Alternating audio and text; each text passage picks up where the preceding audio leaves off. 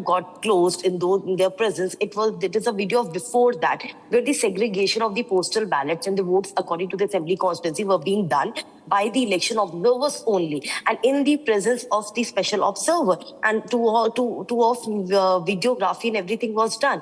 And what Mamata Banerjee has alleged, the timing and everything, and the deletion and coercion, and by telling them that these women are the BJP supporters and BJP women, it's complete false, and therefore fact check has been done by Election Commission of India.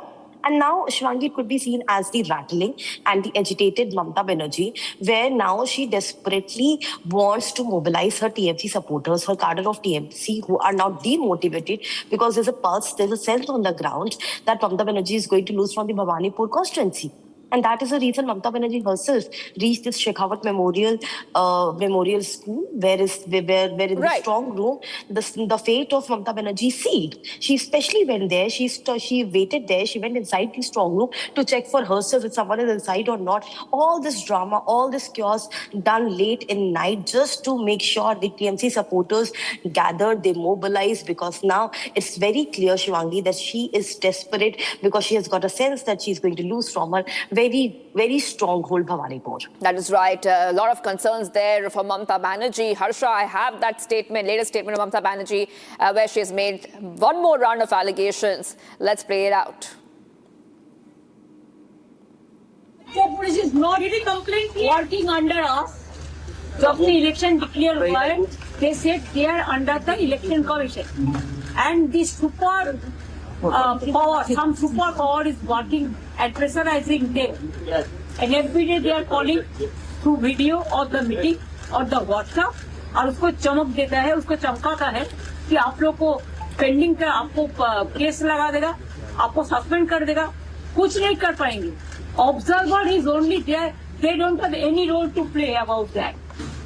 ये भी बोला court बोला है तुम्हें arrest नहीं करेंगे, लेकिन उसका बाद में बोलता कोर्ट का ऑर्डर हम नहीं मारेंगे. अरे ऑब्जर्वर तो 2 दिन बाद निकल जाएंगे, लेकिन जो लोग करते हैं उसका ऊपर तो केस चलेगा ना. हम तो कंटेम्प्ट कर दे, कंटेम्प्ट.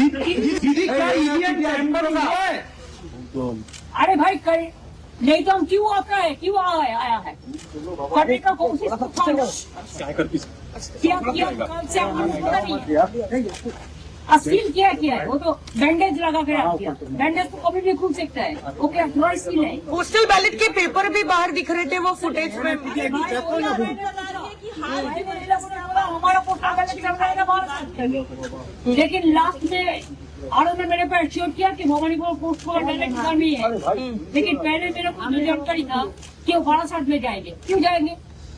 अगर जाएंगे किसी को तुमको आपको सेग्रीगेट भी करना है तो जिसका कॉन्स्टिट्यूंसी का है उसको एजेंट को बुलाना चाहिए. ऐसे तो वन साइडेड नहीं किया जा सकता है ना. दीदी एग्जिट पोल पे क्या कहेंगे? एग्जिट पोल हाँ बीजेपी का दुपुर 1 बजे 1 PM at 8 minutes 1.8 मीन्स 1 बजे 8 मिनट का टाइम सब प्रेस को भेजा कि आपको आपका तरीका हमारा तरीका से आपको एग्जिट पोल करना है. और इसका बारे में 1 में भेज दिया कोई प्रेस. तो कोई प्रेस का जानकारी मिला तो हमको पोस्ट करता है. 21 में पूरा तृणमूल को 102 पुनरों पे कर दिया था. कैसा होता है 2026 भी उतर जा सकता है. ये टेम्परिंग कौन कर रहा है? टेम्परिंग कर कौन रहा है? आप कह रहे हैं कि ये इलेक्शन कमीशन तो और वीडियो जारी करके गया है. देखो मेरे को इच्छा नहीं का. Didi, do you think the reason why there are 4 days gap between counting and the yes, this gap is because of some motivation. And my ishara is come. So West Bengal remains unpredictable. The exit polls have been on both ends of the spectrum, with some predicting a BJP sweep while others predicting a very tightly fought battle. 2 pollsters anticipated that the TMC will decisively return to power for a 4th term in a row now, while 5 exit polls predicted that BJP would breach Mamata Banerjee's Bengal fort, which the party called its final frontier. The data points to a close race overall. Take a look. On the nation's sharpest opinion, I address the big elephant in the room question. Can you believe the exit polls? Well, let me put the data on the table. Can you trust the exit polls? My answer is more often than not, yes, you can. More often than not, yes, you can. If you are trying to look for broad trends, the exit polls are more or less directionally correct most of the time. Nobody, I repeat, nobody is claiming that exit polls are surgically precise. But do exit polls tell you broadly who is going to win? I think on more occasions than not they do. I have with me, for example, 7 examples of big exit polls getting the elections right from 2009 Lok Sabha to 2025 Bihar Assembly polls. 2009 Lok Sabha, 3 got it correct. 2014 Lok Sabha, all 6 got it correct. I remember I was in Times Now then. I mean, I founded Times Now. It's a channel I started from scratch. I'm not responsible for how it is right now, but we got it right. 2019 Lok Sabha, 6 out of 8 agencies got it right. Most recently, 2021 Tamil Nadu election, because it's a complicated election to predict, all of them got it right. 2021 Assam, for example, Access My India predicted NDA 75 to 85, NDA won exactly 75. So when someone tells you that exit polls cannot be trusted at all, I want you to remember these numbers. I want you to remember that 9 out of 9 in Bihar got it right. I want you to remember 6 out of 6 in 2014. I want you to remember what the data actually says. Yes, sometimes exit polls get it wrong too. Let me give 3 examples of when they get it wrong. Directionally also they get it wrong. 2021 Bengal. Jan Ki Baat, some at that time predicted BJP victory, predicted TMC crash. Jan Ki Baat got it completely wrong. Completely wrong. We'd also published their numbers. Access My India predicted 134 to 160, completely wrong. C Voter got it completely wrong. So no poll came within 24 seats of the actual result.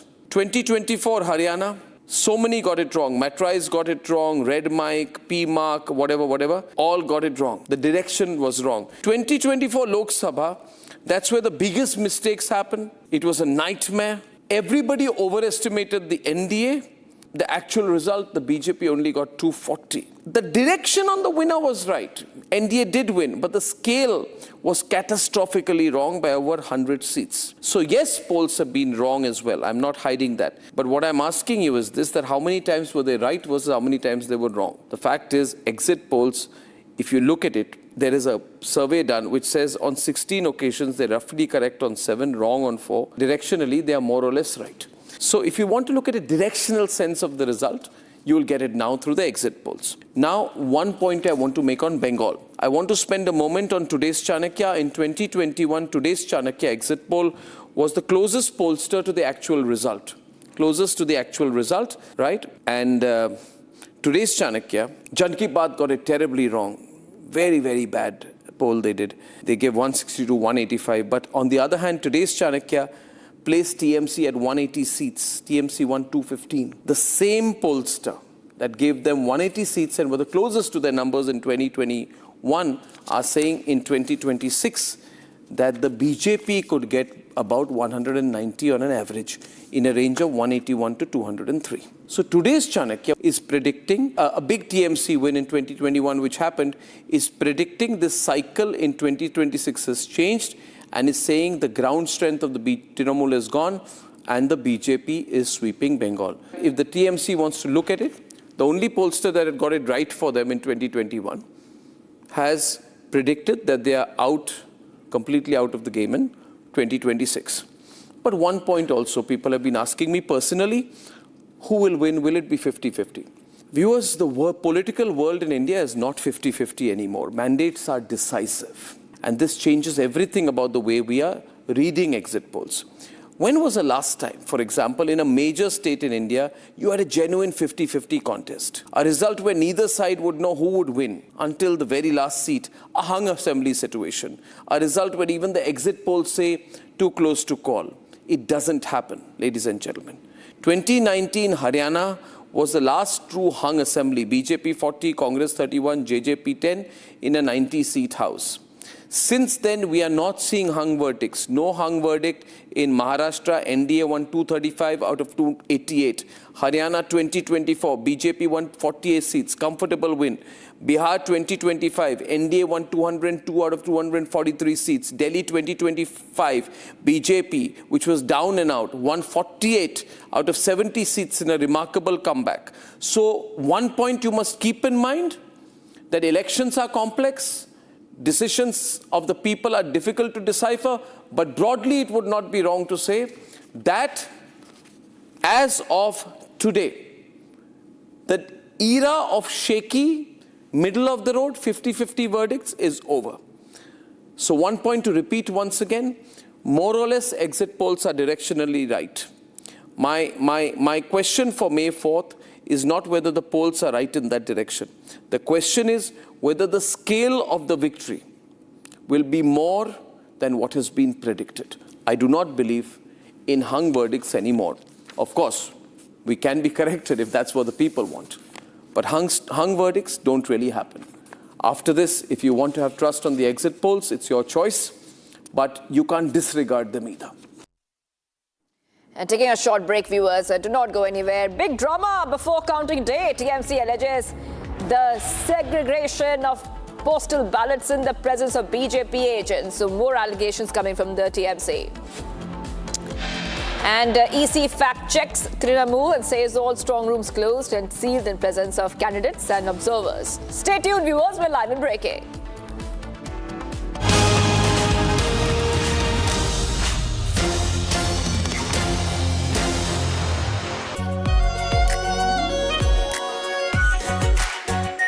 Our pure Shahi Paneer Masala. Delicious, healthy, every day. केसरिया से मन जोगी हुआ रे दिल झूमे देखो मतवारा हुआ रे केसरिया से मन जोगी हुआ हर पल मनाओ केसरी त्योहार विमल बोलो जुबान केसरी चमकी चाट से क्या बना है सैंडविच लस्सी और छाछ हर घूंट में चमकी चाट ड्राई फ्रूट और दही बड़े चमकी चाट से स्वाद बढ़े असली स्वाद सिर्फ चमकी चाट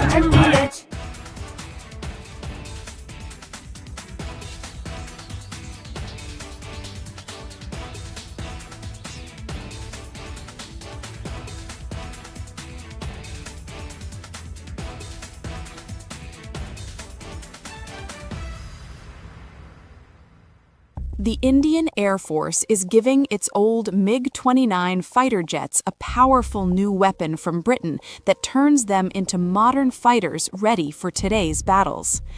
MiG-29s first came to India in the 1980s, have flown many missions along the tough borders with China and Pakistan. Now they are getting equipped with British ASRAAM missiles that make them as strong as NATO planes in close fights.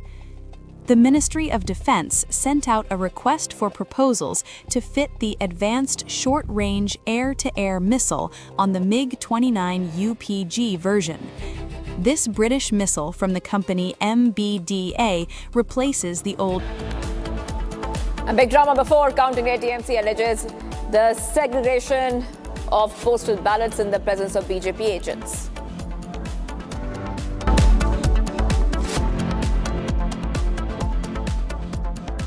AU savings account में मिलते हैं amazing benefits, paperless banking and higher interest, वो भी हर महीने। Money money money money every month. सोच बदलो और बैंक भी। आर प्योर सूजी पास्ता उबालो मिलाओ और खाओ 8 मिनट में तैयार। क्या टेस्ट है सबका राजा आर प्योर मसाला। यानी इस घर में कुछ है जो टूटता नहीं। ये पिलर कभी नहीं टूटेगा। रुंगटा स्टील TMT से बना। रुंगटा नहीं तो घर स्ट्रॉन्ग नहीं। रुंगटा स्टील TMT बार एकदम सॉलिड। चमकी चाट से क्या बना है आलू चाट या फ्रूट चाट, स्वाद बढ़ाए चमकी चाट। क्या बात है, स्वादिष्ट पकोड़े और फरसान, हर चमकी चाट है इसकी जान। असली स्वाद सिर्फ चमकी चाट। The Indian Air Force is giving its old MiG-29 fighter jets a powerful new weapon from Britain that turns them into modern fighters ready for today's battles. MiG-29s first came to India in the 1980s, have flown many missions along the tough borders with China and Pakistan. Now they are getting equipped with British ASRAAM missiles that make them as strong as NATO planes in close fights. The Ministry of Defense sent out a request for proposals to fit the Advanced Short-Range Air-to-Air Missile on the MiG-29 UPG version. This British missile from the company MBDA replaces the old Russian R-73 that pilots used for years. The R-73 could only reach targets 10 to 15 kilometers away.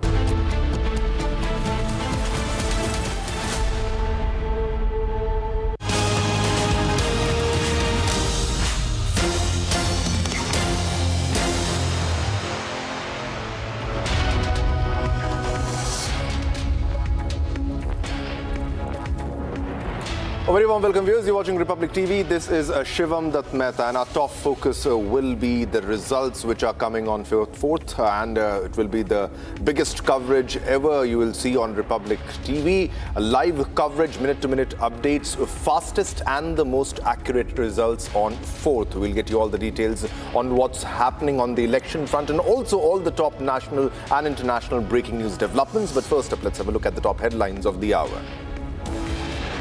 Headlines brought to you by Canara Bank. Together we can. Now, Mamata has reacted on the exit polls. She claims BJP bankrolling media houses to broadcast manipulated exit poll figures. Now, Mamata says EVM is manipulated at strong room, says central forces wouldn't let me enter. And drama, big drama before counting day. TMC alleges a segregation of postal ballots in the presence of BJP agents.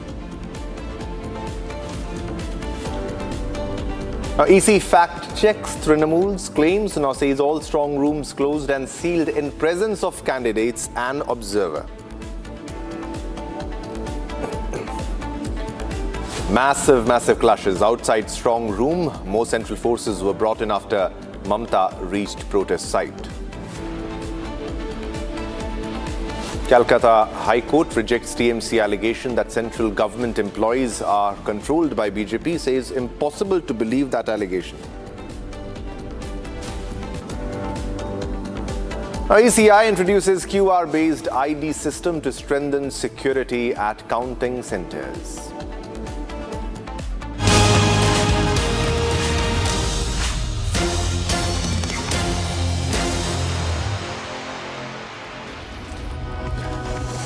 All right, viewers, after the headlines, let's go to our first big breaking news development coming in from the election front. And this is, we have a breaking news coming in on May Day. Tamil Nadu's CM MP Kalyan says in a couple of days, on 4th May, the results of the election will be out and I believe you will receive good news. Now, he goes on to say the workers' rights should be protected and wages should be provided commensurate with work. Now, with this aim, May Day is celebrated because today is the 1st of May. Now, for the first time in India, the celebration of May Day began in Chennai. Now, under the leadership of Chintanaya Chirpi Singara, May Day was celebrated in Chennai. Now, wages for work are the right of a worker. He goes on to say that similarly, the fruit of the hard work of our party workers in this election will be known on the upcoming 4th May. So he's claiming victory already.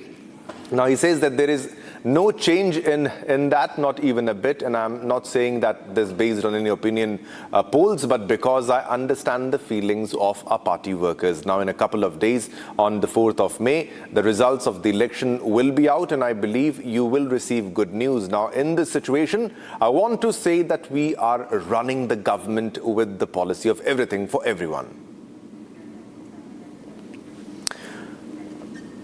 All right, now every party is going on claiming victory. Sharda is live with us, and on the 1st of May, a big claim that he's saying that I'm not talking based on the opinion polls that have surfaced, on the exit polls also that have surfaced, but he seems to be pretty confident. What else do you have, Sharda? Well, today MK Stalin took to Twitter to wish the people of Tamil Nadu on the Labour's Day on May 1. Following this, he's also mentioned that the winning date is very close, which is May 4. The results will be out on the May 4th. And MK Stalin now mentions that the victory is near to them, showing that the DMK is all set to win this particular 2026 elections. Following the exit polls that we saw, 7 out of 10 polls point out that the DMK will be leading in the number of seats and that they will be coming back to power.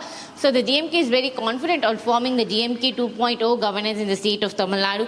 And this is the statement that MK Stalin has given. Meanwhile, other polls also show the AIADMK leading, and also one of the polls show Vijay's TVK leading. So there are also rumors that the exit polls that have been given are mainly focused on the DMK and the AIADMK, not the TVK. While DMK is very sure that they would be winning and they would be forming the governance.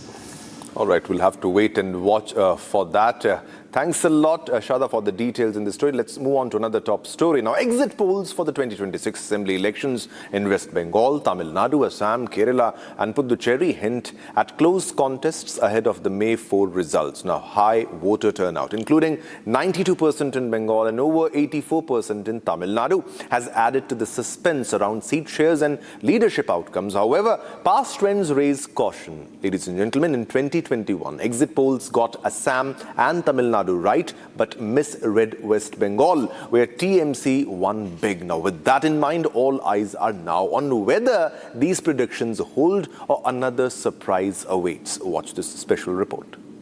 2026 Assembly elections in West Bengal, Tamil Nadu, Assam, Kerala and Puducherry, focusing on exit poll predictions for winners, next CMs, seat shares and trends after West Bengal's second phase voting on April 29. It notes high voter turnouts, 92% in West Bengal's first phase despite violence and 84% in Tamil Nadu.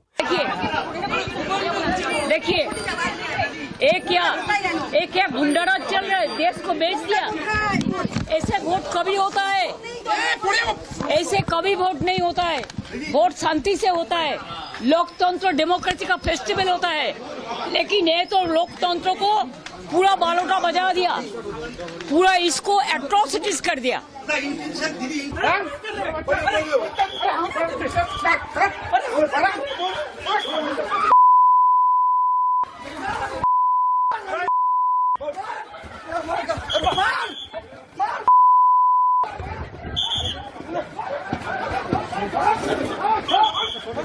अरे छोड़ और कौन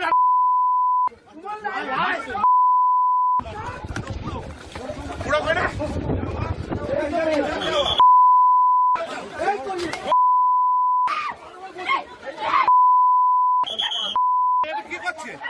क्या कर रहा है ये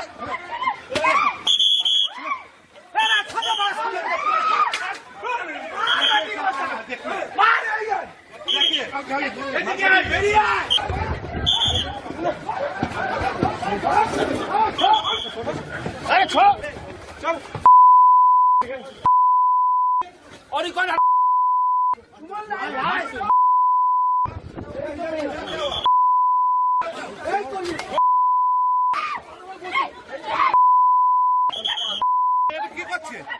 क्या कर रहा है ये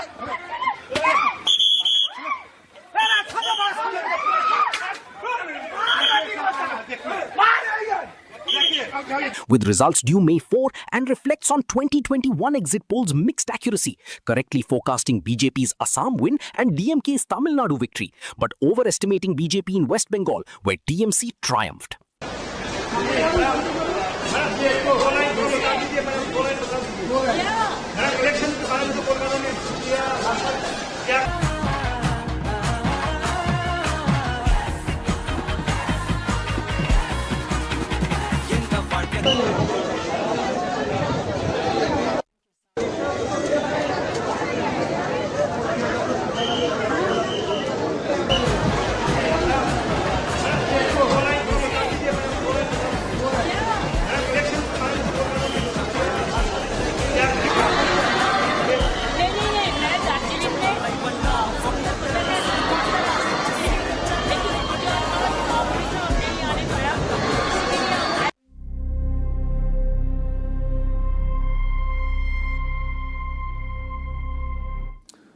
Right, so everybody is waiting for 4th of May. Now, exit polls for the 2026 Assembly elections in West Bengal, Tamil Nadu, Assam, Kerala and Puducherry hint at a close contest. Now, also, it's a very big development now. The Kerala exit polls show Muslim vote consolidation. Now, they hint at Muslim vote consolidation. Big development here. On the vote consolidation for Muslims in this regard. Now, exit polls show Muslim vote consolidation in Kerala polls. The exit polls show that there has been a Muslim vote consolidation in the Kerala Assembly polls, as the UDF could secure nearly 65% of the Muslim votes. Now, less than 5% of the votes went to the BJP and the rest to the left. Now, Hindu vote consolidation benefited both the BJP and the left, as 43% of Nair votes were with the BJP and the rest equally shared between the left and the UDF. Now, the UDF gained an upper edge in central Kerala with Christian votes, and the BJP-led NDA also could expand its Christian vote base. So this is coming from the poll of polls, from the exit polls, which show, which mention it, which highlight the fact that Muslim vote consolidation in Kerala's polls, exit polls show there has been a Muslim vote consolidation. All right, Shankar is live with us with more details on the story. Shankar, so the update here, as per the poll of polls and the exit polls, that there has been a Muslim vote consolidation, but there has also been a Hindu vote consolidation in similar lines, in parallel lines. So what details do you have? This year, the 2026 Assembly polls were very unique with this consolidation of Muslim votes and the even more vigorous consolidation of Hindu votes. Unlike in Kerala, there was the consolidation of these community, Muslim and Hindu community votes never took place that had taken place in the last assembly polls. In the last local body elections that took place in December, this consolidation of Muslim and Hindu vote began. Days before the local body polls in 2025, the CPM-led Left Democratic Front was started going closer with all the Hindu-based community organizations such as SNDP and the NSS. And the UDF was getting closer with all the communal organizations such as Mamata Islami, its political wing Welfare Party of India, and the Social Democratic Party of India, which is a political arm of the banned organization, which is Popular Front of India. So the LDF, when the LDF was getting closer to these Hindu community organizations, and the statement from these community leaders came against these Muslim communities in the state. Even the SNDP leader Vellapalli Nadeshan had stated in December 2025 that the Muslim communities in Malappuram have a huge number of colleges which were allotted by the state government. But at the same time, the total number of colleges the SNDP, the Idava community in Kerala holds is very less when compared to the number of colleges which the Muslim community holds in one district. This statement was considered anti-Muslim by these Muslim organizations, and it was then these Muslim organizations such as I said, the Jamaat Islami, Popular Front of India, even Muslim League, and all started making use of this statement of Vellapalli Nadeshan consolidate Muslim votes. That, and even in the local body elections, there was this consolidation of Muslim votes, and the Muslims vote back behind the UDF to vote UDF to power, and their other motto was to defeat BJP wherever they are prominent in the constituencies. So this Muslim vote consolidation has happened, had happened in local body polls, and it continued in the assembly polls. And the Hindu vote consolidation that took place, that came in favor of both the BJP and the LDF. Even the Ida vote, nearly 25% of the Ida vote came in favor of the left, and some 30% came in favor of the BJP, and the rest went to the Congress-led UDF. But these communal organizations, where even I spoke to some Jamaat leaders yesterday, they were saying that the the Home Department, which was ruled by the left, was supporting the. But only a few days, only a day or two left to wait for the results, final results. Thanks a lot, Shankar, for all the updates on this. Now, ladies and gentlemen, let's move on to another big breaking news development that we are getting right now. This is the Union Home Minister Amit Shah, who's on a 2-day Ladakh visit. Now, Union Home Minister Amit Shah attends the exposition of holy relics and cultural ceremony. He is on a 2-day visit to Leh. He landed yesterday. We showed you the live visuals from Leh, and these are the pictures which are coming from Leh. Now, Amit Shah arrived in Ladakh yesterday to inaugurate the Buddha Relics exposition. Now, also, local leaders called for confidence building. Now, this is Union Home Minister Amit Shah, who arrived in Ladakh to inaugurate India's first international exposition of Lord Buddha's sacred Pipravaha relics, coinciding with Buddha Purnima also. Now, Union Home Minister yesterday arrived in Ladakh to inaugurate the first international exposition of Lord Buddha's sacred Pipravaha relics, coinciding with Buddha Purnima. Now, the relics are ancient remains linked to Gautam Buddha, Sri Gautam Buddha, discovered at Pipravaha in Uttar Pradesh, were flown to Leh by the Indian Air Force. All right, Zeenat is live with us with more details, and it is a very important day, holds religious significance. Zeenat, what is happening right now? If you can share the exact details, updated details. Also, if there is an itinerary available by now.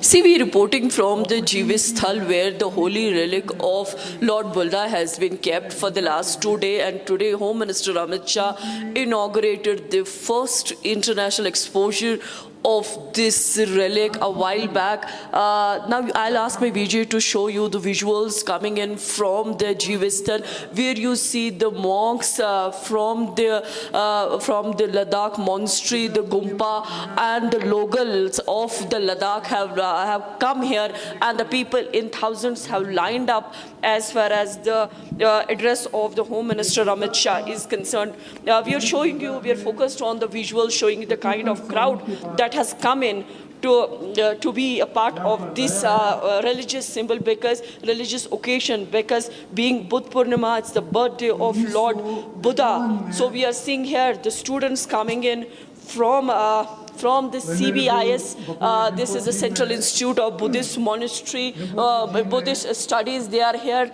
The women from different parts of the Ladakh, from the Zanskar, have also come in. So this, you see the entire place, he's completely covered by the locals, those who have come to pay the respect to holy relic, and also to listen to Home Minister Amit Shah, because they are expecting some of the confidence building measures. The local leaders have urged that since Home Minister is here, so he should be announcing something for the Ladakhis here. As far as the itinerary is concerned, we are going to witness, the program will witness inauguration and foundation laying of several dairy infrastructure projects aimed at boosting milk processing, cold chain systems, and market access for the local dairy farmers. So the focus will be on the dairy farming. Yeah. Then Home Minister will also lay the foundation stone of 10,000 litre per day dairy plant and inaugurate the dairy processing units in Ladakh for curd as well as the paneer. But meanwhile, the locals here have been pushing that the Home Minister should be chairing the high power committee meeting, where they have already raised the demands as far as the statehood or the sixth schedule is concerned. They have been pushing that there should be the withdrawal of cases of around 83 people who were involved in the violence in the month of September 2025. They are expecting the compensation to those who had suffering the lifelong disability, or the ones who have lost the members in that agitation. So we are expecting whether the Home Minister will approve any of the demands, because as we are picking from the Home Minister's sources that he is more focused as far as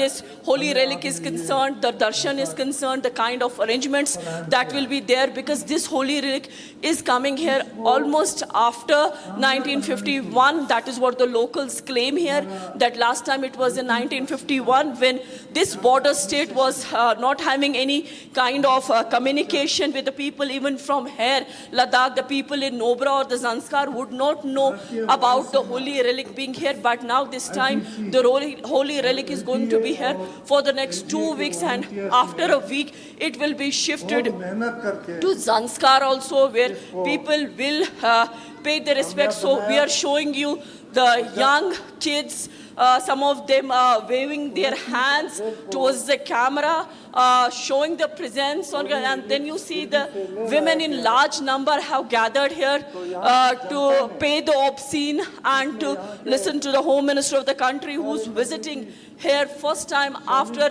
Ladakh violence in the month of September.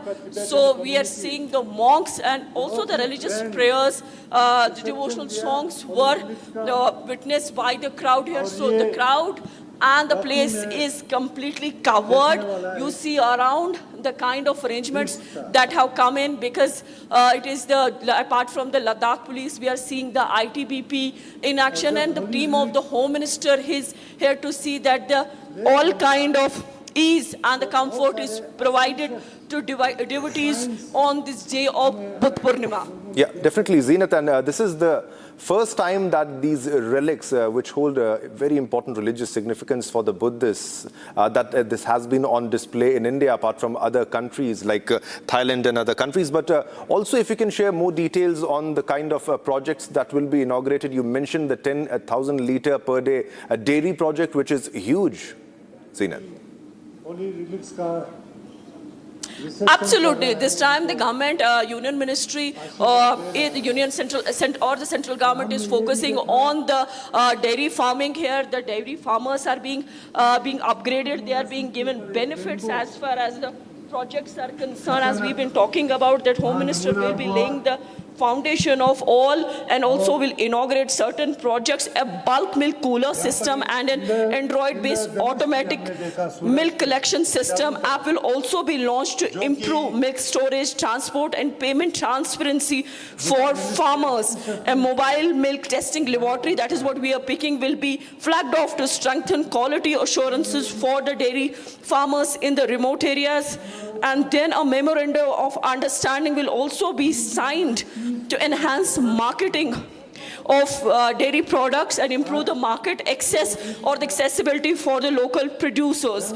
Progressive dairy farming from Ladakh will be facilitated during the very program, and this initiative are part of government Shekhar Se Simriddhi vision aimed at strengthening cooperative, rural livelihood and inclusive economic growth in Ladakh. So this is the itinerary of the Home Minister Amit Shah as far as his tour to Ladakh is concerned, and he will be departed in the afternoon from here. But before that, all this inauguration and the foundation stones will be laid out. So you see the weather is really playing an interesting part here. You see the visibility that is there, despite the wind speed is high, but weather is definitely quite clear. So that has given an edge to the government and for the people to be here to make their mark their presence on the ground. So being being Buddha Purnima, this is a huge crowd that has come in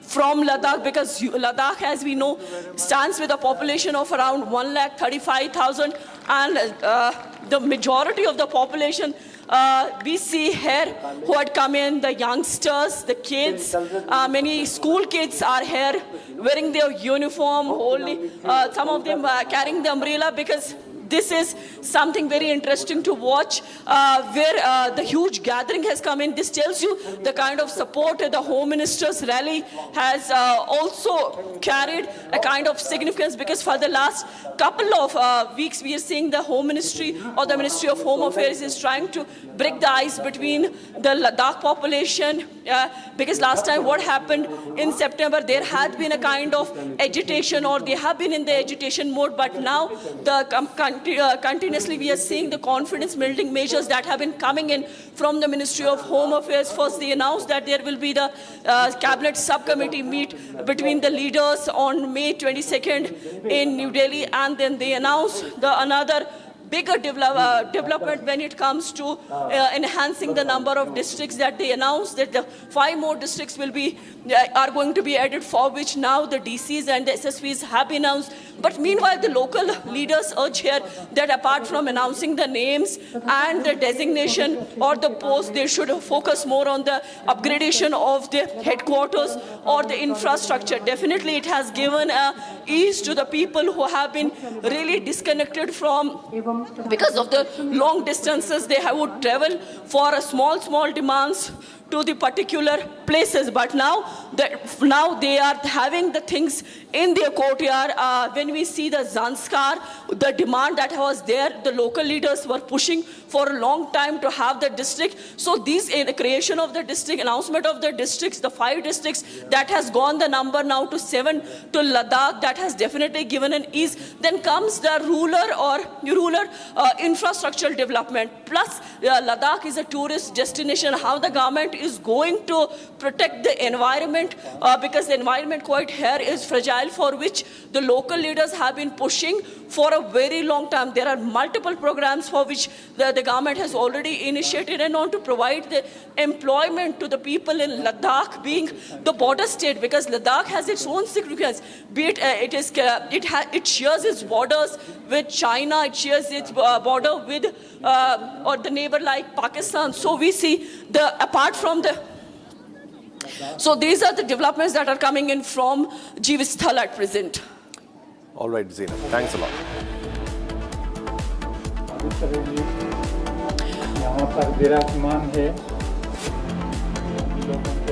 Home Minister Amit Shah at Jeevistthal, he inaugurated first international exposure of Lord Buddha's relic. More on the story, keep watching Republic TV.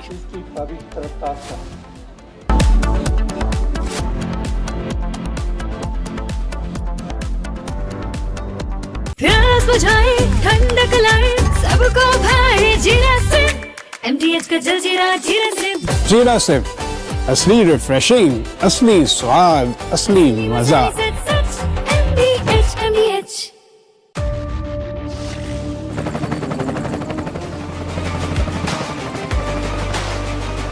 Character, the taste of success. थोड़े में ज्यादा स्वाद यही तो है इसकी खास बात। वाओ मामा, क्या स्वाद है? अरे मेरे राजा, सबका राजा और मसाला।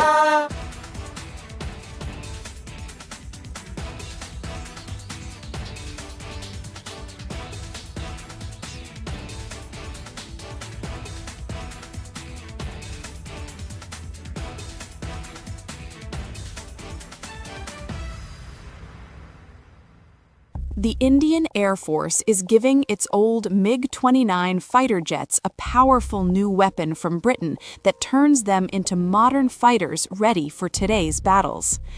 MiG-29s first came to India in the 1980s, have flown many missions along the tough borders with China and Pakistan.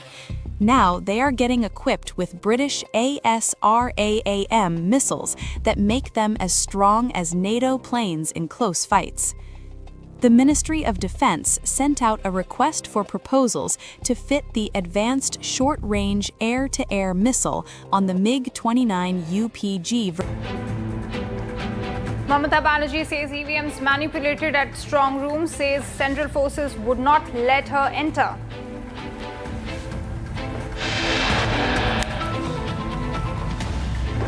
Drama before counting day, TMC alleges segregation of postal ballots in the presence of BJP agents.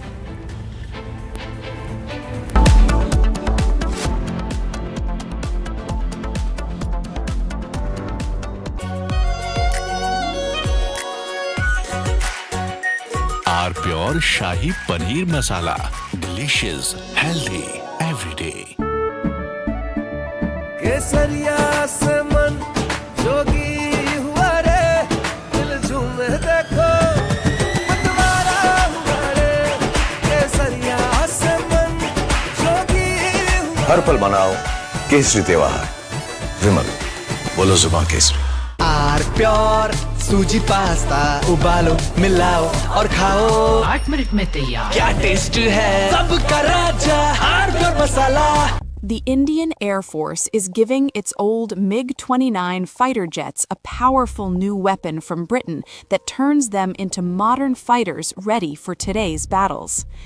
MiG-29s first came to India in the 1980s, have flown many missions along the tough borders with China and Pakistan. Now they are getting equipped with British ASRAAM missiles that make them as strong as NATO planes in close fights. The Ministry of Defense sent out a request for proposals to fit the Advanced Short-Range Air-to-Air Missile on the MiG-29 UPG version. This British missile from the company MBDA replaces the old Russian R-73 that pilots used for years. The R-73 could only reach targets 10 to 15 kilometers away, which forced pilots to fly too close to the enemy and take big risks. The ASRAAM changes all that. From Asia's largest news headquarters, setting the agenda for Bharat.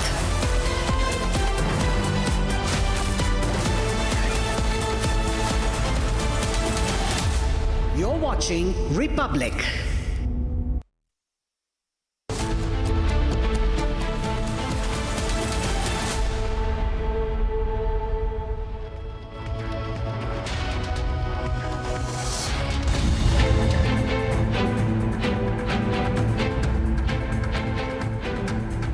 Mamata Banerjee has reacted to the exit polls. She claims BJP is bankrolling media houses to broadcast manipulated exit poll figures.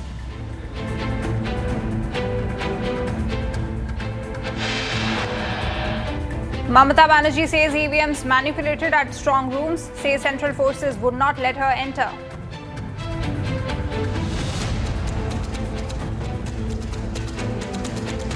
Drama before the counting day. TMC alleges segregation of postal ballots in the presence of BJP agents.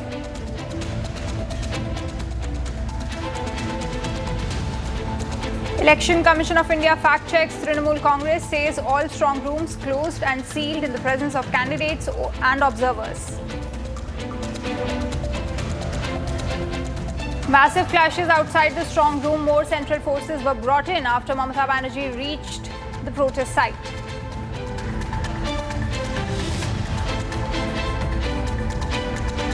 Calcutta High Court rejects TMC allegations that central government employees are controlled by the BJP, says impossible to believe that allegation.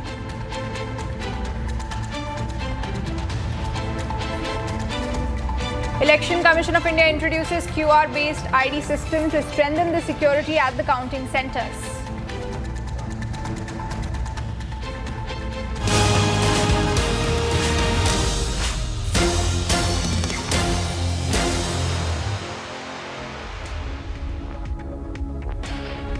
And our viewers, the politics in West Bengal is heating up. Mamata Banerjee is levelling some huge allegations against the BJP, saying that BJP is acting in collusion with the Election Commission of India.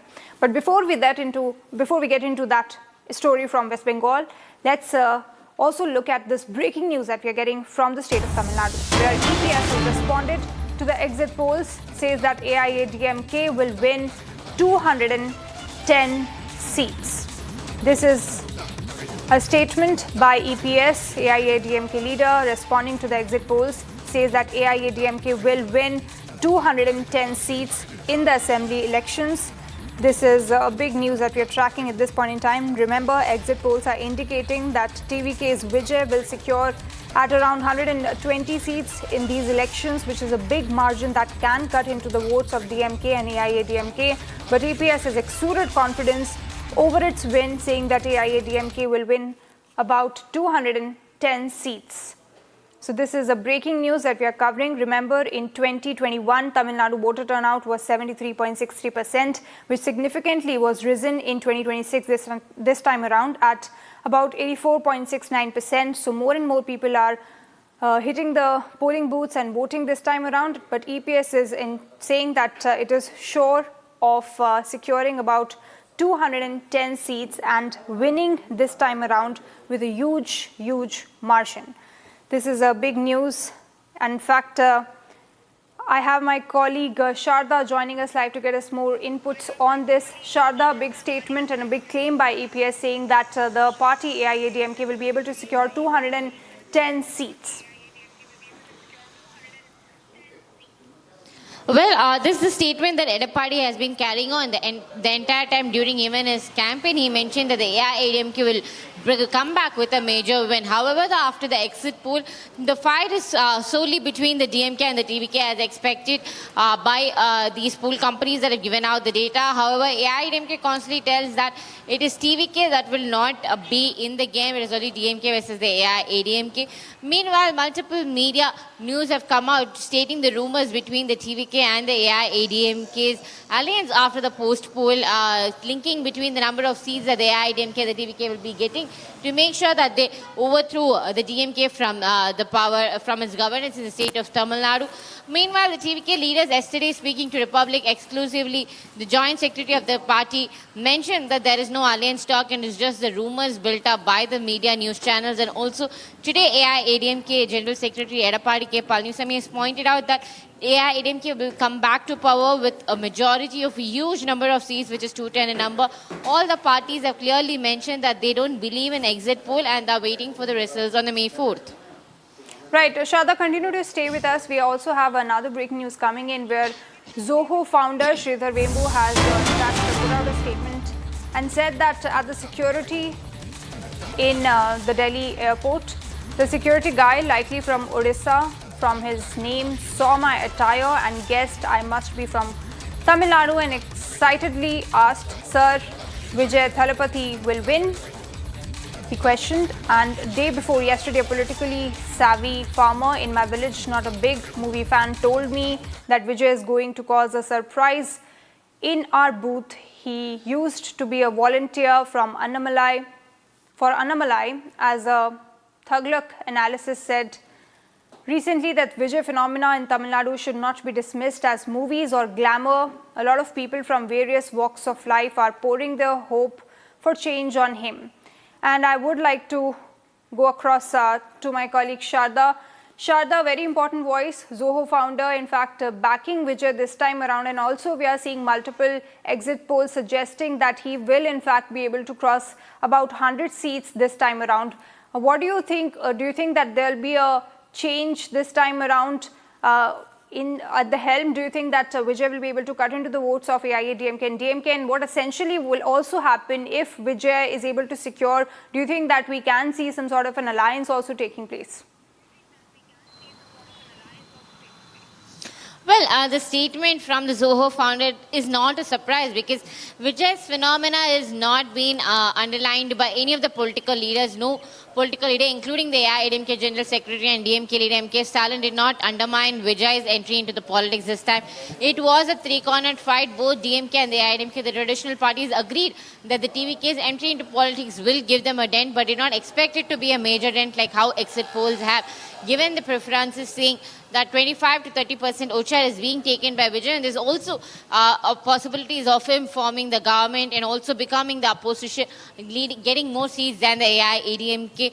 So the number of people who have voted for Vijay seems to be very high than what was imagined, and the assumptions made by the DMK and the AIADMK seems to struggle here because Vijay's party came in as a fourth party. We also have Seeman's Nam Tamil Kachi, which has been playing the third role for a very, very long time. However, Vijay, though it does not have any experience in the politics, his phase in the entertainment and his recent campaigns, which has been very strong against the governing DMK and also this at the center with the BJP, constantly pointing out his ideological enemy as BJP, which gives them the identity politics role which is being played in Tamil Nadu to Vijay's party. So it is clear that Vijay's phenomena is going to bring a big change in the Tamil Nadu elections that has happened, but we have to wait if the predictions given by the exit poll will actually happen on the May 4th. Right. In fact, Sharda would also like to ask you, a lot of exit polls are also predicting that there could be a comeback of MK Stalin. What do you have to say about that? Well, the time what the ground says is that anti-incumbency is for the DMK. So if you had seen Tamil Nadu elections in the past, apart from 2016, there's always been anti-incumbency in the ruling government. It's either the AIADMK or the AIADMK coming back to power after a 5-year gap. So if a government is ruling for more than 10 years, it's not possible in the state of Tamil Nadu. That's what the history sees. But once the history has been rewritten by J. Jayalalitha, however, if Stalin is going to be coming back to power is a huge question, because if it was only the AIADMK and the DMK fighting, the fight would have been very clear. And by exit polls, it would have been known to the people of Tamil Nadu whether DMK will do a clean sweep or if it is the AIADMK that's doing a clean sweep. But with the third party entry of the TVK, while the vote share split is between the DMK and the AIADMK that's going to Vijay's party, the question still lies, and the DMK is also not very sure if they can come back to power with full power and full control, because we need 118 seats for the majority, but looks like even along with the alliance, DMK is getting only 120 plus seats, which puts in the question if the alliance party change their stance, depending on the AIADMK and the TVK seats, it puts the DMK back in question whether they'll have the majority of number to form the seats or not. Thank you so much, Sharda, for getting us all of these updates. Now, viewers, shifting our focus to more news.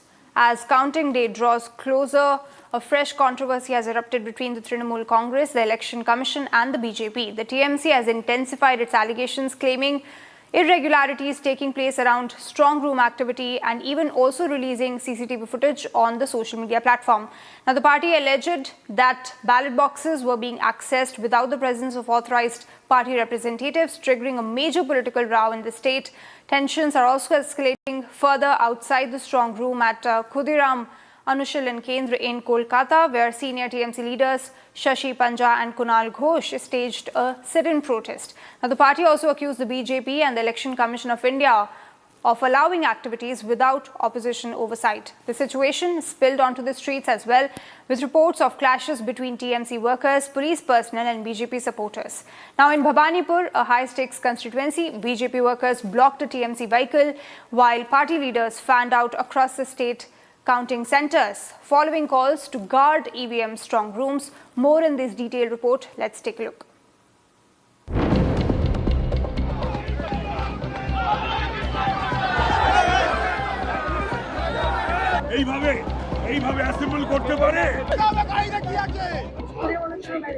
As results date draws closer, the political temperature in Bengal is rising even more.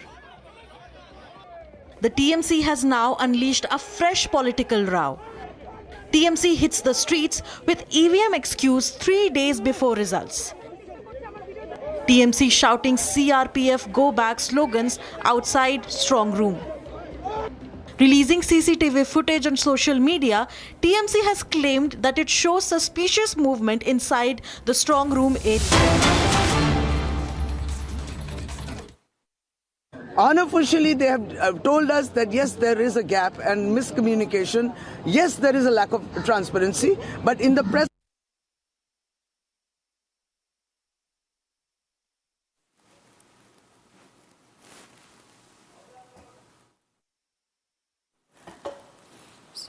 So we have, in fact, TMC leader Shashi Panja reacting on the elections that took place in West Bengal, in fact, blaming the BJP for manipulating EVMs. Now, remember, viewers, politics in West Bengal is heating up. Both the sides are leveling huge allegations against each other. Election Commission of India also had to come out yesterday and, in fact, hold a presser where, in fact, election body released a detailed statement saying that now QR codes will also be used outside the counting booths, and as well also reacting to the allegations by Mamata Banerjee over EVMs being manipulated.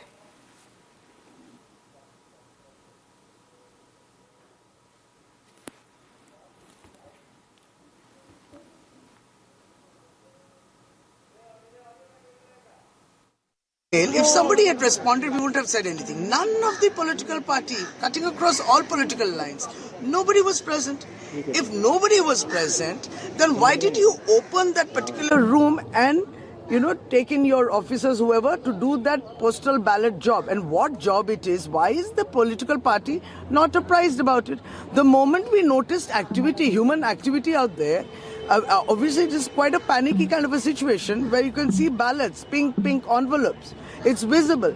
So we registered a process. So there are glaring loopholes. One is that that particular room was opened without any political party representative being present.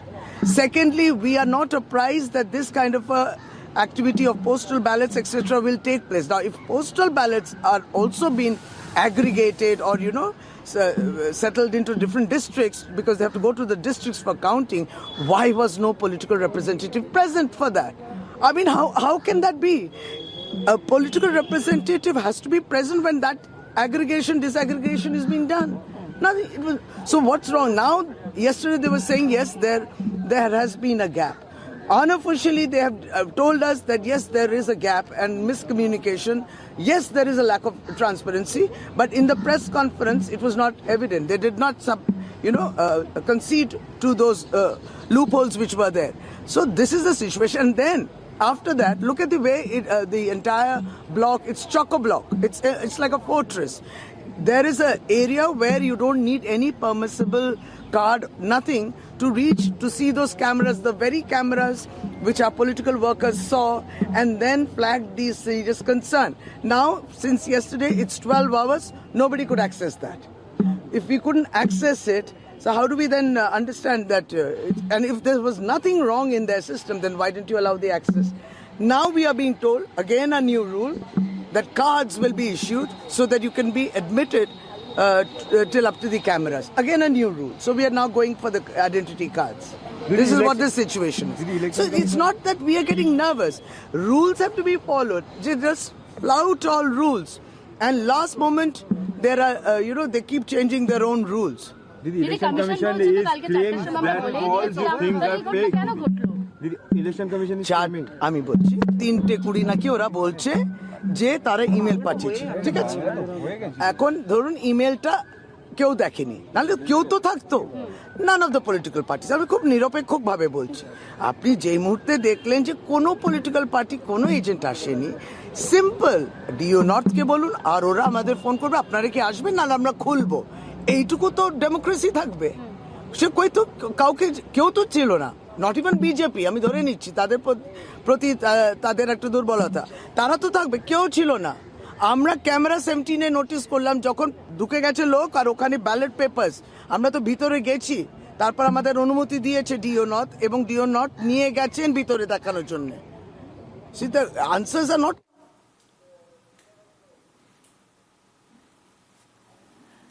So in fact, TMC leader Shashi Panja came out and questioned why no candidate from the respective constituency and observer were present outside that polling booth where we had, in fact, the EVM and the ballot papers present. Of course, she is also questioning the intent of the Election Commission of India. Remember, these are the allegations that TMC is making, asking why there was no presence of candidate and observer there at the polling booth when these polling booths were opened. Remember, ECI said that at 4 p.m., in fact, after 4 p.m., 3 candidates from TMC visited the booth, but at that time, the EVM strong room was closed, and on the other side, the ballot paper strong room was opened. ECI also clarified that all the parties were intimated earlier regarding the opening of the strong rooms, but there was no law and order situation and no breach in the rules and regulations that took place. But TMC continues to level these allegations over EVM, over alleged EVM manipulation.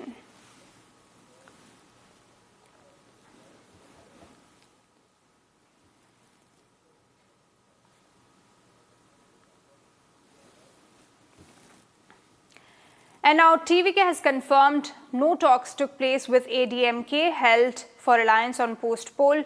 TVK also said that no plan for alliance and it is only rumors just like before. And also said that we don't believe in exit polls, we will wait for the results to come out on 4th. Let's listen to that exclusive conversation.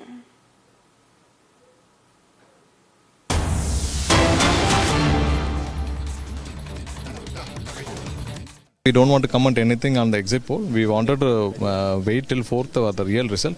We don't believe all these exit polls. Definitely, like we have seen people's reaction, how people was been like voting on this on the last 23rd election day. So we don't want to discuss anything on the exit poll. Definitely, we wanted to wait till 4th for the election results. So there's also rumors that TVK is going to go on a post-poll alliance with AIADMK. No. See, you know that we have heard a lot more rumors in earlier days.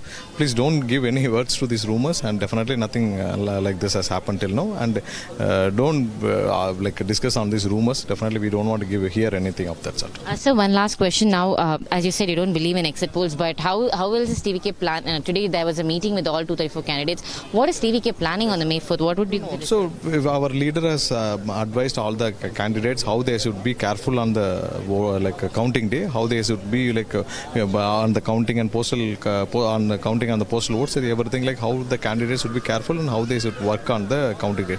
The leader has advised the candidates how they should react and what are the things they have to prepare for the counting. And now, viewers, we have another breaking news coming in where TMC has in fact put out another statement continuing its attack on the BJP. TMC has said that BJP's game plan is out in the open and it is a blueprint for the failure. TMC also said that it deleted legitimate voters through the process of SIR, Special Intensive Revision, but they failed. They purged neutral officials and installed their own stoots. TMC also said that they tried doing it, but that failed as well. They even attempted a midnight heist at the Netaji Indoor Stadium strong room to tamper with the EVMs, only for Mamata Banerjee to anticipate and foil their dirty tricks. So back-to-back statements coming in from the TMC party. Remember, earlier TMC claimed that the strong room was opened and EVMs were allegedly tampered.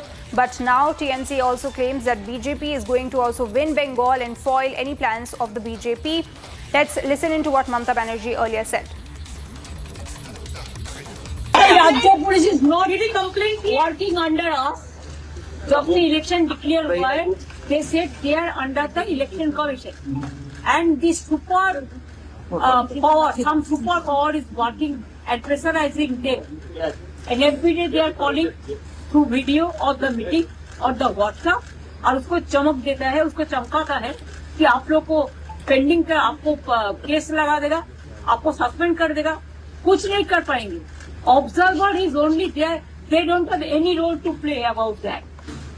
ये भी बोला court बोला है तुम्हें arrest नहीं करोगे, लेकिन उसका भाग नहीं बोलता कोर्ट का ऑर्डर हम नहीं मारेंगे. अरे ऑब्जर्वर तो 2 दिन बाद निकाल जाएंगे, लेकिन जो लोग करते हैं उसका ऊपर तो केस चलेगा ना. हम तो कंटेम्प्ट कर दे, कंटेम्प्ट. अरे भाई कर नहीं तो हम क्यों आता है, क्यों आया है करने का कोशिश किया कल से आपको पता नहीं है. अस्सील क्या है, वो तो बैंडेज लगा के रख दिया. बैंडेज तो कभी भी खुल सकता है, वो क्या थोड़ा सील है. पोस्टल बैलेट के पेपर भी बाहर दिख रहे थे वो फुटेज में. हमारा पोस्टल बैलेट चल रहा है ना, लेकिन लास्ट में आरोप ने मेरे पे एश्योर किया कि भवानी को पोस्टल बैलेट निकालनी है, लेकिन पहले मेरे को जानकारी था कि वो 12 में जाएंगे. क्यों जाएंगे?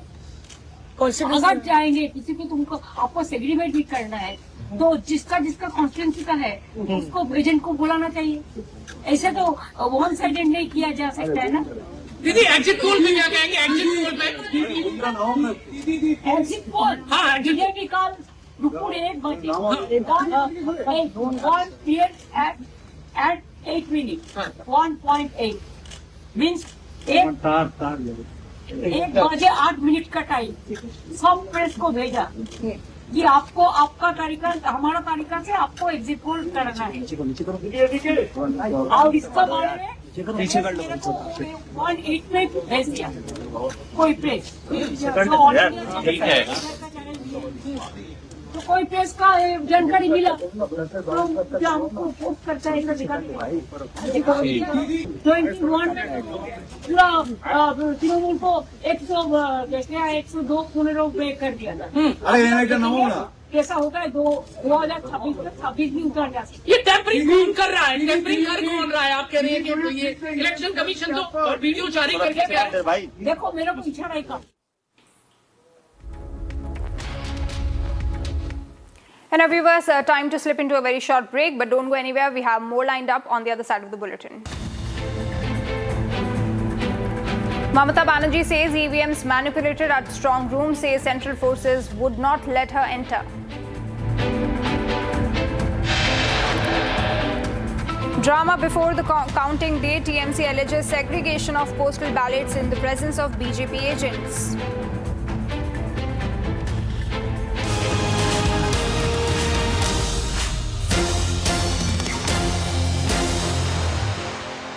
चमकी चाट से क्या बना है? सैंडविच, लस्सी और छाछ और हर घूंट में चमकी चाट।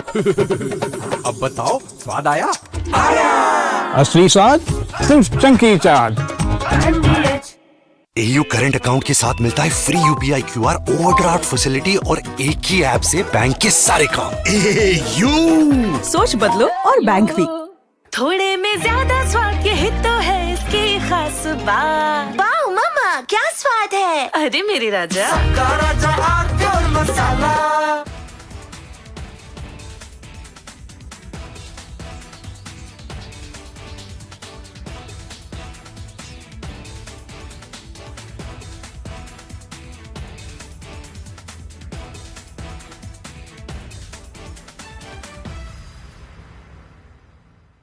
The Indian Air Force is giving its old MiG-29 fighter jets a powerful new weapon from Britain that turns them into modern fighters ready for today's battles.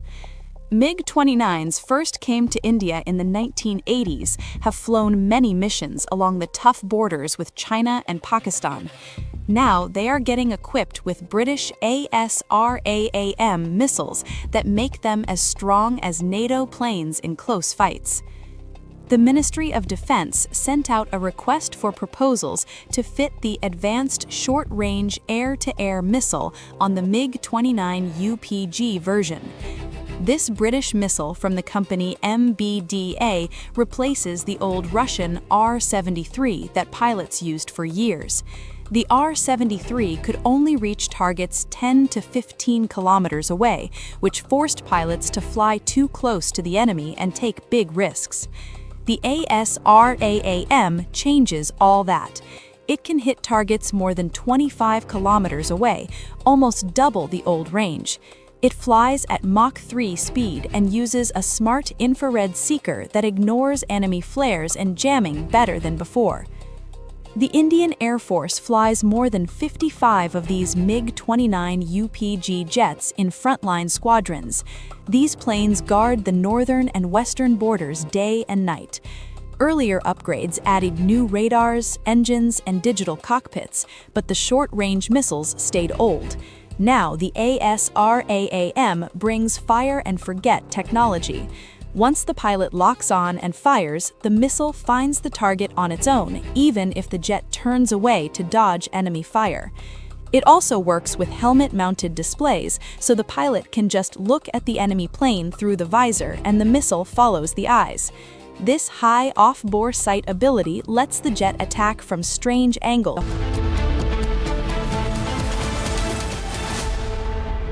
चमकी चाट से क्या बना है? सैंडविच, लस्सी और छाछ और हर घूंट में चमकी चाट। ड्राई फ्रूट और दही बड़े। चमकी चाट से स्वाद बढ़े। असली स्वाद सिर्फ चमकी चाट। रानी, इस घर में कुछ है जो टूटता नहीं। ये पिलर कभी नहीं टूटेगा। रुंगटा स्टील TMT से बना। रुंगटा नहीं तो घर स्ट्रॉन्ग नहीं। रुंगटा स्टील TMT बार एकदम solid.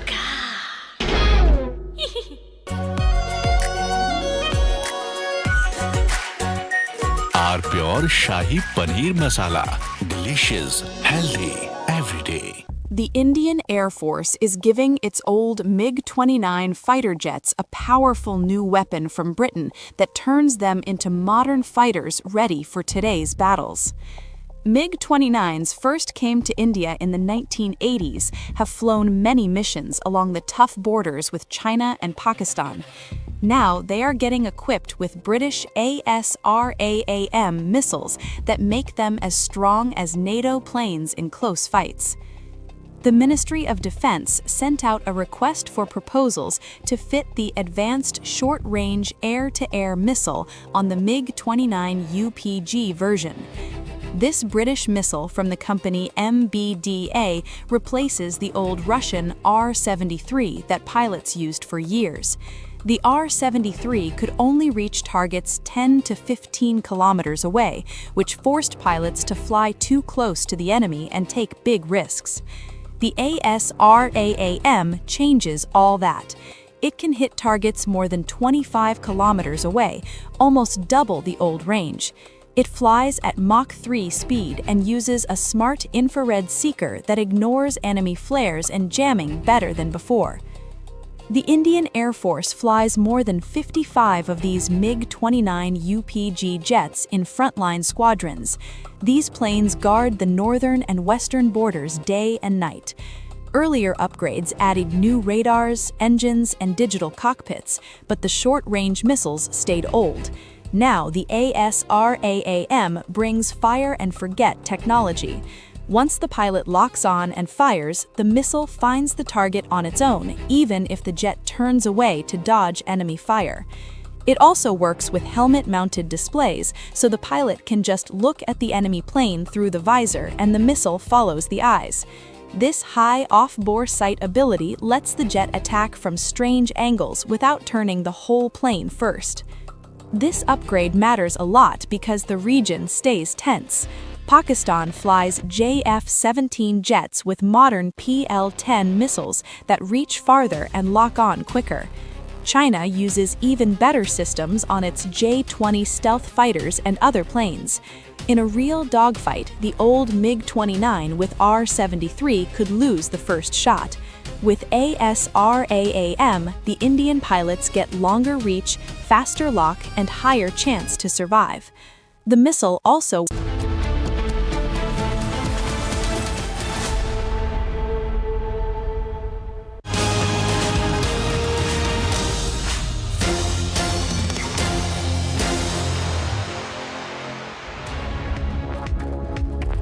Hello viewers, we are live and breaking. I'm Shivangi Shukla getting you the latest coming in.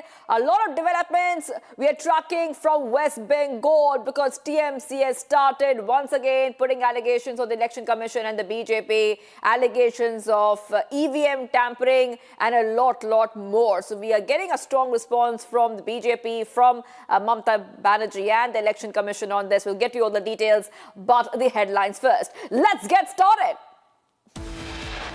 Headlines brought to you by Canara Bank. Together we can. The top headlines we're tracking right now. Big drama scene before counting day. TMC alleges the segregation of votes. Mamata has reacted on the exit polls. She claims BJP bankrolling media houses to broadcast manipulated exit poll numbers as well. Mamata says EVMs are manipulated at strong rooms and says central forces will not let her enter. Drama before counting day. TMC alleges the segregation of postal ballots in the presence of BJP agents.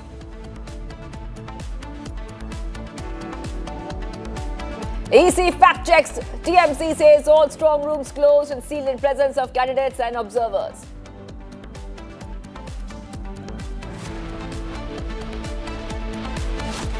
Massive clashes outside strong room. More central forces were brought in after Mamata reached protest site.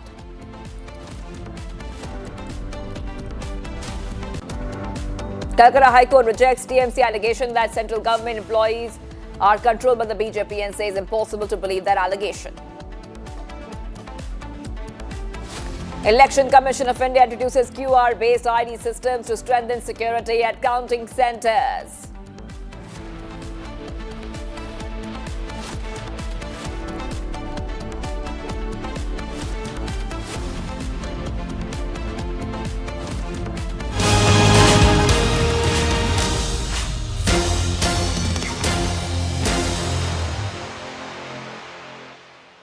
We're getting some updates coming in. There's a big scoop just ahead of counting day. We're coming to know about the voting process in West Bengal, and the Election Commission could reduce the number of vote counting centers. So big scoop coming in from West Bengal. Let's tell you exactly what that scoop says.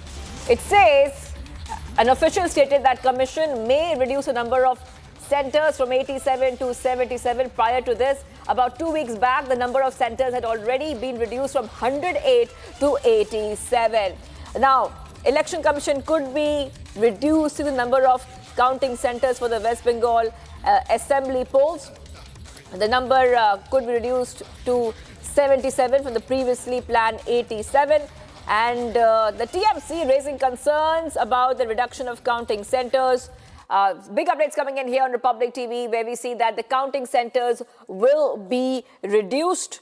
And the TMC once again objecting to this, because 2 weeks ago, the number of centers had already been reduced from 108 to 87. And according to the big scoop that we have got for you, it could go from 87 to 77. So Election Commission could be reducing the counting centers even further. I want to straight away go to my colleague who's joining us. Harsha is joining us. Harsha, so it was 108 to 87. That was done already. Now from 87, it could go down to 77. The first time around, when the voting centers were reduced, TMC made a huge hue and cry about it. What's the latest that we're learning of? Yes, Shivang, you rightly pointed out, now the counting centers have been reduced from 108 to 77. Prior to this, when exactly the Election Commission was planning how many counting centers should be there at that particular time, there were 108 counting centers. But after that, Election Commission of India was of the opinion that there should be the system where most of the counting centers are in the headquarters and also in the subdivision area, depending on the vulnerable and the sensitivity of the location. Now, what we have learned is that from 108, they came to 87 now. Approximately 77 counting centers is what we spoke to Manoj Agarwal this morning, and he clearly stated we have already notified it and we are making sure that there is no ruckus and no chaos, and if there any word comes from the political party, they are more than welcome and give the assertions on what are their assertions. But what Election Commission has decided, depending on the subdivision, depending on the vulnerability and depending on the present situation, that how many could be handled regarding the security forces deployment as well. Shwangi, it's very important that at each and every counting center, adequate number of security officials are deployed. Like, let's see, this is a Shekhawat Memorial Girls High School. This is a very place where yesterday night chaos broke out. There was ruckus, there was chaos. TMC and BJP, both the Karyakartas clashed here, were engaged in clash. Why? Because Mamata Banerjee and TMC leaders alleged that there is tampering, there is coercion and deletion of votes, and majorly of TMC only. This is the place where not only of Bhawanipur but also other constituencies votes are also sealed in the strong room. So assertions were made that there is some sort of deletion and coercion in the strong room. That was the allegation. Yesterday night was full of ruckus and chaos and clashes between the cadre of both TMC and BJP. The leaders from BJP were also here at the spot. Mamata Banerjee herself arrived here. She went inside the strong room. She came outside and stated that earlier I was not allowed, but now I am allowed, and everything is okay. Everything is right. I have taken the round of strong room. Those were the words of Mamata Banerjee before leaving this particular spot. But Shivangi, let me tell you that this is just one counting center, but there are several other counting centers which needs to be secured, which needs to be security needs to be heightened over there, looking at the ground situation and pulse of the state of West Bengal. And that, Shivangi, I'm speaking because right now in West Bengal, we all know that earlier we have also seen that post-poll violence is something which has always been the history of the West Bengal elections. And this time, that is the reason that 700 companies have been kept here in West Bengal. 200 will be guarding counting centers alone, and almost 500 companies will be ensuring that there is no law and order situation in the state of West Bengal at the time when counting commences until the time counting concludes. Back to you. That's right. Stay on with us, Harsha, because right now we have just got news, and you were also confirming it, that it is official now that EC's reduced the counting centers in West Bengal, and the list which has been released with all the 77 counting centers, Harsha. Yes, list has been released in 77. What are the counting centers? And these are only the counting center which are the designated counting centers. And each and every observer and candidate have been apprised about this counting center. Shivangi, so there's a proper protocol and the process. If a political party have an issue, they can come and they can speak about it to the Election Commission of India. But right now, on the basis of the deployment, on the basis of the security measures, on the basis of the sensitivity, Election Commission has the suo moto right to decide on which has to be counting center, where counting center doesn't have to be there, what exactly is the need right now, depending on the vulnerability, where exactly more forces are needed, less number of forces are needed, and also depending on the number of the manpower of election observers and the other observers who will be engaged on the day of the counting. Manpower has also to be seen, security has also to be seen. The deployment matters a lot. That is the reason from 108 Election Commission of India came to 87, and now the 77 counting centers are here in the state of West Bengal on the day of the counting, in which North Bengal and South Bengal and the central North 24 Pagana, South 24 Pagana, each and every division, subdivision have been divided, and there will be subdivision counting centers. Thank you, Harsha. Thank you, Harsha. I really have to move ahead right now because I'm getting some more breaking news coming in. Supreme Court has granted anticipatory bail to Congress leader Pawan Khera and Assam police FIR. So just getting you these updates coming in. Supreme Court grants the anticipatory bail to Pawan Khera, the forgery and defamation case by Assam police. So big updates coming in here on Republic TV. Today was a date when Supreme Court had reserved its judgment on Congress leader Pawan Khera's plea for anticipatory bail in the Assam police FIR. So getting you all these details coming in on Republic TV. Just getting you a context to what has happened so far. The Supreme Court has given its judgment on the petition filed by Congress leader Pawan Khera seeking anticipatory bail in connection with the FIR registered by Assam police on the complaint of CM Mamata Sarma's wife over Khera's allegation that she had held multiple passports. On that front, Pawan Khera has got anticipatory bail, and these are some big updates coming in. Pawan Khera is on the run, remains on the run, but has got anticipatory bail. So this is a bench of Justice J.K. Maheshwari and Justice Atul. Hearing the Congress leader Pawan Khera's plea, they held it against Guwahati's High Court's rejection of his anticipatory bail. So we were waiting for that to come in, and the development is already out. Congress leader Pawan Khera granted anticipatory bail in this case. We see the senior advocate Dr. Abhishek Manu Singhvi for Khera has been representing him, saying it was an unprecedented case. And post what happened in court, we have come to know that the Supreme Court has granted anticipatory bail to Pawan Khera. Let's go straight across to Sarthak, who's joining us. Sarthak, what's the latest coming in? Congress leader Pawan Khera granted anticipatory bail for now. Well, yes. Yesterday, the arguments took place between Solicitor General Tushar Mehta, who was representing the Assam government, and Abhishek, senior advocate Abhishek Manu Singhvi, who was appearing on behalf of Pawan Khera. There were long arguments that took place where the arguments that were put forth by Abhishek Manu Singhvi were that it wasn't required for the Assam police to take Pawan Khera into custody, as it was just a mere case of defamation. There was no need for them to send 40 to 70 police officials to Pawan Khera's residence. And on that specific ground, he was actually seeking an anticipatory bail.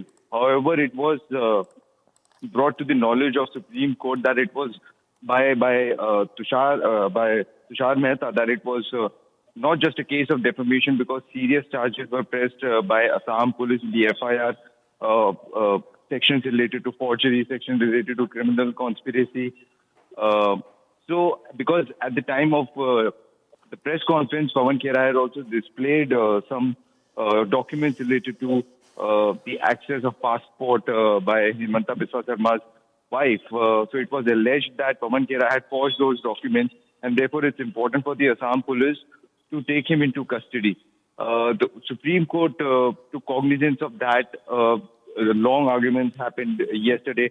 However, the orders were reserved yesterday. Now the latest that we are getting, that Supreme Court has granted anticipatory bail to Pawan Khera. He has already been denied that anticipatory bail twice, where Telangana High Court had previously passed an order in his favor, which was stayed by the Supreme Court. Later, he went to Guwahati High Court, where Guwahati High Court also denied him anticipatory bail. Now, the latest that we are getting is that Supreme Court has finally granted him that anticipatory bail. So what all legal remedies and what all legal procedure Pawan Khera would be following post this, this is something that we are constantly tracking. All right, let's go straight across to Aniruddha is joining us too. Aniruddha, you know, SG Tushar Mehta has said that the documents which were shown by Pawan Khera in that press conference, they were fake. I mean, the images of the passports was fake. The information which was presented, that was also fake. Yes, Zivangi, in fact, it is a much relief that has been given to Pawan Khera by the Supreme Court. Yes, as per the allegations and the arguments that were placed in front of the court by SG Tushar Mehta has also pointed out that all the documents which Pawan Khera has showed in the press conference were false. They were photoshopped, and also evidences were also placed before the court. And in fact, in previous setbacks at the Guwahati High Court and also in the Supreme Court, when the Supreme Court asked him to go to a lower court instead of asking for relief directly in the Supreme Court, and thereafter subsequently the matter was taken up in the lower courts in Guwahati and subsequently in the Guwahati High Court, and now thereafter in the Supreme Court. The arguments that were placed by the state government of Assam and also by SG Tushar Mehta, they had pointed out several anomalies and also several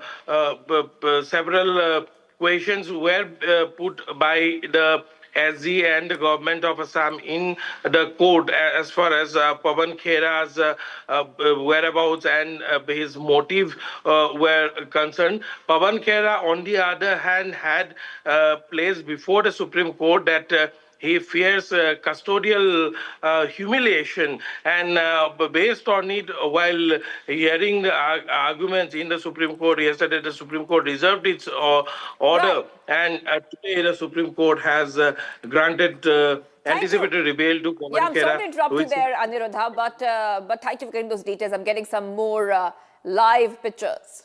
In fact, I'll stay with you, Aniruddha.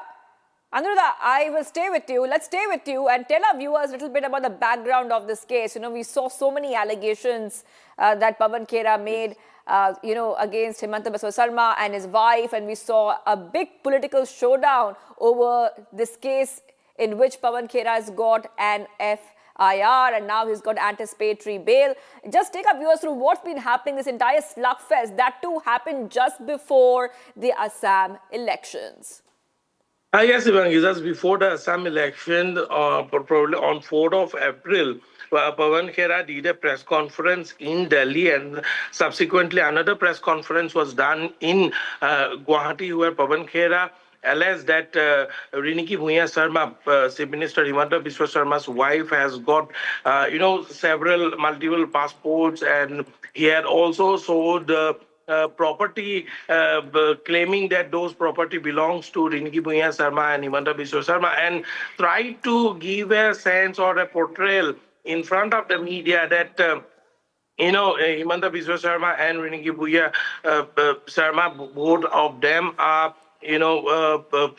has been amassing wealth in foreign soil, and the passports and the golden visa of Dubai or the United Arab Emirates that were shown, that those were again given a rebuttal by Chief Minister Himanta Biswa Sharma as well as his wife Riniki Bhuiya Sharma, where they had put on record that all those documents that Pawan Khera has been trying to show are forged and they have no direct connection with Himanta Biswa Sharma or his family.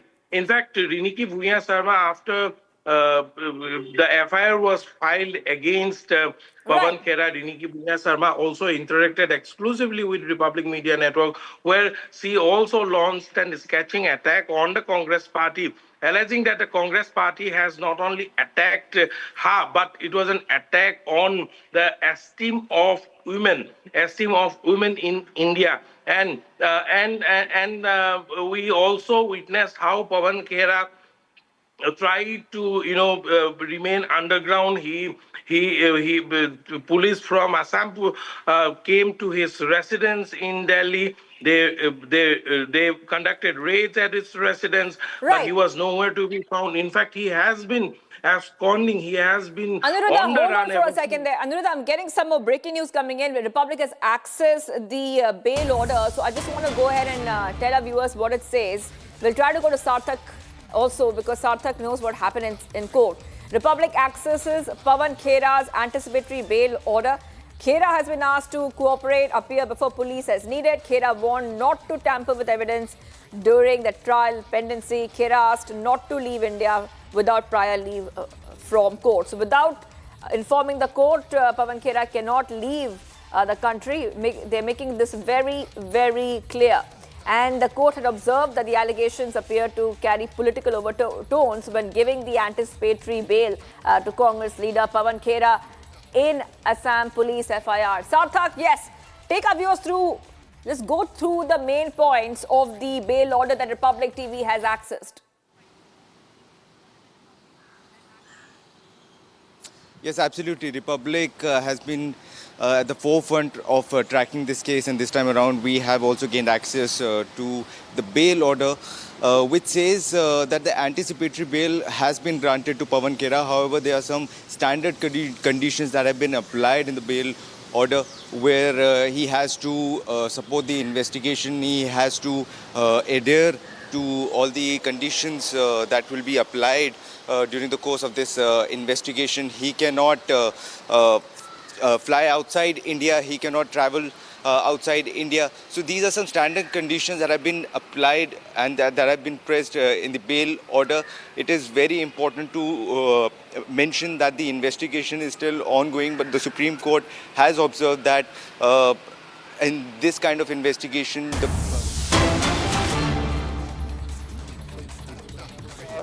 तिब्बती भाषा में अनुवाद हुआ, 108 मठों की स्थापना हुई, अलची मठ की स्थापना हुई और बौद्ध धर्म को संस्थागत और स्थायी स्वरूप दिया गया।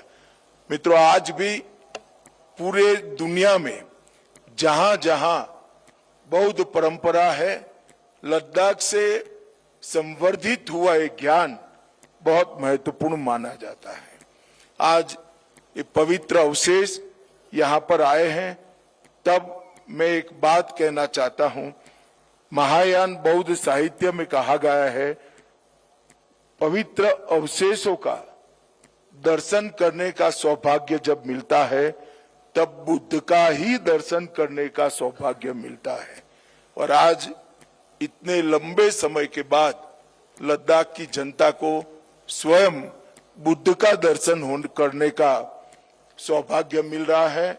मैं आप सभी को बहुत बहुत इसके लिए शुभकामनाएं देना चाहता हूं। और लद्दाख प्रशासन से भी मेरा आग्रह है कि हम पूरी सुविधा करें कि सभी मतों के अनुयायी यहाँ आए और बौद्ध मत के अनुयायी तो कोई न छूट जाए, इस प्रकार की प्रशासन ने संपूर्ण व्यवस्था करनी चाहिए।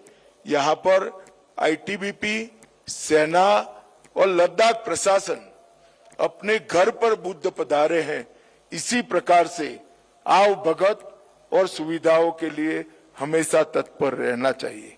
मित्रों, अंत में मैं एक ही बात कहता हूं, भगवान बुद्ध ने जब ज्ञान प्राप्त किया और ज्ञान का प्रचार और प्रसार किया, अनेक भिक्षुओं को देश भर में फैलाकर ये ज्ञान का प्रचार किया, उस वक्त बुद्ध का ज्ञान जितना प्रासंगिक था, आज 2500 साल के बाद बुद्ध का ज्ञान दुनिया के लिए बहुत ज्यादा प्रासंगिक है। बुद्ध के 2500 साल के बाद भी बुद्ध का ज्ञान बहुत ज्यादा प्रासंगिक है और मैं तो आशा करता हूं कि भारत के ज्ञान को, तथागत के महान संदेश को, भगवान बुद्ध के संदेश को पूरी दुनिया। That was Home Minister Amit Shah speaking in Leh, inaugurating Lord Buddha's sacred holy relics exposition in Ladakh.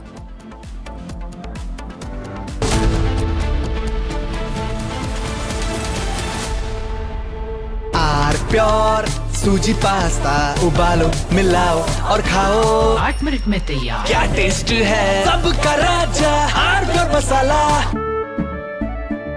केसरिया से मन जोगी हुआ रे, दिल झूमे देखो मतवारा हुआ रे।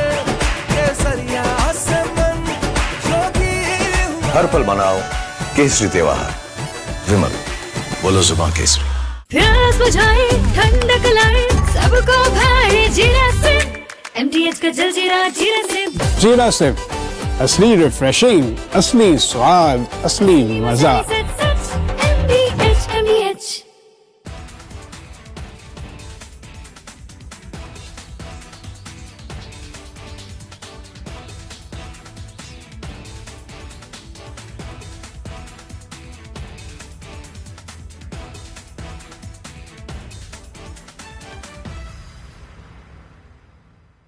The Indian Air Force is giving its old MiG-29 fighter jets a powerful new weapon from Britain that turns them into modern fighters ready for today's battles. MiG-29s first came to India in the 1980s, have flown many missions along the tough borders with China and Pakistan. Now they are getting equipped with British ASRAAM missiles that make them as strong as NATO planes in close fights. The Ministry of Defense sent out a request for proposals to fit the Advanced Short-Range Air-to-Air Missile on the MiG-29 UPG version. This British missile from the company MBDA replaces the old Russian R-73 that pilots used for years. The R-73 could only reach targets 10 to 15 kilometers away, which forced pilots to fly too close to the enemy and take big risks. The ASRAAM changes all that. It can hit targets more than 25 kilometers away, almost double the old range. It flies at Mach 3 speed and uses a smart infrared seeker that ignores enemy flares and jamming better than before. The Indian Air Force flies more than 55 of these MiG-29 UPG jets in frontline squadrons. These planes guard the northern and western borders day and night. Earlier upgrades added new radars, engines, and digital cockpits, but the short-range missiles stayed old. Now the ASRAAM brings fire-and-forget technology. Once the pilot locks on and fires, चमकी चाट से क्या बना है? आलू चाट या fruit चाट, स्वाद बनाए चमकी चाट। क्या बात है? स्वादिष्ट पकोड़े और परेशान, अरे चमकी चाट है इसकी जान। असली स्वाद सिर्फ चंकी चाट।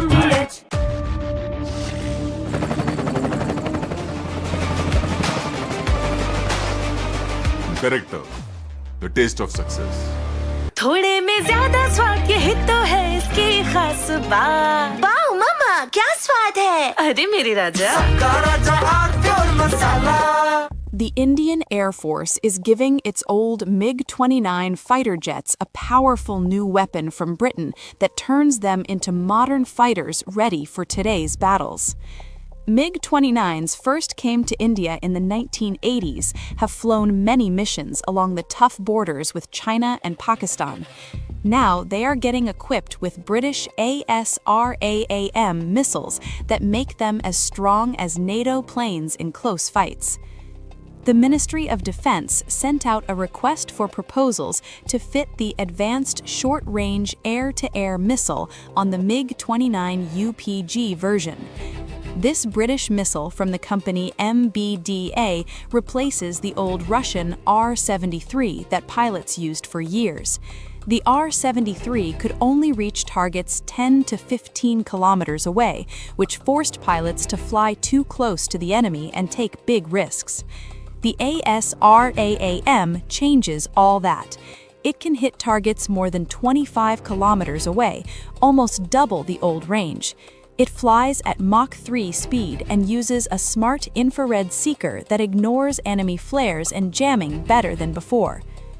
The Indian Air Force flies more than 55 of these MiG-29 UPG jets in frontline squadrons.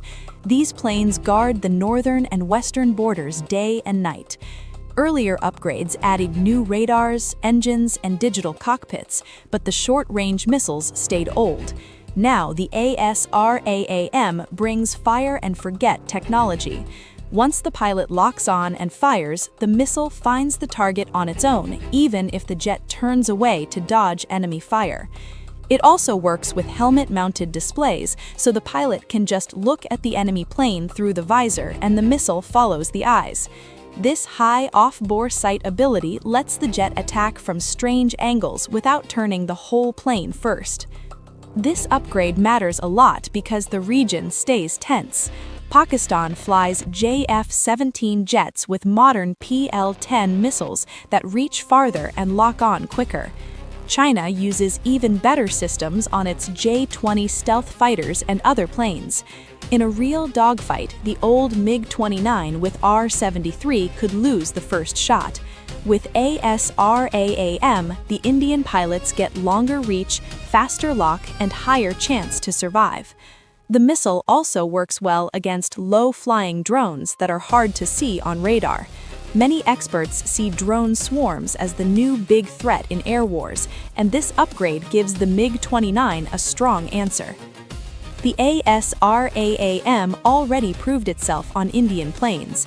The Air Force fitted it successfully on the homemade LCA Tejas and the Jaguar fighters.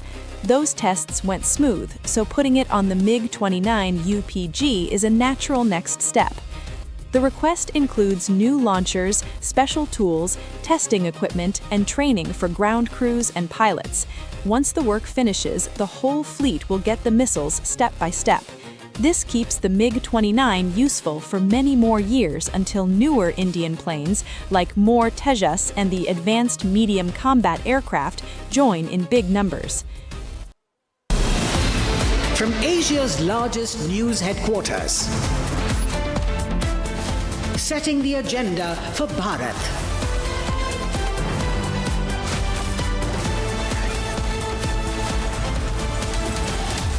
You're watching Republic.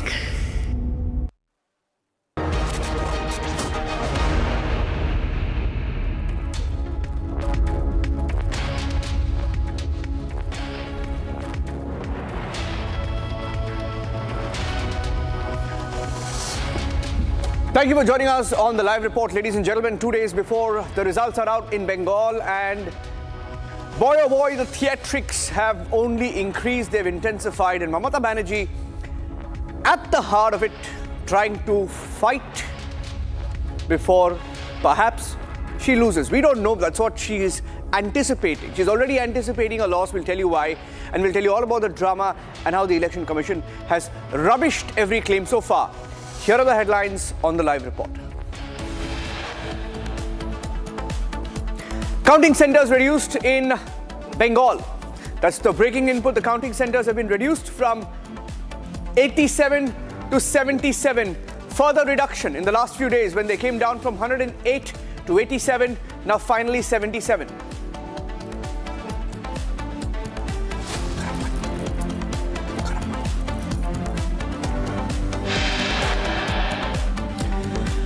Note takers for the midnight drama. Mamata Banerjee tries to go to the strong room and tries to create sympathy wave. Note takers because all her claims have been dismissed.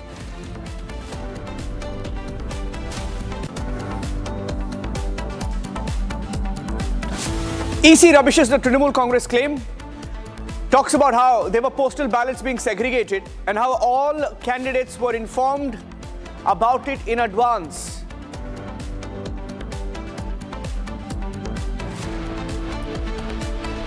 Republic accesses the letter from the Election Commission to all candidates, and that letter exposes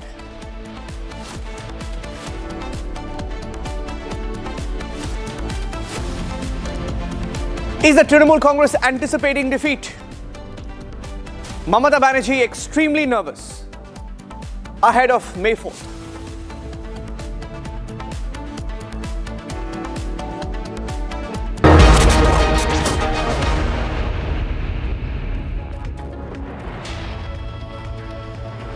Ladies and gentlemen, ahead of the Bengal Assembly election results, the Election Commission is preparing to reduce, in fact, it has already reduced officially the number of counting centers in Bengal. It was earlier reduced from 108 to 87 and has been further brought down to 77 this morning. Republic TV, the only channel getting you the details. Now, there is obviously a reason why the Election Commission is doing this. And prior to this, about 2 weeks ago, the number of centers had already been reduced from 108 to 87. And Harsha is joining me live. Harsha, is there a specific reason? Is safety, security one of the reasons why this is being done?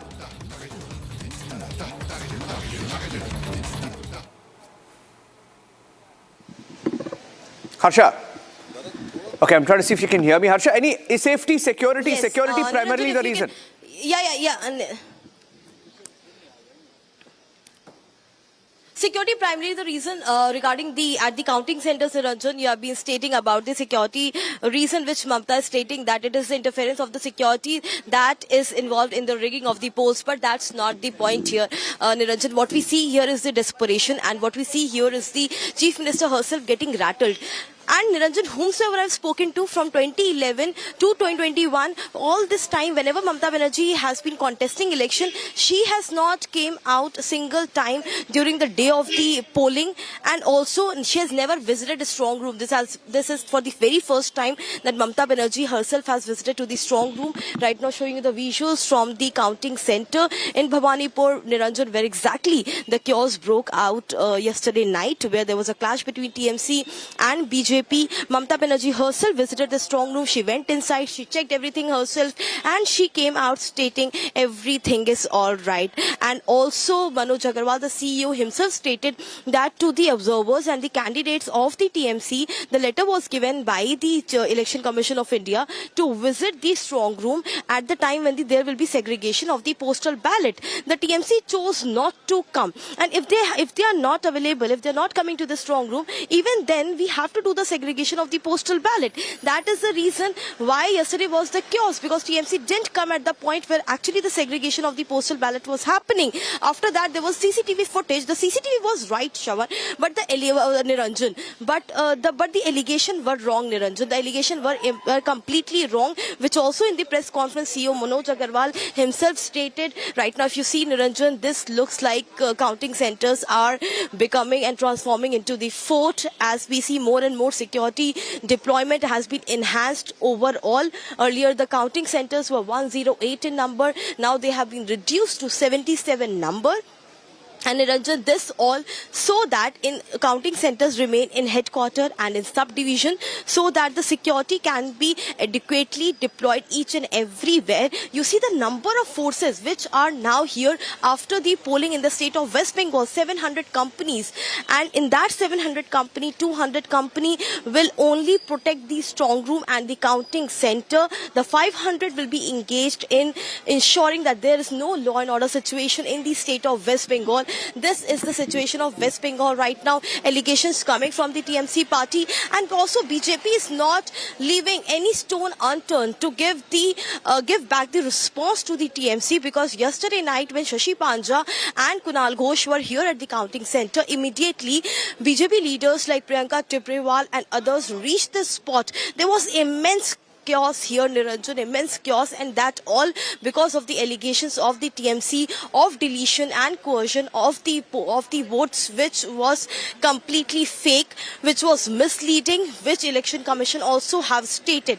But right now, this is the place, this is the counting center, Niranjan, where the votes of the Bhawanipur along with other places of the South 24 Parganas are sealed, are locked in the strong room. We show you the visuals. More than 20-25 security officials, the companies who have been deployed here to ensure that the security measures are adequate. You see how alert the security forces have now been deployed. Not only the police officials from the south region, but also the para forces who have been deployed here to ensure the security measures at the counting center. This is one counting center, Niranjan, where eyes are from each and every vantage, each and every political party has eyes on this particular counting center, because this is a place where on 4th we will see a lot of action. Immense action will be seen from this counting center, because we are expecting Suvendu Adhikari, Mamata Banerjee, all will be here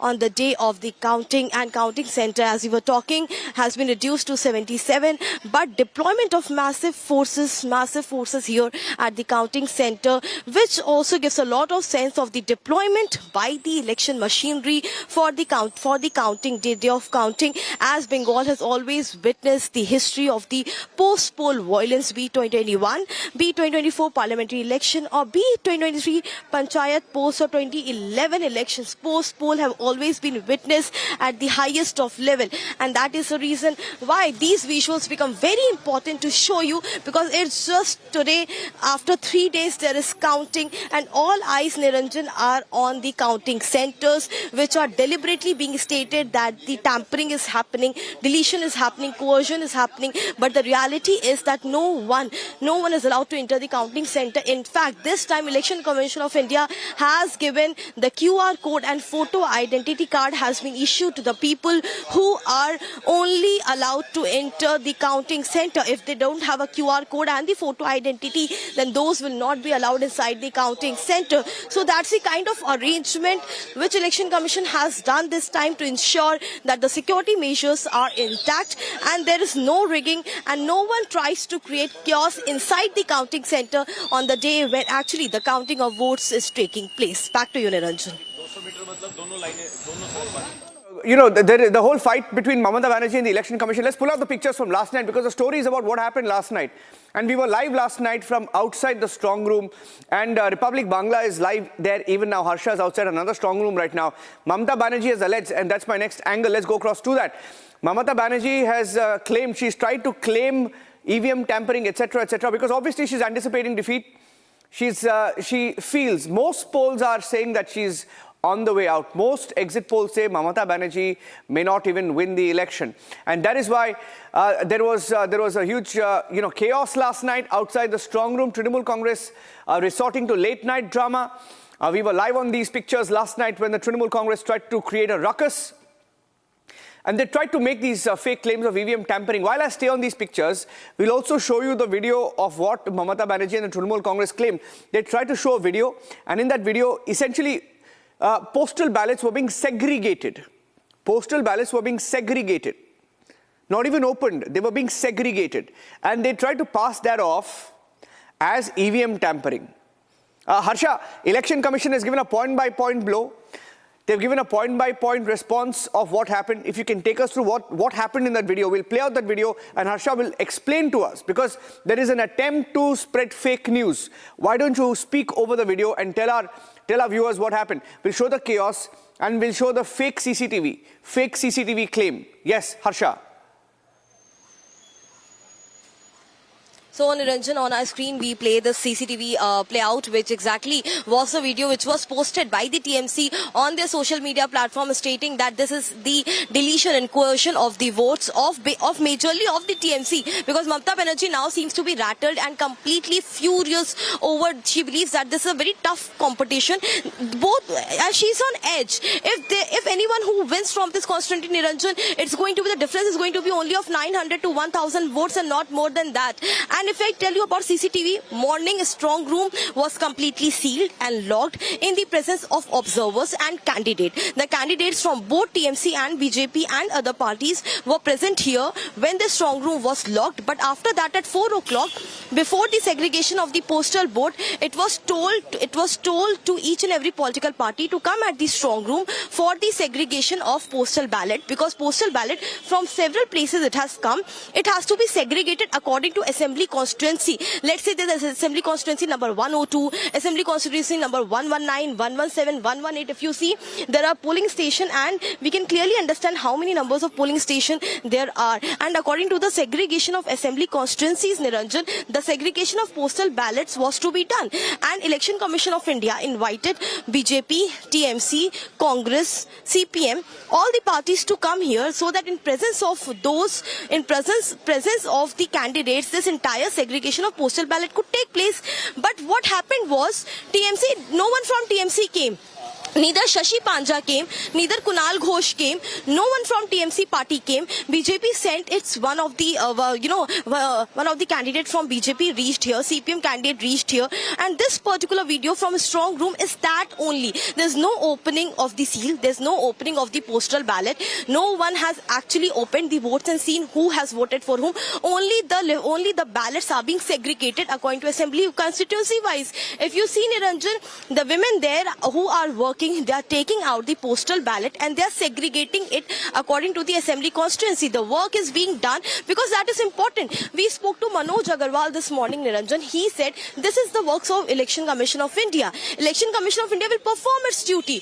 The candidates have to come, then welcome. If they don't want to come, then okay. But we have to do our duties. We have to do this work before the day of the counting, which is very important. And this CCTV camera is right, Niranjan, but the allegation and the entire manipulation of this entire CCTV is what was done by the TMC, which was actually fact checked by Election Commission of India later on. And now you see, if you see, this entire counting center has become a fort, has converted into a fortress. You see, so many security arrangements, so many deployment of the forces. This is only because of the mere allegation of the TMC. Yes, the counting center has to be secured.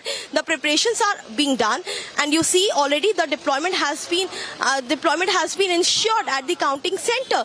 But such forces deployment at only one counting center, that has happened after yesterday night.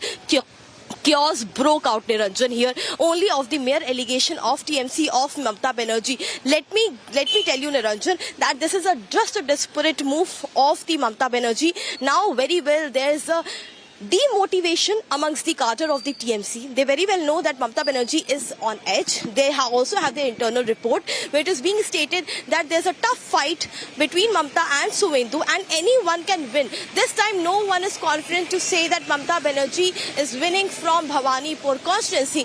No one is apparently confident about it, and internal reports of TMC itself states that whosoever will be winning, the margin is going to be very less, very low the margin is going to be. And that's the desperation because of which, that's the rattleness of Mamata Banerjee, which drew the Chief Minister straight from her house to the counting center, mobilizing TMC cadre, TMC supporters to reach here on spot, create ruckus and chaos.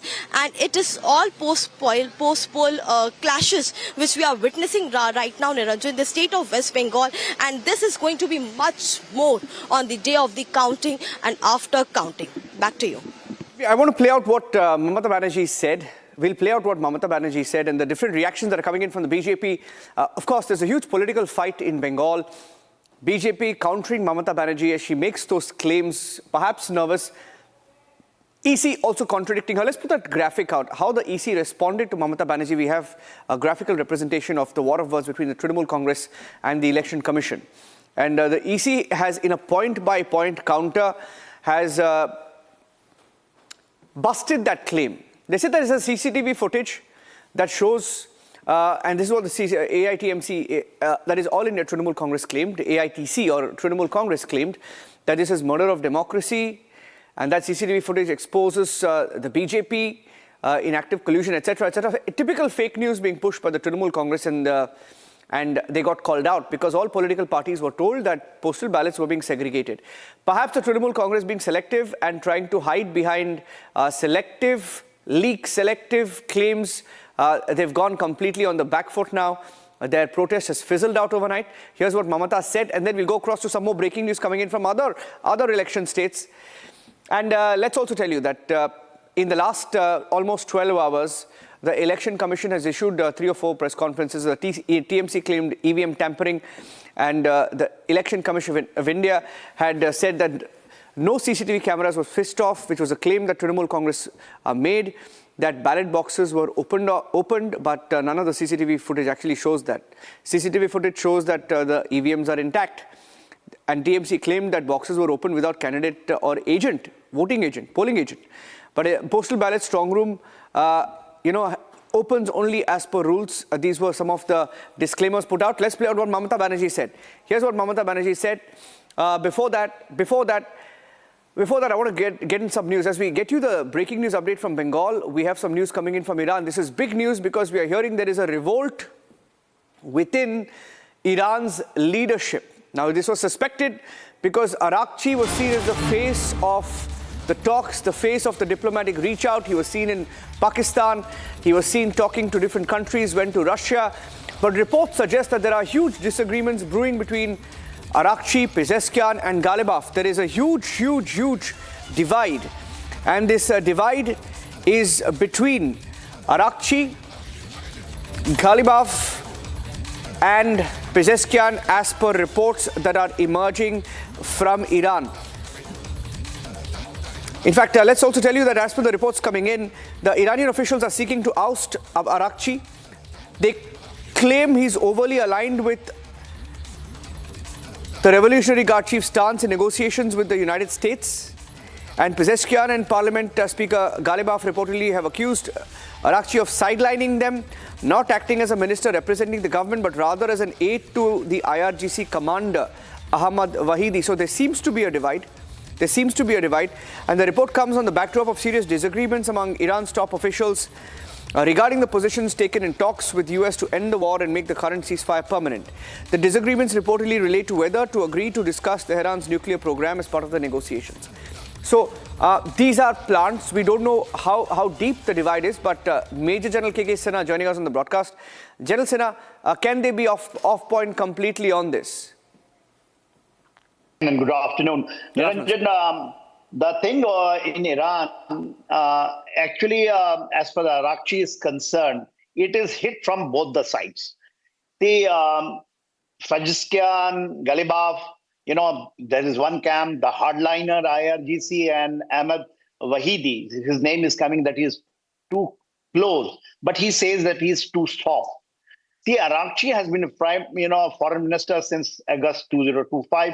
When Ibrahim Riasi was, they had that accident along with the foreign minister in the chopper attack. He actually led the 2015 nuclear deal, JCPOA, that he led, and he's leading this talk again. Now, what is the difference and why this, this is in the news? Iranian International, they have actually broken the story about 11 hours back, but there is no official comment on this as of now. Why I'm saying, Arakchi is in the hit list of IRGC also, and Ahmed Wahidi, because he announced at, alone on 16th of April when the opening of Hormuz, when the IRGC was actually opposing it, and they did it, turned it within, 18 hours. This is why IRGC commanders, especially the head, Wahidi, feels he is too soft. And he's towing the line with American, and he's basically dealt with the nuclear deal. He's soft on the nuclear issue. This is their stand. As far the Pezeshkian is concerned and Ghalibaf, Pezeshkian is there for the economy, because as on today, 1.8 million rial is $1. One or two egg is costing about 1 million. One burger, is costing 5 million rial. So he wants to have set the economy, and that for doing that, he wants that sanction to be removed. But, Ghalibaf is playing a double game. He is also, mind you, he's a speaker, But he has been an IRGC, and in a limited time, in 2.5 years, he became a brigadier general. He has got also a big question mark. His stand is there because in the park, the first talk which took place on 11th and 12th, Ghalibaf was along with him, and both were, blamed for their soft approach for the nuclear thing in the first round of talk. Ghalibaf is playing the game. He is also, siding with Fajiskian so that the whole blame goes to Arakchi. Arakchi, as you brought it out, that he has been to Russia and also he has been to Pakistan the third time. So Arakchi is also doing, is pushing the things, and he has got a, back experience of nuclear deal of 2015. And that's why he is pushing, but everyone feels it, especially the IRGC commanders, complete rank and file, they feel that he is too soft. So he is hit from both the sides. Let's see. Only chances, of his removal has got, two possibility. If there is an attack by Americans again, then probably he is going to stay on. And I think, the Supreme Commander is going to declare him as, as a IRGC man, because the state media is saying that way. But if there is a deal, probably he is going to be out, because Fajiskian feels it that, he is not able to, work with him. This is the way it is coming loud and clear in Iran. So my stand is there. We have to wait for first thing for the official comment from the, Iranian International. Basically they are giving the official version of it. If they declare there is a change in the government, probably he will be out. But we have to wait and see that, because he's being hit from both the sides. In my judgment, Arakchi is not doing a good job. I also feel it, because at his standalone mode, he is declaring the Hormuz to be open. I think he is too soft, becomes, as far from IRGC point of view. Significant, sir. I don't know how true that is. Like we've been waiting for a response from the Iranian regime. But the fact that even the Iranian sections of Iranian media are reporting this makes it significant. General Sanath, I'd like to thank you at this point, because all our eyes, we just want the war to end. And how is it going to end if there is a rebellion, if everyone is not on the same page, even including inside Iran? Thank you, sir, for joining us on that brief intervention we had from Iran. Okay, breaking news also coming in. Republic Business breaking good news in terms of the GST collections, witnessing a big jump. GST collections have seen a huge jump. Integrated GST collections have witnessed a big jump of 12.2%, touching 1.29 lakh crore versus 1.15 lakh last April. Pranav joining us live. Pranav. And in fact, the integrated GST collection, as you rightly said, has in fact jumped 12.2%. It just shows that it's basically the kind of GST collection that is collected interstate and via export. So it just shows that there is a thriving domestic consumption within the states. There is a thriving, tax base, that increasing tax base. So that's the indication that the integrated GST collection is showing.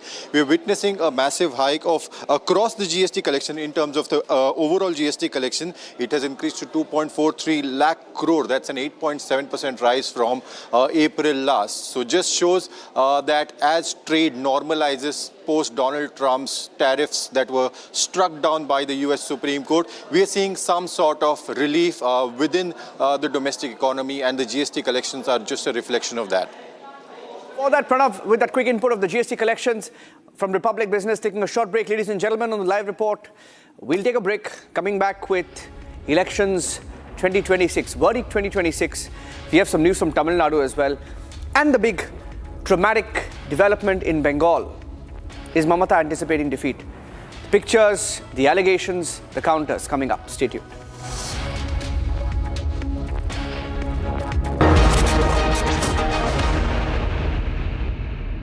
$13,000 placements last year. At Amity, we are committed to nurturing passionate, hardworking and proactive professionals. चमकी चाट से क्या बना है? आलू चाट या fruit चाट, स्वाद बढ़ाए चमकी चाट। क्या बात है? स्वादिष्ट पकोड़े और परेशान, अरे चमकी चाट है इसकी जान। असली स्वाद सिर्फ चमकी चाट।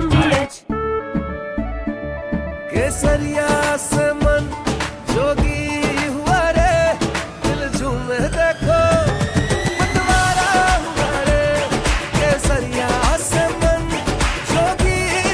हर पल मनाओ केसरी त्योहार। विमल, बोलो जुबान केसरी। थोड़े में ज्यादा स्वाद, यही तो है इसकी खास बात। वाओ मामा, क्या स्वाद है। अरे मेरे राजा, सबका राजा आरती और मसाला।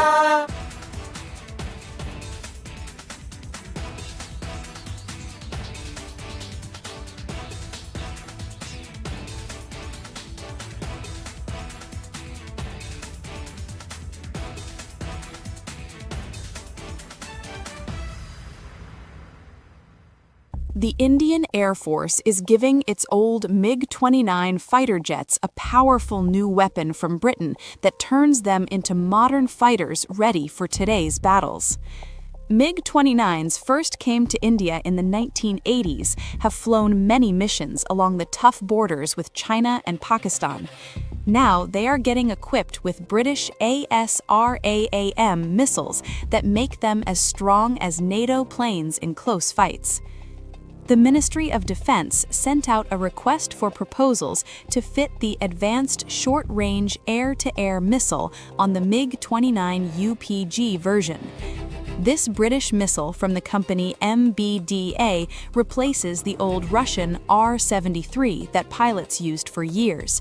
The R-73 could only reach targets 10 to 15 kilometers away, which forced pilots to fly too close to the enemy and take big risks.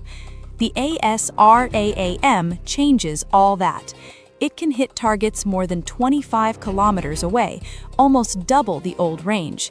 It flies at Mach 3 speed and uses a smart infrared seeker that ignores enemy flares and jamming better than before. The Indian Air Force flies more than 55 of these MiG-29 UPG jets in frontline squadrons. These planes guard the northern and western borders day and night. Earlier upgrades added new radars, engines, and digital cockpits, but the short-range missiles stayed old. Now the ASRAAM brings fire-and-forget technology. Once the pilot locks on and fires, the missile finds the target on its own, even if the jet turns away to dodge enemy fire. It also works with helmet-mounted displays, so the pilot can just look at the enemy plane through the visor and the missile follows the eyes. This high off-bore sight ability lets the jet attack from strange angles without turning the whole plane first. This upgrade matters a lot because the region stays tense. Pakistan flies JF-17 jets with modern PL-10 missiles that reach farther and lock on quicker. China uses even better systems on its J-20 stealth fighters and other planes. In a real dogfight, the old MiG-29 with R-73 could lose the first shot. With ASRAAM, the Indian pilots get longer reach, faster lock, and higher chance to survive. The missile also works well against low-flying drones that are hard to see on radar. Many experts see drone swarms as the new big threat in air wars, and this upgrade gives the MiG-29 a strong answer. The ASRAAM already proved itself on Indian planes. The Air Force fitted it successfully on the homemade LCA Tejas and the Jaguar fighters. Those tests went smooth, so putting it on the MiG-29 UPG is a natural next step. The request includes new launchers, special tools, testing equipment, and training for ground crews and pilots. Once the work finishes, the whole fleet will get the missiles step by step. This keeps the MiG-29 useful for many more years until newer Indian planes, like more Tejas and the Advanced Medium Combat Aircraft, join in big numbers. Upgrading the existing MiG-29 fleet saves huge money compared to buying fresh fighters from abroad. It also shows a smart way of mixing.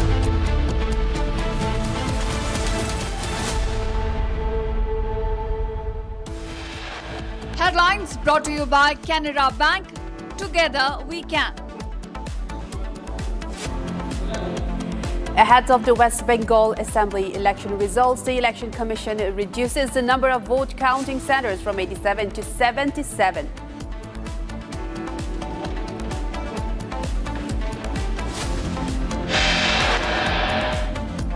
Drama before counting day, TMC alleges segregation of postal ballots in the presence of BJP agents. EC fact checks. Trinamool says all strong rooms closed and sealed in presence of candidates and observers. Republic accesses letter to all candidates, which has now exposed the claims of TMC. CCTV claims fall flat after ECI's fact check. Is TMC anticipating defeat? Mamata Banerjee extremely nervous.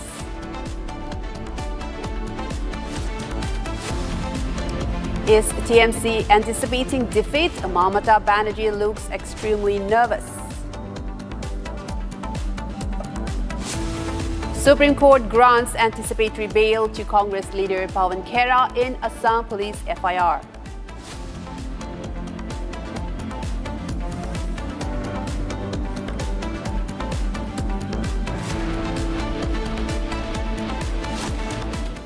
Viewers, we have a big breaking news today coming in from Tamil Nadu as Vijay's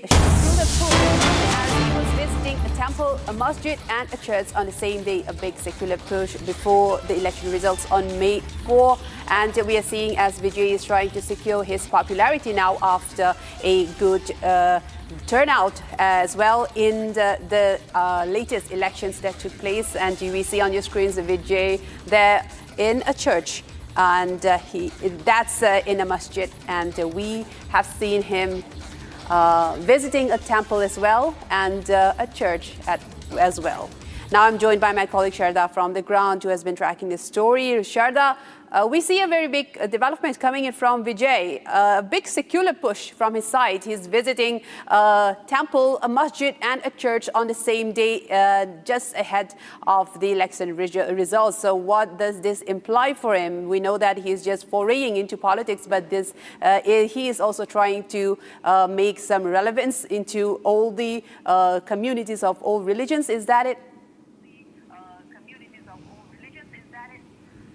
Very true, Amrita. As you know, Vijay started his campaign 2 months back. He mostly made sure that he was opting towards the minorities, especially the Christian and the Muslim vote banks. So he initially visited the masjid. He also, when he went to Kanyakumari, visited the church. He knelt down, prayed to the Jesus Christ in the particular church. He walked towards the church in the kneeling position.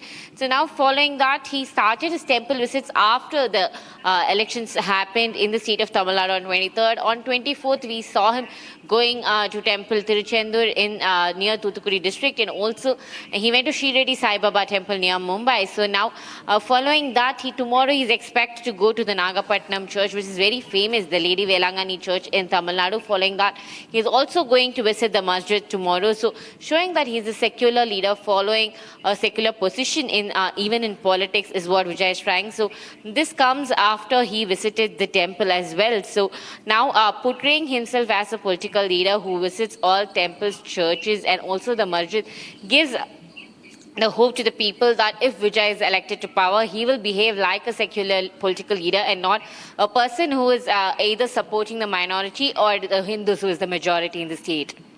Right, and Sharda, we also knew that yesterday he convened a emergency meeting as well with regards to the upcoming election results. And thanks for joining us, Sharda. Now going back to another big breaking news coming in at this moment as security strong rooms have been, there have been updates on the security strong room saying that the security around that has been intensified according to the Election Commission of India. A commission official will now be stationed 24/7 in front of these strong rooms, and this role will be handled by the designated officer under the returning officer or any assistant returning officer. And the security will be in charge for entry into the strong room will be strictly controlled, requiring prior authorization from the designated officer.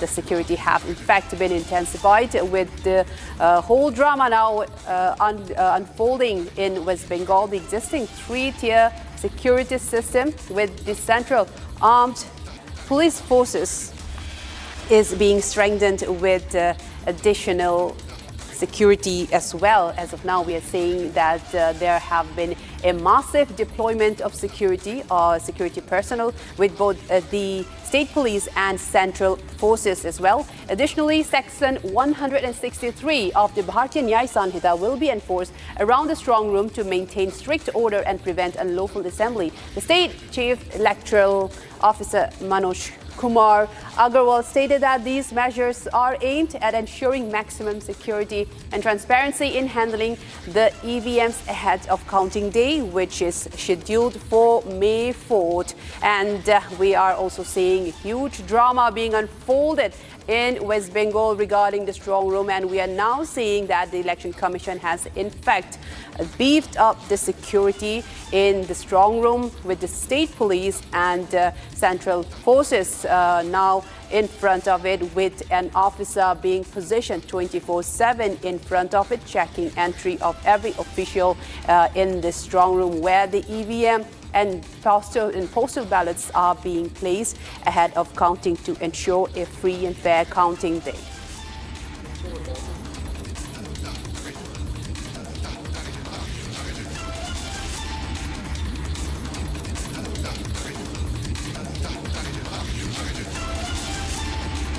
All right, now Bengal remains unpredictable, with the exit polls have been on both ends of the spectrum, and some predicting a BJP sweep in the state with a tightly fought battle. Pollsters have anticipated that the TMC will decisively return to power for a fourth term in a row, and 5 exit polls now predicted that there will be a clean sweep for the BJP.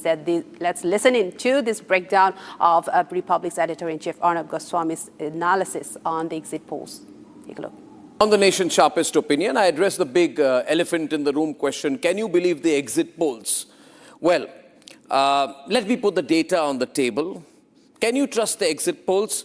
My answer is more often than not, yes you can. More often than not, yes you can. If you are trying to look for broad trends, the exit polls are more or less directionally correct most of the time. Nobody, I repeat, nobody is claiming that exit polls are surgically precise.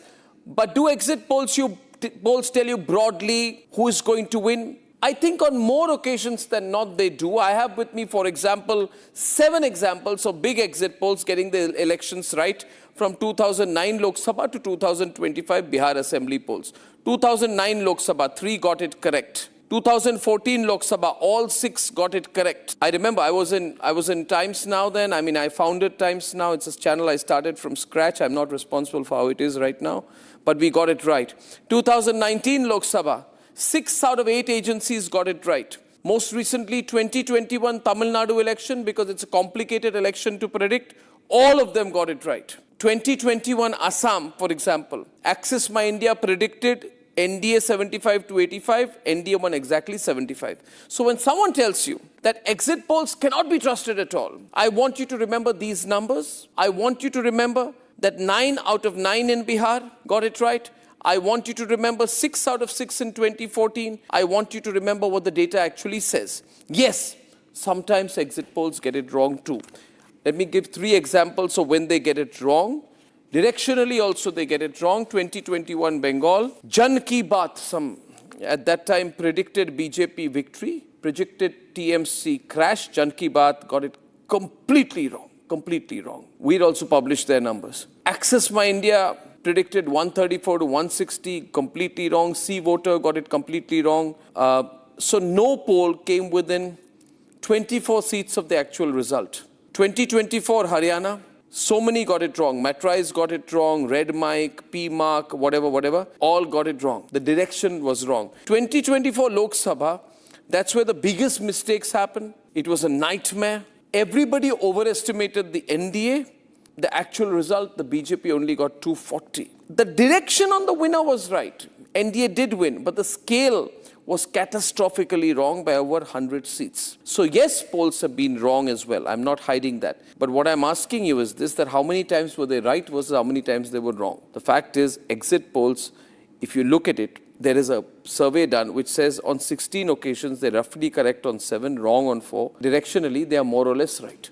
So if you want to look at a directional sense of the result, you will get it now through the exit polls. Now, one point I want to make on Bengal. I want to spend a moment on today's Chanakya. In 2021, today's Chanakya exit poll was the closest pollster to the actual result.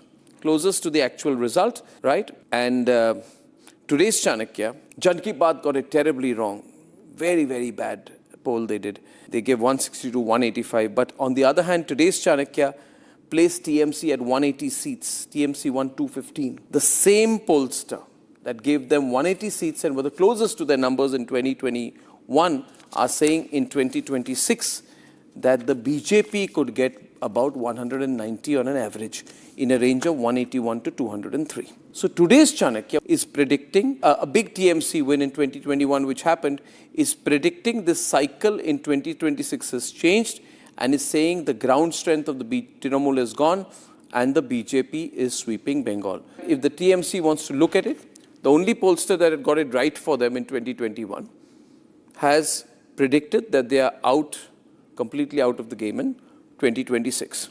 But one point also, people have been asking me personally, who will win? Will it be 50-50? Viewers, the political world reading exit polls. When was the last time, for example, in a major state in India, you had a genuine 50-50 contest? A result where neither side would know who would win until the very last seat, a hung assembly situation. A result where even the exit polls say too close to call. It doesn't happen, ladies and gentlemen. 2019 Haryana was the last true hung assembly. BJP 40, Congress 31, JJP 10 in a 90-seat house. Since then, we are not seeing hung verdicts. No hung verdict in Maharashtra. NDA won 235 out of 288. Haryana 2024, BJP won 48 seats. Comfortable win. Bihar 2025, NDA won 202 out of 243 seats. Delhi 2025, BJP, which was down and out, won 48 out of 70 seats in a remarkable comeback. So one point you must keep in mind, that elections are complex, decisions of the people are difficult to decipher, but broadly it would not be wrong to say that as of today, the era of shaky, middle of the road, 50-50 verdicts is over. So one point to repeat once again, more or less exit polls are directionally right. My question for May 4th is not whether the polls are right in that direction. The question is whether the scale of the victory will be more than what has been predicted. I do not believe in hung verdicts anymore. Of course, we can be corrected if that's what the people want. But hung verdicts don't really happen. After this, if you want to have trust on the exit polls, it's your choice, but you can't disregard them either. Now taking a short break, but don't go anywhere because we have more stories lined up for you on the other side as the ECI fact-checks TMC's claim of EVM tampering, says strong room sealed in front of observers. And ahead of the West Bengal Assembly election results, the Election Commission reduces the number of vote counting centers from 87 to 77 about 2 weeks ago. The number of centers were reduced from 108 to 87.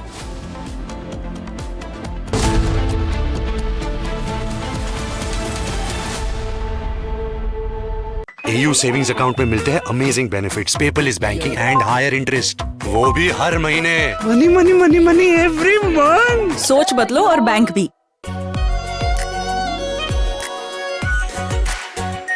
Are Pure shahi paneer masala, delicious, healthy every day.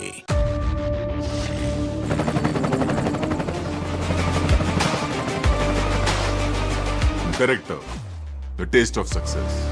प्यास बुझाए, ठंडक लाए, सबको भाए जीरा SIP, MTH का जल जीरा, जीरा सिप। जीरा सिप, असली रिफ्रेशिंग, असली स्वाद, असली मजा। The Indian Air Force is giving its old MiG-29 fighter jets a powerful new weapon from Britain that turns them into modern fighters ready for today's battles. MiG-29s first came to India in the 1980s, have flown many missions along the tough borders with China and Pakistan.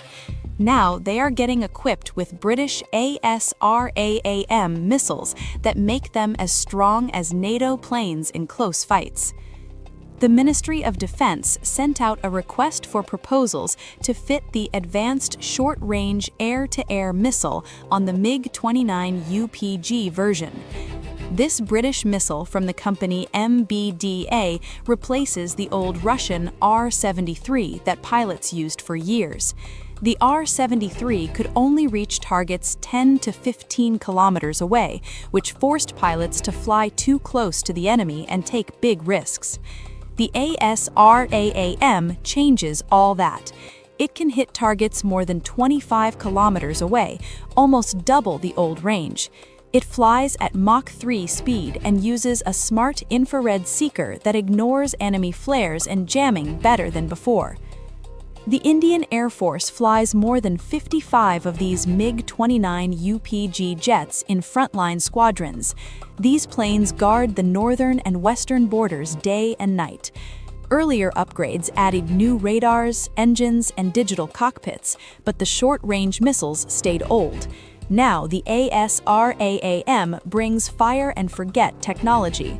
Once the pilot locks on and fires, the missile finds the target on its own, even if the jet turns away to dodge enemy fire. It also works with helmet-mounted displays, so the pilot can just look at the enemy plane through the visor and the missile follows the eyes. This high off-bore sight ability lets the jet attack from strange angles without turning the whole plane first.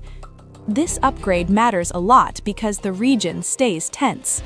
Pakistan flies JF-17 jets with modern PL-10 missiles that reach farther and lock on quicker. China uses even better systems on its J-20 stealth fighters and other planes. In a real dogfight, the old MiG-29 with R-73 could lose the first shot. With ASRAAM, the Indian pilots get longer reach, faster lock, and higher chance to survive. The missile also works well against low-flying drones that are hard to see on radar. Many experts see drone swarms as the new big threat in air wars, and this upgrade gives the MiG-29 a strong answer. The ASRAAM already proved itself on Indian planes. The Air Force fitted it successfully on the homemade LCA Tejas and the Jaguar fighters. Those tests went smooth, so putting it on the MiG-29 UPG is a natural next step. The request includes new launchers, special tools, testing equipment, and training for ground crews and pilots.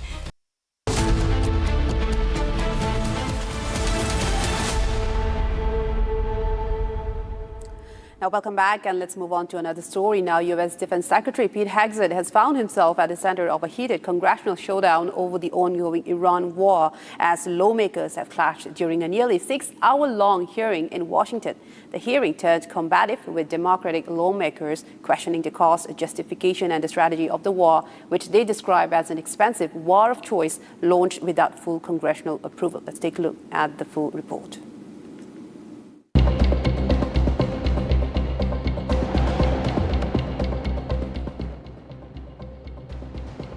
U.S. Defense Secretary Pete Hegseth sparred with Democratic lawmakers over the Iran war during a nearly 6-hour-long hearing. During the hearing, it was revealed that American operations had cost the country $25 billion so far. Thank you for that question. So approximately at this day, we're spending about $25 billion on Operation Epic Fury.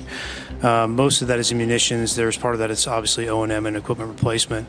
We will formulate a supplemental through the White House that will come to Congress once we have a full assessment of the cost of the conflict. Hegseth, who faced questions under oath for the first time since the war started, appeared on Wednesday before the House Armed Services Committee.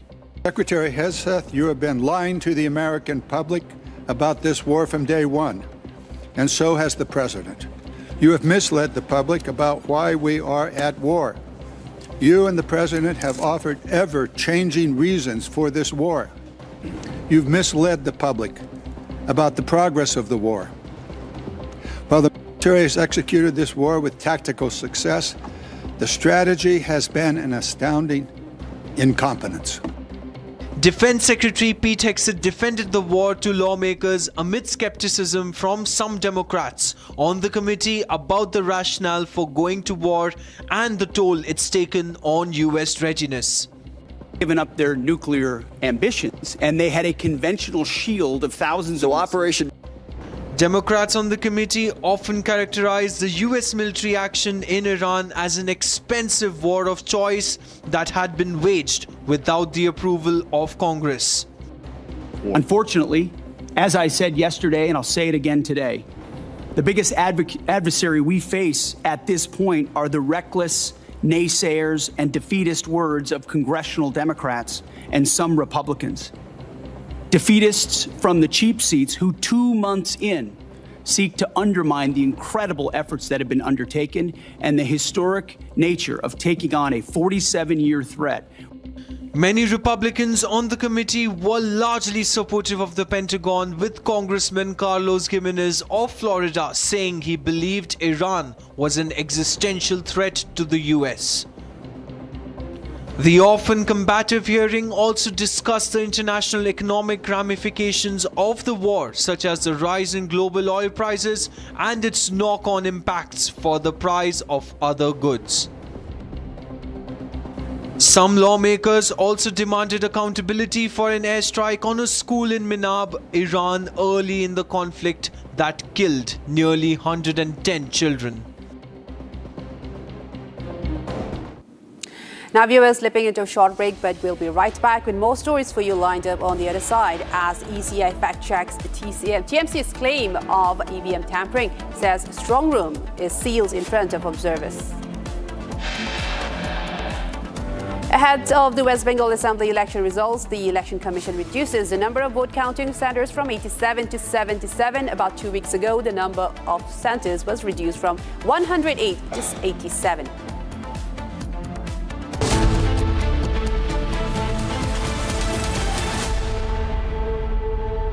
13,000 placements last year. At Amity, we are committed to nurturing passionate, hardworking and proactive professionals. चमकी चाट से क्या बना है? Sandwich लस्सी और छाछ हर घूंट में चमकी चाट, ड्राई फ्रूट और दही बड़े। चमकी चाट से स्वाद बढ़े। असली स्वाद सिर्फ चमकी चाट। खाने इस घर में कुछ है जो टूटता नहीं। ये पिलर कभी नहीं टूटेगा। रुंगटा स्टील TMT से बना। रुंगटा नहीं तो घर स्ट्रॉन्ग नहीं। रुंगटा स्टील TMT बाद एकदम सॉलिड। आर प्योर सूजी पास्ता उबालो मिलाओ और खाओ 8 मिनट में तैयार। क्या टेस्ट है सबका राजा hard masala.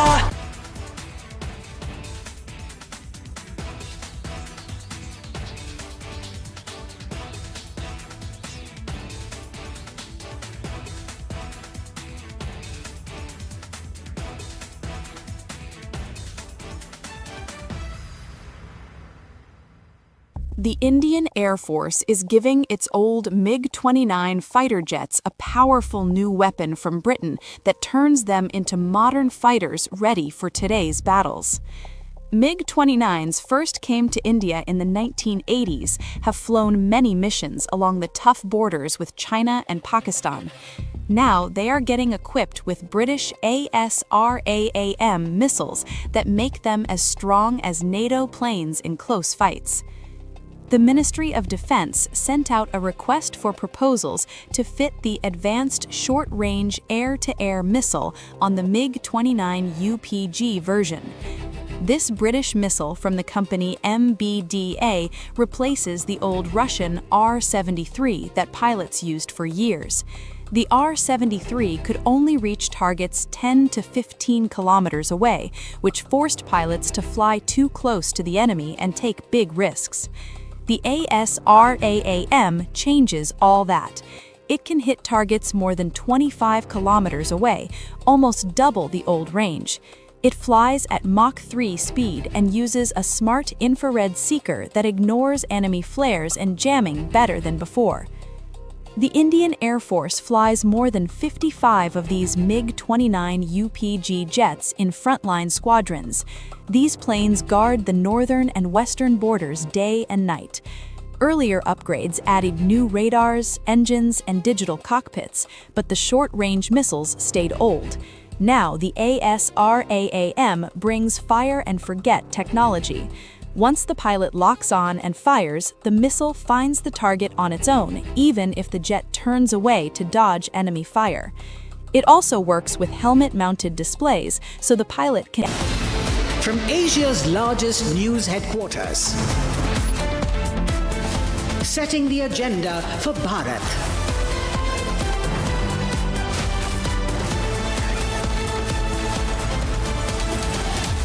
You're watching Republic.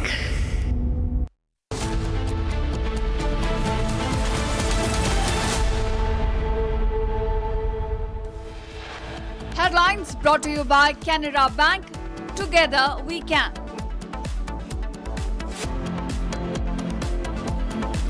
The top headlines we're tracking right now. Ahead of West Bengal Assembly election results, the Election Commission reduces number of vote counting centers from 87 to 77.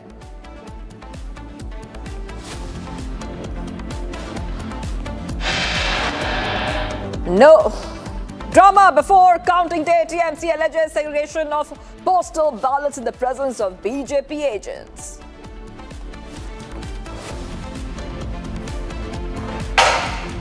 EC fact checks. TMC says all strong rooms closed and sealed in presence of candidates and observer.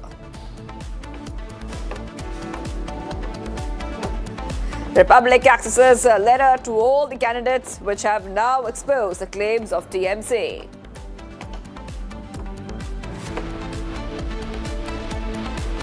CCTV claims fall flat after Election Commission's fact check. Is TMC anticipating defeat? Mamata Banerjee extremely nervous. The Supreme Court grants anticipatory bail to Congress leader Pawan Khera in the Assam police FIR.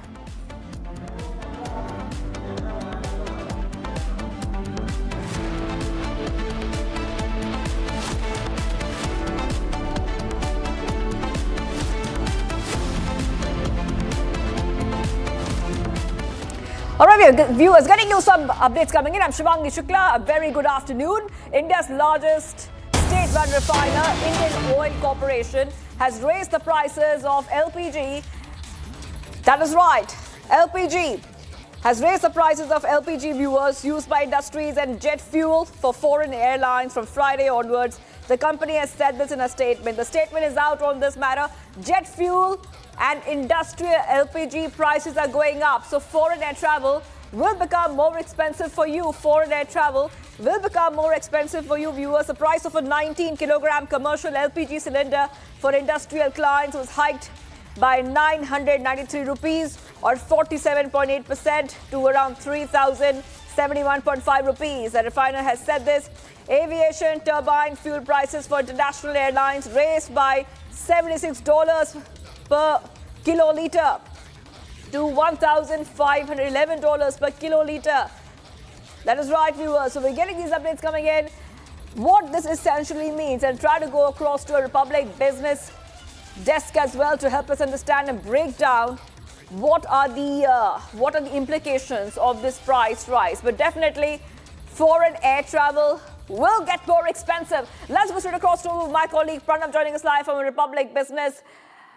Yes, Pranav, what does this really mean? Does this mean that the prices are rising for those who want to travel abroad? How much of a price rise are they looking at right now, Pranav? Well, there is a good news as well as a bad news. The good news is that so far consumer LPG prices have not been hiked. So that's the silver lining on this entire decision. But as far as commercial LPG prices are concerned, they've been increased, as you rightly said. That's to 993 per cylinder, which makes it about 307 per cylinder, a 19 kg cylinder in Delhi. So commercial prices have been hiked. Whether restaurants decide to pass on those hikes to the consumers remains to be seen. So it is too early to say whether consumers will be directly affected by that. As far as the ATF is concerned, we need to actually wait and watch. In a similar case, in fact, whether the airlines actually pass on those costs to the final tickets and consumers. It is only after that we will be able to comment on how much the consumers are likely to get affected and whether the air ticket prices will actually go up.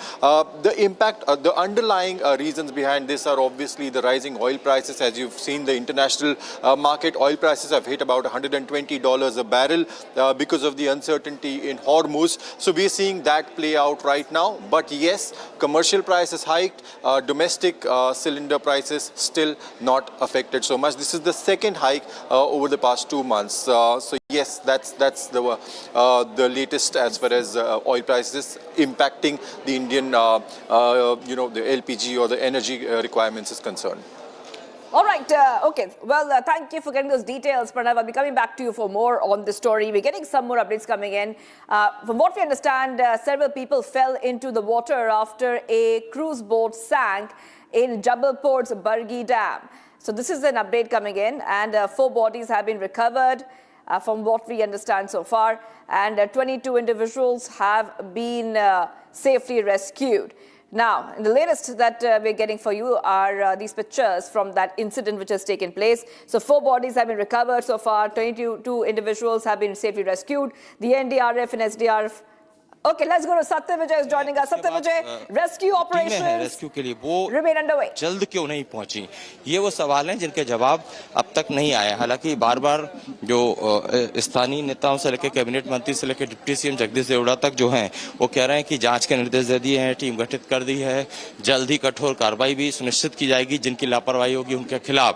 लेकिन पूरा घटनाक्रम काफी दुखद है।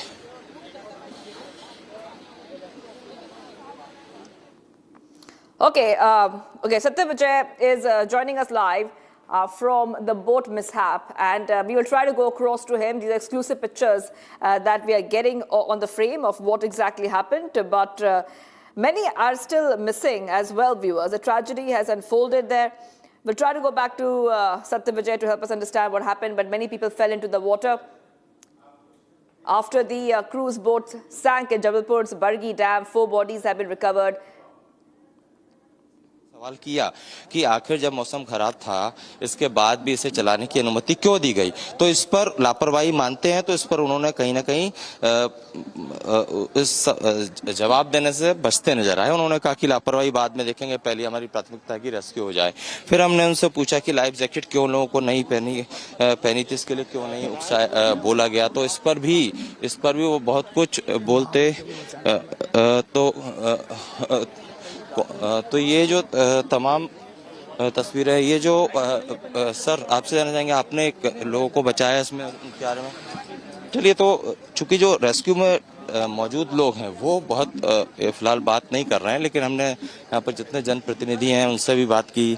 धर्मेंद्र लोधी जो पर्यटन मंत्री, उनसे बात की। उनके जवाब हालांकि संतोषजनक नहीं थे, क्योंकि उनका यही कहना था जांच के आदेश दे दिए हैं।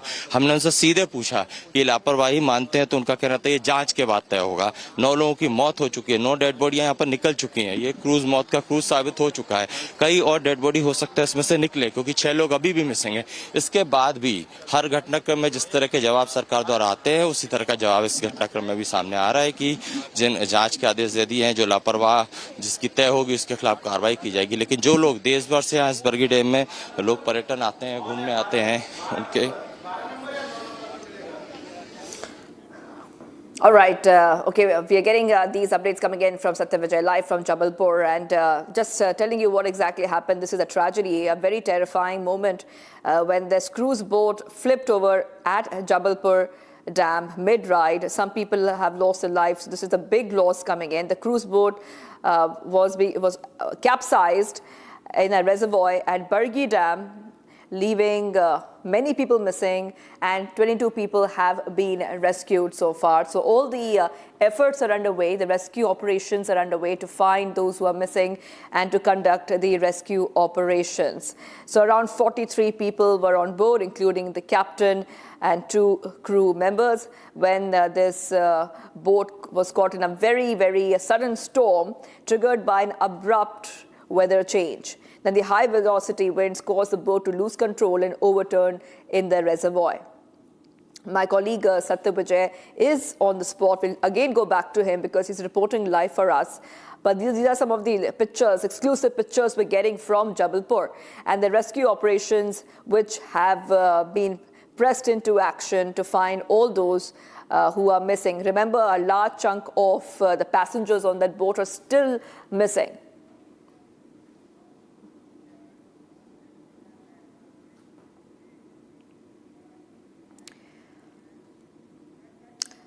And let's move ahead, viewers, and we'll get to all that's happening in West Bengal, because remember that May 4th is not too far away. Let's get to the latest coming in as we count down to the counting of votes. Okay, let's tell you what's happening in West Bengal. There's been high drama, which has been reported. A tight security is in place at Netaji Indoor Stadium, which has been converted into a strong room to safely store EVM. Still counting of votes begins on May 4th. Barricades have been placed in front of the entrance gate. The BJP candidate from Kharagpur, Dilip Ghosh, says the loser always complains. Earlier, we were on the back foot and these people, TMC, were in power. This time, the people of West Bengal have voted in large numbers, which shows that change is happening. TMC is on the back foot and hence these people are complaining. हारने वाला complain करता है। पहले हम लोग करते थे कि हम बैकफुट में होते थे, वो लोग सत्ता में होते थे, निश्चित जीतते थे, क्योंकि इतना फॉल्स वोटिंग होता था। अब वो गया पहले। आज लोगों ने जिस प्रकार बढ़ चढ़ के वोटिंग किया है, उससे पता चल गया परिवर्तन हो रहा है। इसलिए टीएमसी बैकफुट में है और कंप्लेन पर कंप्लेन करे जा रहे हैं। हर चीज़ पे कंप्लेन है। अब से एसआईआर से लेकर सेंट्रल फोर्स, चुनाव कमीशन, अभी स्ट्रांग रूम में जाकर राजनीति ममता बनर्जी बैठी हुई है। इसका क्या है? परिस्थिति ठीक नहीं उनके लिए। In the West Bengal elections, another BJP worker says they, TMC, will put duplicate machines and tamper with them. What is the vehicle of TMC doing outside the counting centre? ये डुप्लीकेट मशीन है, घुसा के tampering करेंगे। ये कौन सी जगह है? कौन सी जगह है? एक जगह शेखावत स्कूल ये काउंटिंग एजेंट है। काउंटिंग सेंटर के बाद टीएमसी का गाड़ी क्या करे?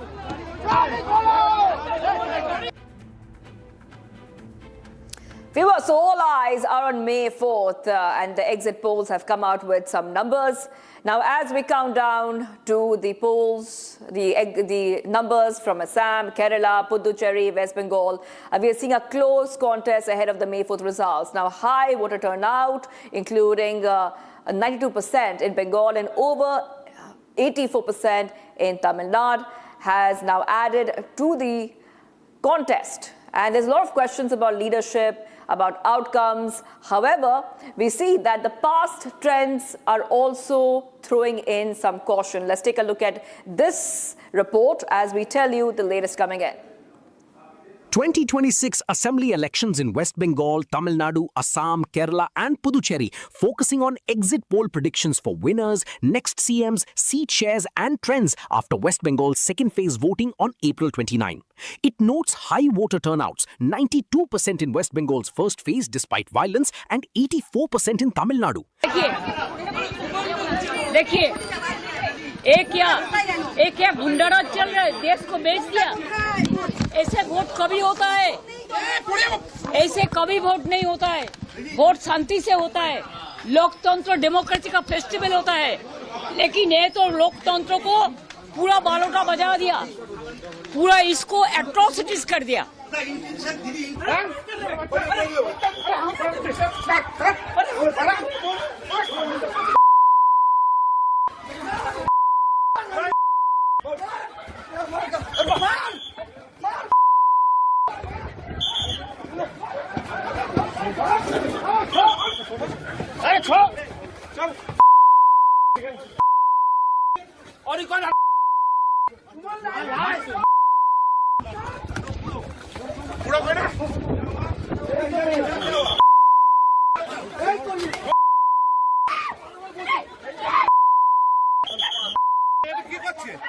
क्या कर रहा है?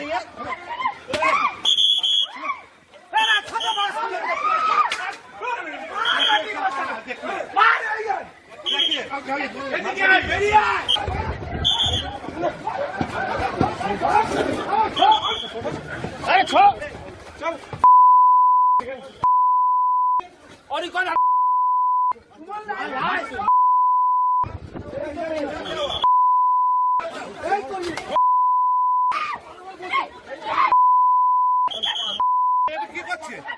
क्या कर रहा है?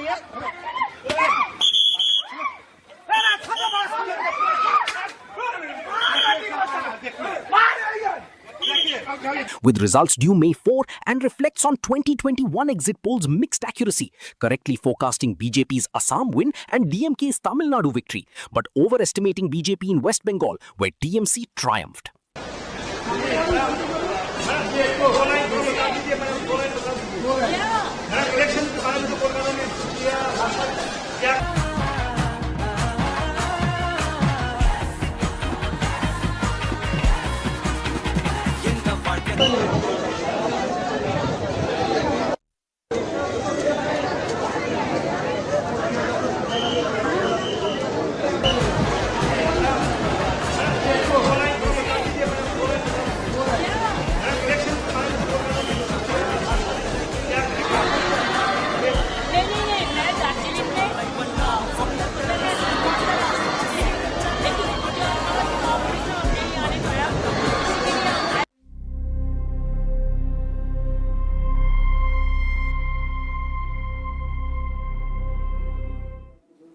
Okay, we're getting some updates coming in, viewers. Now, there has been the release of a video. This is a video. The clearest video of the Trump shooter has emerged. So we'll just put that out for you. Okay, there you go. That is on your screens. This is the U.S. federal prosecutors releasing a video showing Cole Thomas Allen running through censor gates, firing at a policeman as he rushes towards a ballroom where President Trump was attending the April 25th White House Correspondents' Dinner for the first time in his 2 terms. And this video has been posted amid questions over whose bullet struck the Secret Service officer as Allen ran towards a ballroom that had over 2,000 attendees, including scores of Trump officials. Let's go to Shivam. Shivam, yes, tell us, what does this video really say? Shivam.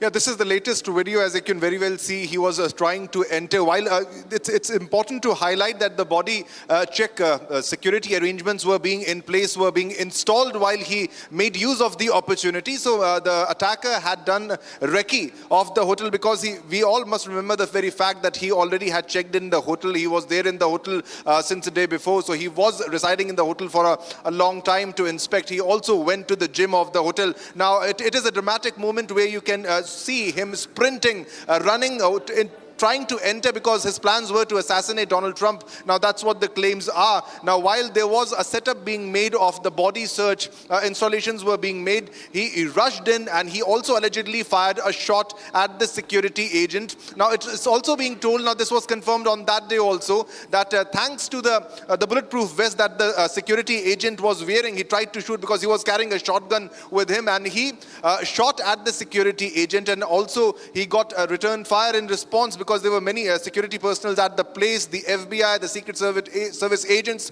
were also there, and then he fell over the ground. Allegedly, he fell over the ground and he was taken over, and then the arrest took place. Now, this is the latest video, the latest set of video that has been released now as per the Post also. All right, now let's go to Leh, where Union Home Minister Amit Shah is speaking. Let's cut across to that now. यहाँ के लोगों ने cooperative और ऐसे नए avenues को भी स्वीकारना पड़ेगा, तभी जाकर हम काम को आगे बढ़ा सकें। और अभी लद्दाख का बजट 6,000 करोड़ हो चुका है, जो पहले जब जम्मू कश्मीर में था तब 1,000 था। 1,000 करोड़ रुपया खर्च होता था, इसकी जगह 6,000 करोड़ रुपया भारत सरकार आज खर्च कर रही है। और सिंधु इंफ्रास्ट्रक्चर डेवलपमेंट कॉरपोरेशन की स्थापना की है हमने, जो औद्योगिक विकास के लिए आने वाले दिनों में महत्वपूर्ण योगदान करने वाला है। हम चाहते हैं कि ये सीमांत प्रदेश आत्मनिर्भर बने, और मैं तो धन्यवादी हूं लेह, लद्दाख और कारगिल के बाशिंदों का। भारत पर जब जब इस सीमा से संकट आया, सेना बाद में पहुंची, पहले लद्दाख वालों ने अपने सीने पर गोली खाई है और देश की रचना की। भारत स्काउट का इतिहास कश्मीर से कन्याकुमारी और द्वारका से लेकर कामाख्या तक पूरा देश जानता है। लद्दाख वालों की देशभक्ति, देश की सुरक्षा और ये बहुत बड़े भूभाग की भारत के साथ जुड़े रहने की तत्परता, ये हमेशा भारत का हर नागरिक इसका प्रशंसा भी करता है और भूरी भूरी प्रशंसा कर कर आपके प्रति कृतज्ञ भी है। आज मैं बहुत समय के बाद 7 साल के बाद लद्दाख आया हूं और बुद्ध पूर्णिमा के दिन आया हूं। मेरा फिर से आग्रह है, भगवान बुद्ध के पवित्र अवशेषों को हम सब दर्शन करें और उनसे मिलने वाली आध्यात्मिक ऊर्जा से अपने जीवन में प्रकाश का पथराव करें। यही मेरी आप सबसे निवेदन है। आप सभी को फिर से एक बार बहुत बहुत शुभकामनाएं।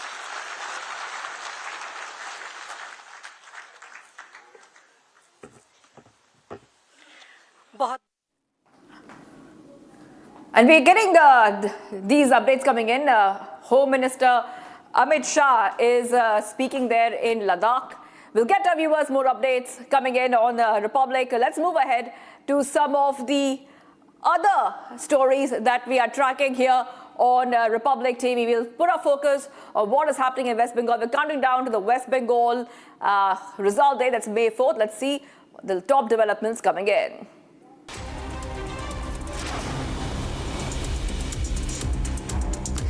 The top updates that we're tracking for you from West Bengal.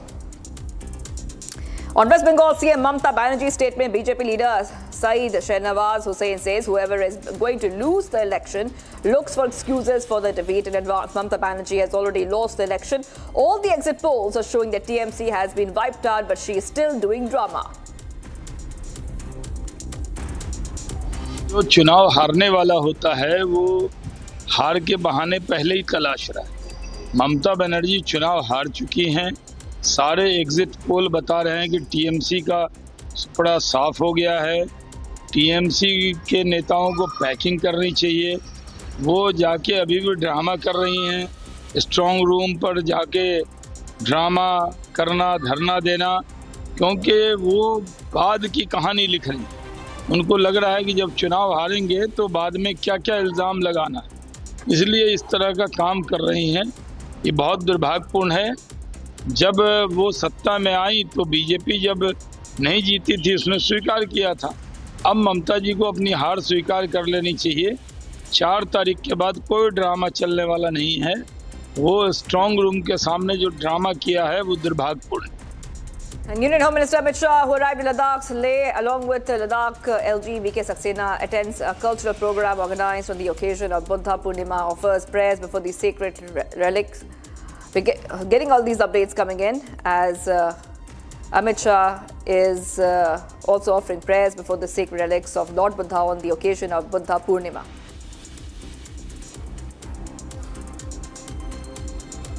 The Jabalpur cruise boat tragedy, Chief Medical and Health Officer of Jabalpur says that 24 people who have been rescued are giving proper treatment. Unfortunately, 9 people have lost their lives in that incident.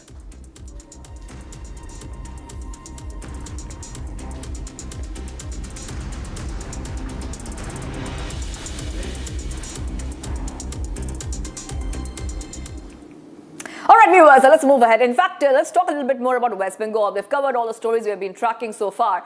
However, in West Bengal, we saw high drama with Mamata Banerjee once again making claims of EVM tampering. And she said that she saw some CCTV footage and that's why she had to come down to Bhawanipur to have a look at what is happening there. Now, the Election Commission has rubbished all the claims of the TMC as the TMC continues a sit-in protest saying that there has been manipulation. Take a look at this report.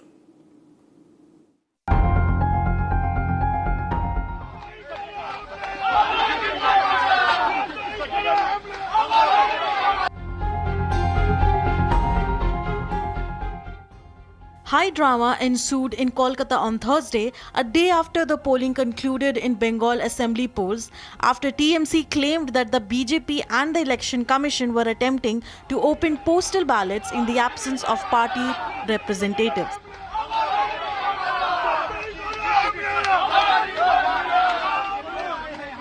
Hours after the Trinamool Congress leaders alleged that EC and BJP were opening the ballot boxes, Bengal Chief Electoral Officer Manush dismissed the allegations, explaining the cameras will capture such activities.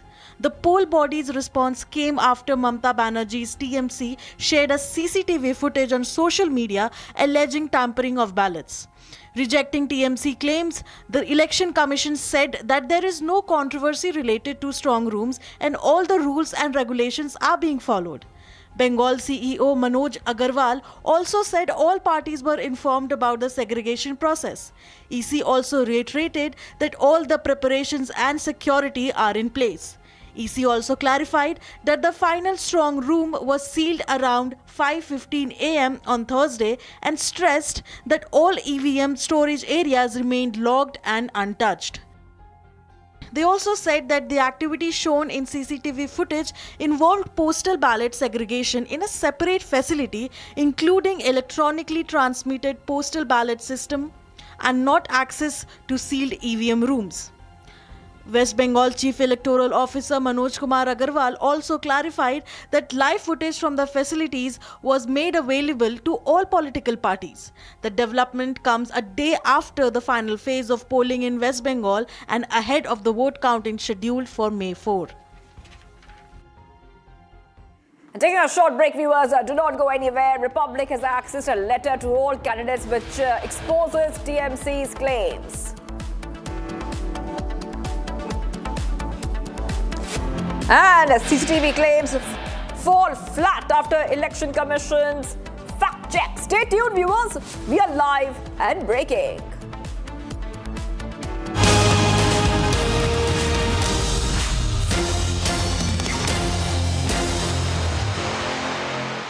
थोड़े में ज्यादा स्वाद यही तो है इसकी खास बात। वाओ मामा, क्या स्वाद है? अरे मेरे राजा, सबका राजा और मसाला। केसरिया से मन जोगी हुआ रे, दिल झूमे देखो मतवारा हुआ रे। केसरिया से मन जोगी हुआ। हर पल मनाओ केसरी त्योहार। विमल, बोलो जुबान केसरी। चमकी चाट से क्या बना है? सैंडविच, लस्सी और छाछ। हर घूंट में चमकी चाट। अब बताओ, स्वाद आया? असली स्वाद सिर्फ चंकी चाट। The Indian Air Force is giving its old MiG-29 fighter jets a powerful new weapon from Britain that turns them into modern fighters ready for today's battles. MiG-29s first came to India in the 1980s, have flown many missions along the tough borders with China and Pakistan. Now they are getting equipped with British ASRAAM missiles that make them as strong as NATO planes in close fights. The Ministry of Defense sent out a request for proposals to fit the Advanced Short-Range Air-to-Air Missile on the MiG-29 UPG version. This British missile from the company MBDA replaces the old Russian R-73 that pilots used for years. The R-73 could only reach targets 10 to 15 kilometers away, which forced pilots to fly too close to the enemy and take big risks. The ASRAAM changes all that. It can hit targets more than 25 kilometers away, almost double the old range. It flies at Mach 3 speed and uses a smart infrared seeker that ignores enemy flares and jamming better than before. The Indian Air Force flies more than 55 of these MiG-29 UPG jets in frontline squadrons. These planes guard the northern and western borders day and night. Earlier upgrades added new radars, engines, and digital cockpits, but the short-range missiles stayed old. Now the ASRAAM brings fire-and-forget technology. Once the pilot locks on and fires, the missile finds the target on its own, even if the jet turns away to dodge enemy fire. It also works with helmet-mounted displays, so the pilot can just look at the enemy plane through the visor and the missile follows the eyes. This high off-bore sight ability lets the jet attack from strange angles without turning the whole plane first. This upgrade matters a lot because the region stays tense. Pakistan flies JF-17 jets with modern PL-10 missiles that reach farther and lock on quicker. China uses even better systems on its J-20 stealth fighters and other planes. In a real dogfight, the old MiG-29 with R-73 could lose the first shot. With ASRAAM, the Indian pilots get longer reach, faster lock, and higher chance to survive. The missile also works well against low-flying drones that are hard to see on radar. Many experts see drone swarms as the new big threat in air wars, and this upgrade gives the MiG-29 a strong answer. The ASRAAM already proved itself on Indian planes. The Air Force fitted it successfully on the homemade LCA Tejas and the Jaguar fighters. Those tests went smooth, so putting it on the MiG-29 UPG is a natural next step.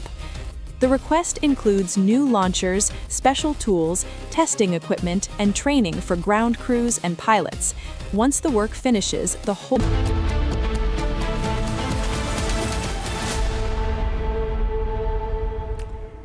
And to take a short break, viewers, do not go anywhere. We'll be right back. Republic has accessed a letter to all the candidates, which is now challenging and exposing the claims of the TMC. As CCTV claims fall flat after the Election Commission's fact check.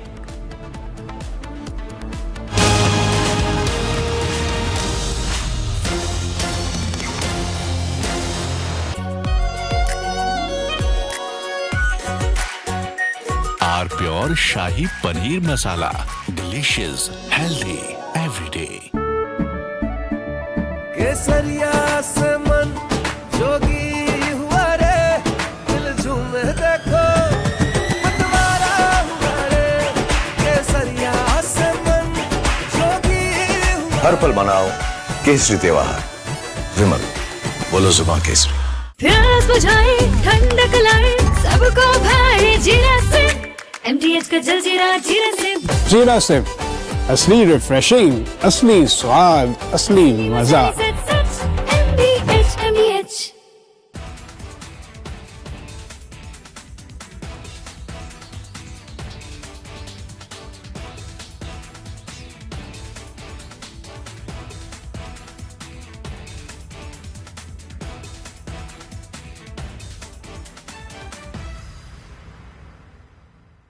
The Indian Air Force is giving its old MiG-29 fighter jets a powerful new weapon from Britain that turns them into modern fighters ready for today's battles. MiG-29s first came to India in the 1980s, have flown many missions along the tough borders with China and Pakistan.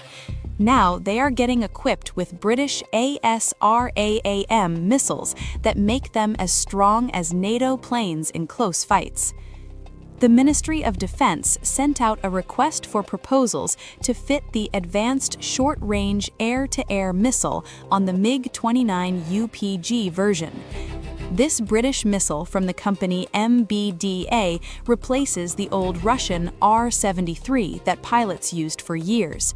The R-73 could only reach targets 10 to 15 kilometers away, which forced pilots to fly too close to the enemy and take big risks. The ASRAAM changes all that.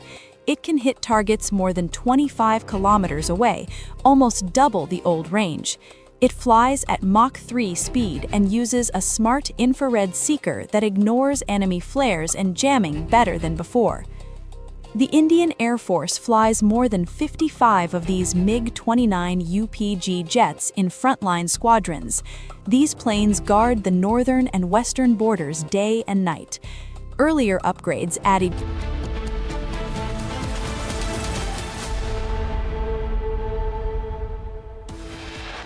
Headlines brought to you by Canara Bank.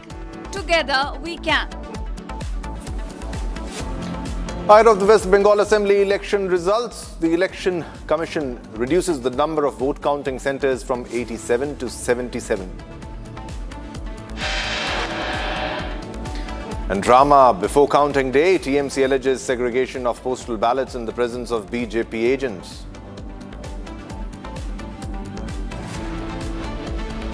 Election Commission fact checks Trinamool, says all strong rooms closed and sealed in presence of candidates and observer. And Republic accesses letter to all candidates, which has now exposed the claims of TMC. And CCTV claims fall flat after ECI's fact check.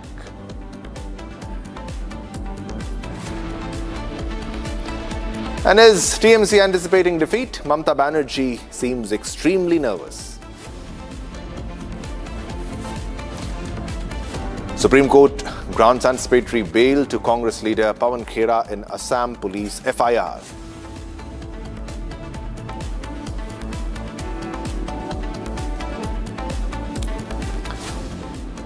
All right, viewers, now after the headlines, let's go to a big breaking news development which we are getting from Bengal. Security at strong rooms has been further intensified.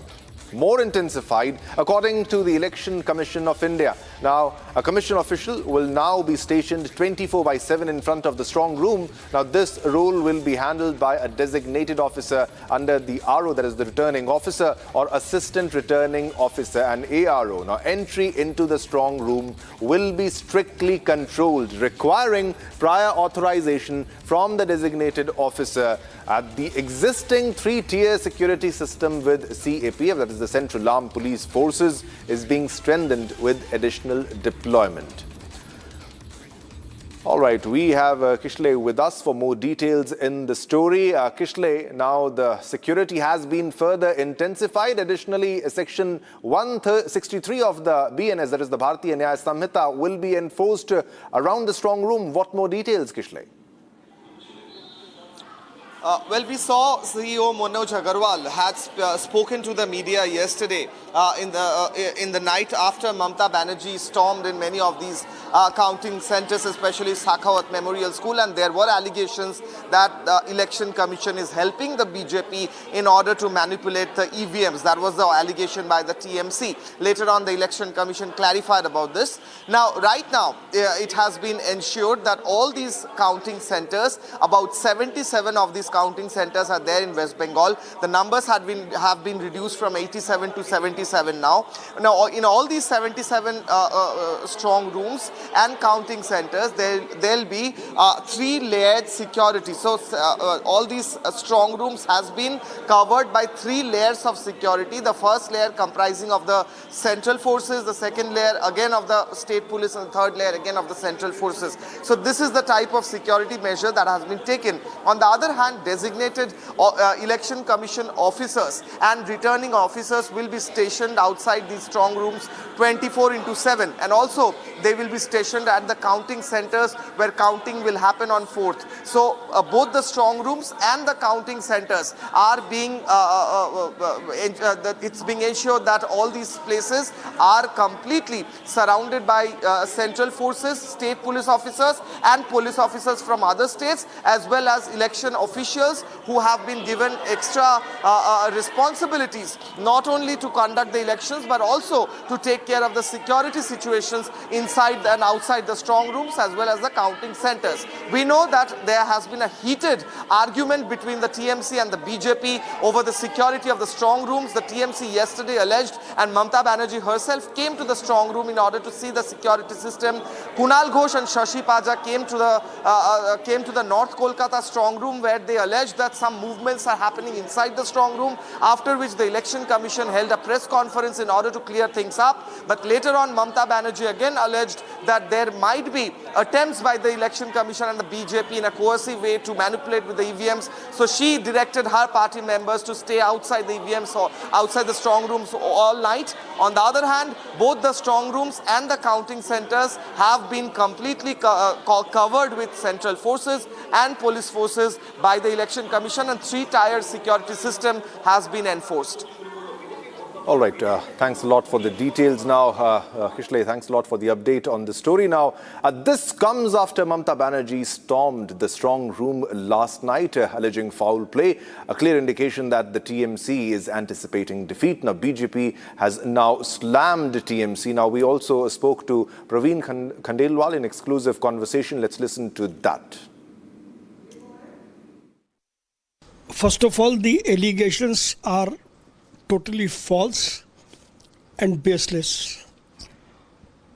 Because Mamata Banerjee has come to know very strongly that she is losing West Bengal. Therefore, the cause of defeat or the responsibility of the defeat should not devolve upon her shoulders. That is why she is creating a false narrative of tampering and all that, what all she has said yesterday. She has become a habitual complainter now. We all know that wherever the machines have been kept are closely guarded by the forces, as also the video cameras have also been put there. So there cannot be any tampering at all by anybody. In spite of knowing all these things, if Mamata Banerjee is doing such a political drama, that clearly shows that she is losing the ground miserably. Sir, we are just a few days away from the final verdict in West Bengal, a long political haul, not just for BJP but also for other political parties campaigning in West Bengal. Now, these are some serious allegations that are put by TMC and Mamata Banerjee on a constitutional body. Election Commission of India, however, have clarified in this regard. Now, this coming from a chief minister of a state, how do you see that? Well, we have just few days before, we have seen the comments made by Honorable Supreme Court when Mamata Banerjee tried to intervene in the investigations carried out by some government agency. In this same fashion, now she is targeting every constitutional authority in one way or the other. Whereas the Election Commission has already clarified everything. And in democracy, if you have any grudge or any complaint, you have all kind of avenues with you. Still, the counting is yet to take place. But Mamata Banerjee and her party colleagues are creating an environment where they could level baseless charges of tampering the machine or casting reflections on impartiality of the Election Commission. And this is not the first time. Every time, not only Mamata Banerjee, but any political party in a position, if they lose the battle, then the easy target becomes the EVM and the Election Commission. And of course, the BJP, because under the dynamic and visionary leadership of Prime Minister Shri Narendra Modi, the people are reposing their utter faith in his leadership. That is why these political parties in opposition are not only making false allegations, targeting not only the Election Commission or the constitutional bodies, but even the BJP, and these all charges are totally baseless.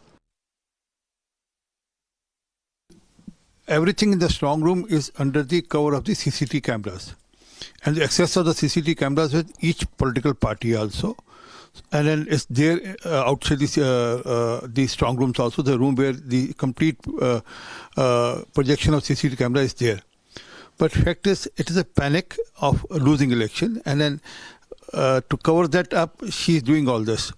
Now, what will she say after she loses election? Well, she has to say that, oh, the events were tampered, or there was some rigging in the election. I mean, that's all she can do now. But fact is that everything is on board, and everyone has access. Only thing which happened, which I've seen on the TV channels, is that, and as per the Election Commission, that it was the postal ballot which was segregated, for which notification was being sent in advance to each political party that at 4 o'clock it will happen. And it's a very mandatory process. There's nothing unusual, and it was not happening in the strong room. It was in another room which was happening. And again, that all was under CCTV camera. But as there's a panic of losing election, that's why she's doing all this drama and theatre now. Sir, she is also alleged that the CCTV cameras were shut down and the people enter without any permission in the strong rooms. If she has any proof for that, she should show it to the Election Commission, and she has all the right to go to the court. They have gone to the court also. Court has again rejected the plea. But fact is that as I know that there is no CCTV cameras which are switched off, and the CCTV cameras are there outside the strong rooms also, where the agents of the political parties are there, and they keep watching that cameras also. It is all just because she is losing election, and then she is trying to create some sort of alibi for what her loss now, because what will she say after losing election? So she is building up for that now. देखो, रहने के लिए तो हर party का व्यक्ति नियुक्त होता है. हर पार्टी में स्ट्रांग रूम पर रहने के लिए हर पार्टी के एक व्यक्ति को नियुक्त किया जाता है चुनाव आयोग के द्वारा. लेकिन आप वहां भी जाना चाहती हैं जो आपका क्षेत्र नहीं है. कल तो आपने वहां के चुनाव आयोग के सीईओ का प्रेस कॉन्फ्रेंस भी सुना होगा, आपके जहां चला भी है. सच्चाई ये है कि ये बेचैनी है. मुझे तो ये लग रहा है कि ये पहले से भी कुछ गड़बड़ी करते होंगे स्ट्रांग रूम में, तो वही करने पहुंचे होंगे, पकड़ में आ गए तो धरने पे बैठ गए. बाद में उनको अपने चुनाव आयोग के लोगों ने समझाया बुझाया, कहीं कहीं कुटाए भी लोग हैं. तो भाई व्यवस्था से अब आप नहीं लड़ पाओगे. पश्चिम बंगाल की जनता डिसाइड कर चुकी है, और जो भी रिजल्ट खुलेगा उसके आधार पर रिजल्ट का इंतजार करो. हमें रिजल्ट भारतीय जनता पार्टी के पक्ष में आता हुआ दिख रहा है. Well, it appears now Bengal remains unpredictable. The exit polls have been on both ends of the spectrum, with some predicting a BJP sweep while the others predicting a tightly fought battle. Now, two pollsters anticipated that the TMC will decisively return to power for a fourth term in a row, while 5 exit polls predicted that the BJP would breach Mamata Banerjee's Bengal fort, which the party called its final frontier. Watch this report. On the nation's sharpest opinion, I address the big elephant in the room question: can you believe the exit polls? Well, let me put the data on the table. Can you trust the exit polls? My answer is more often than not, yes you can. More often than not, yes you can. If you are trying to look for broad trends, the exit polls are more or less directionally correct most of the time. Nobody, I repeat, nobody is claiming that exit polls are surgically precise. But do exit polls tell you broadly who is going to win? I think on more occasions than not they do. I have with me, for example, 7 examples of big exit polls getting the elections right, from 2009 Lok Sabha to 2025 Bihar Assembly polls. 2009 Lok Sabha, 3 got it correct. 2014 Lok Sabha, all 6 got it correct. I remember I was in Times Now then. I mean, I founded Times Now. It's a channel I started from scratch. I'm not responsible for how it is right now, but we got it right. 2019 Lok Sabha, 6 out of 8 agencies got it right. Most recently, 2021 Tamil Nadu election, because it's a complicated election to predict, all of them got it right. 2021 Assam, for example, Access My India predicted NDA 75 to 85, NDA won exactly 75. So when someone tells you that exit polls cannot be trusted at all, I want you to remember these numbers. I want you to remember that 9 out of 9 in Bihar got it right. I want you to remember 6 out of 6 in 2014. I want you to remember what the data actually says. Yes, sometimes exit polls get it wrong too. Let me give 3 examples of when they get it wrong. Directionally also they get it wrong. 2021 Bengal, Jan Ki Baat, some at that time predicted BJP victory, predicted TMC crash. Jan Ki Baat got it completely wrong, completely wrong. We'd also published their numbers. Access My India predicted 134 to 160, completely wrong. See Voter got it completely wrong.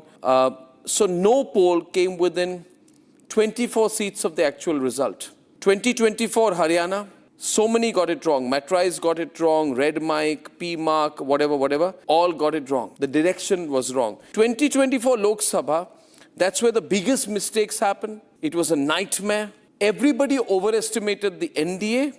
The actual result, the BJP only got 240. The direction on the winner was right. NDA did win, but the scale was catastrophically wrong by over 100 seats. So yes, polls have been wrong as well. I'm not hiding that. But what I'm asking you is this, that how many times were they right versus how many times they were wrong? The fact is, exit polls, if you look at it, there is a survey done which says on 16 occasions, they're roughly correct on 7, wrong on 4. Directionally, they are more or less right. So if you want to look at a directional sense of the result, you will get it now through the exit polls. Now, one point I want to make on Bengal. I want to spend a moment on today's Chanakya. In 2021, today's Chanakya exit poll was the closest pollster to the actual result. Closest to the actual result, right? And today's Chanakya, Jan Ki Baat got it terribly wrong. Very, very bad poll they did. They gave 160 to 185. But on the other hand, today's Chanakya placed TMC at 180 seats. TMC won 215. The same pollster that gave them 180 seats and were the closest to their numbers in 2021 are saying in 2026 that the BJP could get about 190 on an average in a range of 181 to 203. So today's Chanakya is predicting a big TMC win in 2021 which happened, is predicting this cycle in 2026 has changed and is saying the ground strength of the Trinamool is gone and the BJP is sweeping Bengal. If the TMC wants to look at it, the only pollster that had got it right for them in 2021 has predicted that they are out, completely out of the game in 2026. But one point also, people have been asking me personally, who will win? Will it be 50-50? Viewers, the political world in India is not 50-50 anymore. Mandates are decisive. And this changes everything about the way we are reading exit polls. When was the last time, for example, in a major state in India, you had a genuine 50-50 contest? A result where neither side would know who would win until the very last seat, a hung assembly situation. A result where even the exit polls say too close to call. It doesn't happen, ladies and gentlemen. 2019 Haryana was the last true hung assembly. BJP 40, Congress 31, JJP 10 in a 90-seat house. Since then, we are not seeing hung verdicts. No hung verdict in Maharashtra. NDA won 235 out of 288. Haryana 2024, BJP won 48 seats. Comfortable win. Bihar 2025, NDA won 202 out of 243 seats. Delhi 2025, BJP, which was down and out, won 48 out of 70 seats in a remarkable comeback. So one point you must keep in mind, that elections are complex. Decisions of the people are difficult to decipher, but broadly it would not be wrong to say that as of today, the era of shaky, middle of the road, 50-50 verdicts is over. So one point to repeat once again, more or less exit polls are directionally right. My question for May 4th is not whether the polls are right in that direction. The question is whether the scale of the victory will be more than what has been predicted. I do not believe in hung verdicts anymore. Of course, we can be corrected if that's what the people want.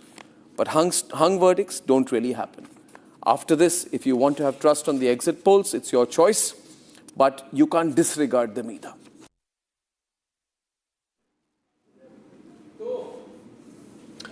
All right, viewers, let's move on to another big breaking news development which we are getting from Kolkata now. Prohibitory orders clamped by Kolkata police at 7 counting centres in Kolkata. Now, these are prohibitory orders imposed outside the Bhavanipur counting centre and EVM strong room. Big development coming in from Shekhawat Memorial Girls High School. A huge cordon of Kolkata police officials and paramilitary forces laid outside the centre. Big development coming in from West Bengal. All right, Kishle is live with us for more details on the story. Kishle, if you can put this into perspective, prohibitory orders imposed outside the Bhavanipur counting centre, Kishle. Well, exactly after yesterday, Mamata Banerjee stormed the counting centre and strong room, and we saw TMC BJP clashes outside. Today, prohibitory orders have been issued, and also Section 163 of the BNS have been enforced in that particular area. Whole area has been cordoned off by extra forces, and no one except the ones with ID cards are allowed to enter inside the premises. So extra orders and special precautions are being taken right now. Is it just till Bhawanipur? All right, these are the details. Kolkata police and paramilitary forces outside counting centre. All right, viewers, now it's time to slip into a short commercial break, but don't go anywhere because there's a lot more lined up after a break. Coming up next, Supreme Court grants anticipatory bail to Congress leader Pawan Khera in Assam police FIR. Also coming up ahead of the West Bengal Assembly election results, the Election Commission reduces the number of vote counting centres from 87 to 77.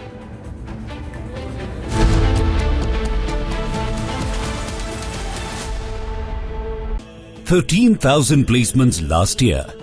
At Amity, we are committed to nurturing passionate, hardworking and proactive professionals.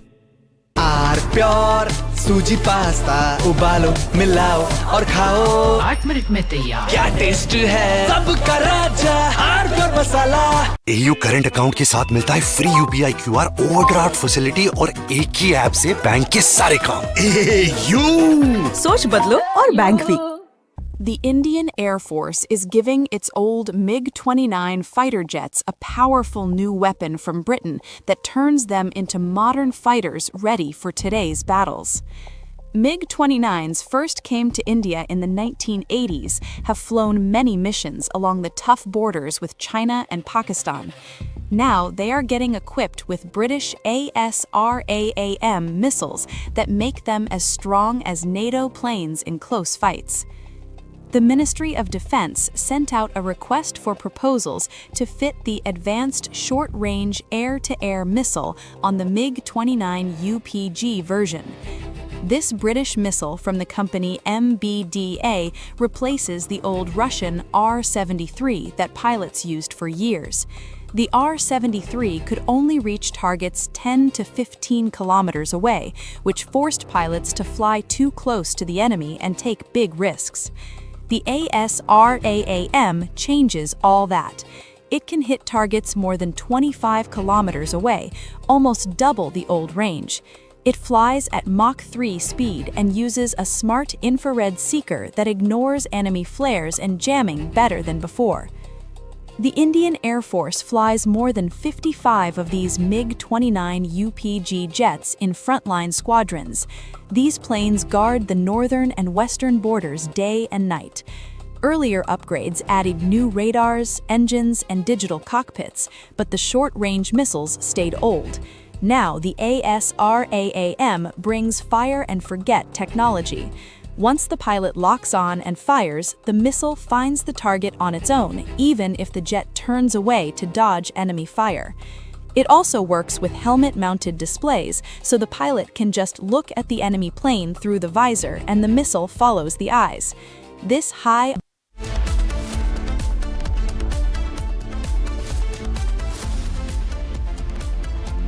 चमकी चाट से क्या बना है आलू चाट या fruit चाट, स्वाद बढ़ाए चमकी चाट। क्या बात है, स्वादिष्ट पकोड़े और फरसान, अरे चमकी चाट है इसकी जान। असली स्वाद सिर्फ चंकी चाट।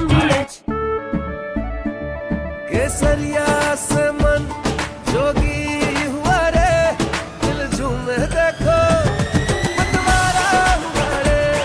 केसरिया से मन जोगी हर पल मनाओ केसरी त्योहार।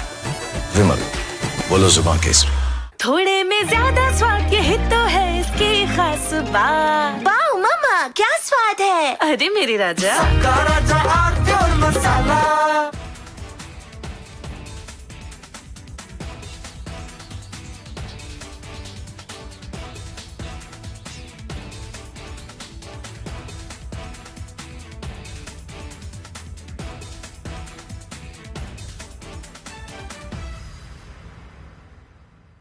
The Indian Air Force is giving its old MiG-29 fighter jets a powerful new weapon from Britain that turns them into modern fighters ready for today's battles.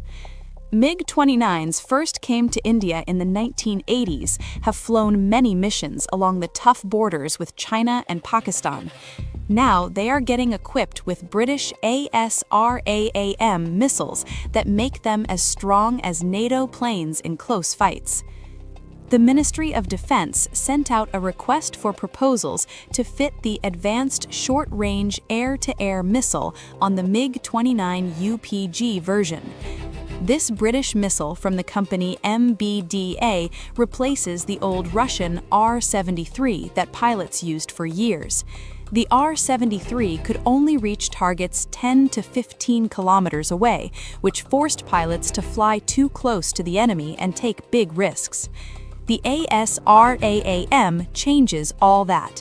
It can hit targets more than 25 kilometers away, almost double the old range. It flies at Mach 3 speed and uses a smart infrared seeker that ignores enemy flares and jamming better.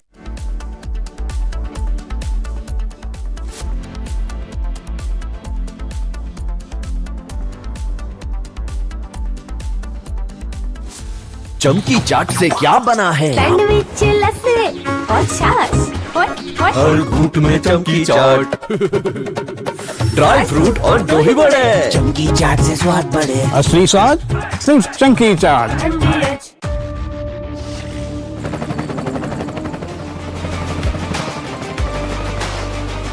Character, the taste of success.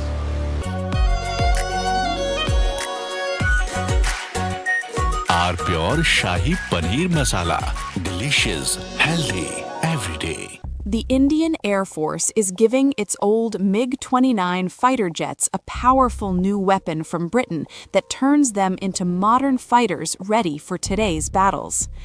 MiG-29s first came to India in the 1980s, have flown many missions along the tough borders with China and Pakistan. Now they are getting equipped with British ASRAAM missiles that make them as strong as NATO planes in close fights. The Ministry of Defense sent out a request for proposals to fit the Advanced Short-Range Air-to-Air Missile on the MiG-29 UPG version. This British missile from the company MBDA replaces the old Russian R-73 that pilots used for years. The R-73 could only reach target. From Asia's largest news headquarters, setting the agenda for Bharat.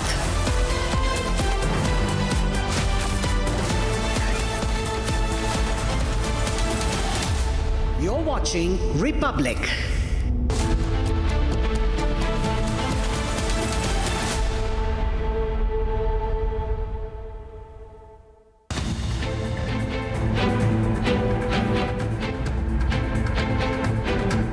PCI shuts down Mamata's claims on poll manipulation regarding strong rooms, states no CCTVs were turned off, as Mamata started a drama after sensing a defeat.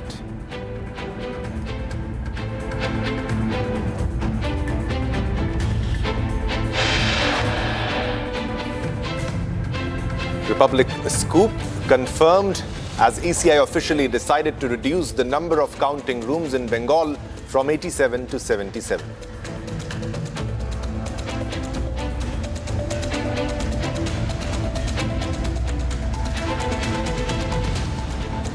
TMC MP Kalyan Banerjee threatens Amit Shah, uses words like coward, gunda, alleges centre misusing agencies against TMC before elections.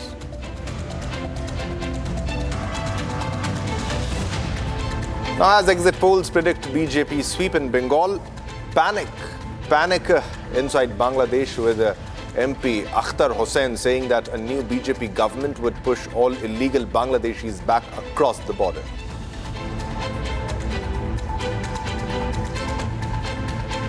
CEO of Zoho terms TVK chief Vijay's political rise as remarkable, says the Vijay phenomenon is in Tamil Nadu should not be dismissed.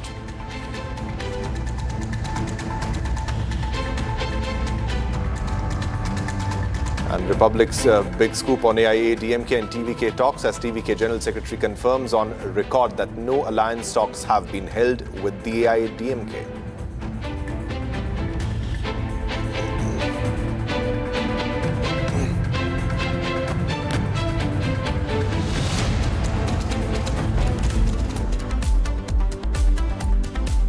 A very warm warm welcome, viewers. You're watching Republic TV. This is Shivam Dutt Mehta. Let's begin with the big breaking news that we are getting from Pakistan. Now, this is yet again a reality check for pro-Pak brigade in India. Now, this is Pak Minister who says that only 5 to 7 days of crude supplies remain. Now, Pakistan Minister says that we are not like India, which has a 60 to 70 day reserves. Now, Pakistani minister praises India's handling post the Iran conflict, post the Iran war. So this is a reality check for all the pro-Pak brigade who reside in India. This is a Pakistani minister who confirms that there's only 5 to 7 day crude supplies remaining with Pakistan in Pakistan. Just imagine the kind of scene, the scenario inside Pakistan with only less than a week supply of crude remaining for the entire population. Now, Pakistan minister went on to claim that we are not like India, which they never have been and never will be. And he went on to say that India has 60 to 70 days of reserves. We have more, ladies and gentlemen. Now, Pakistan minister praises India's handling post the Iran war. Now, this is Pakistan, who was trying to become a peacemaker between US and Iran, and both the talks failed because this is a failed state called Pakistan, and this is a clear example of what a failed state looks like. They do not have reserves more than for 5 to 7 days, though they claim to be close to Iran and close to United States of America,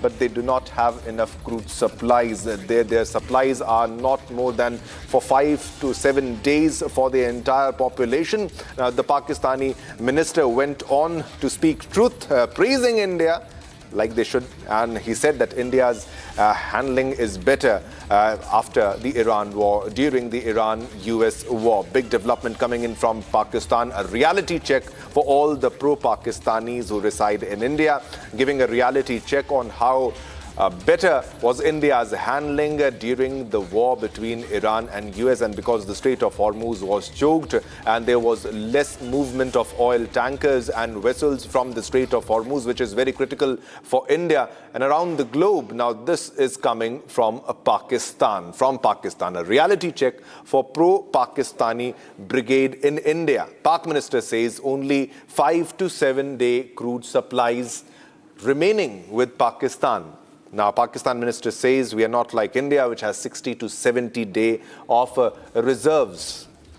I believe we also have the reaction, if we can play it, but let's, going back to the breaking big development, Pakistan minister praises India's handling post the Iran war. He's praising India's position and India's stance and how India handles difficult situations, which you can clearly understand by the reality. Yeah, Pakistan only has 5 to 7 days of crude supplies remaining for their entire population. This getting confirmed by a Pakistani minister, which is a big slap for the Pakistani administrator. All right, we also have the reaction of the Pakistani minister. Let's first listen to that.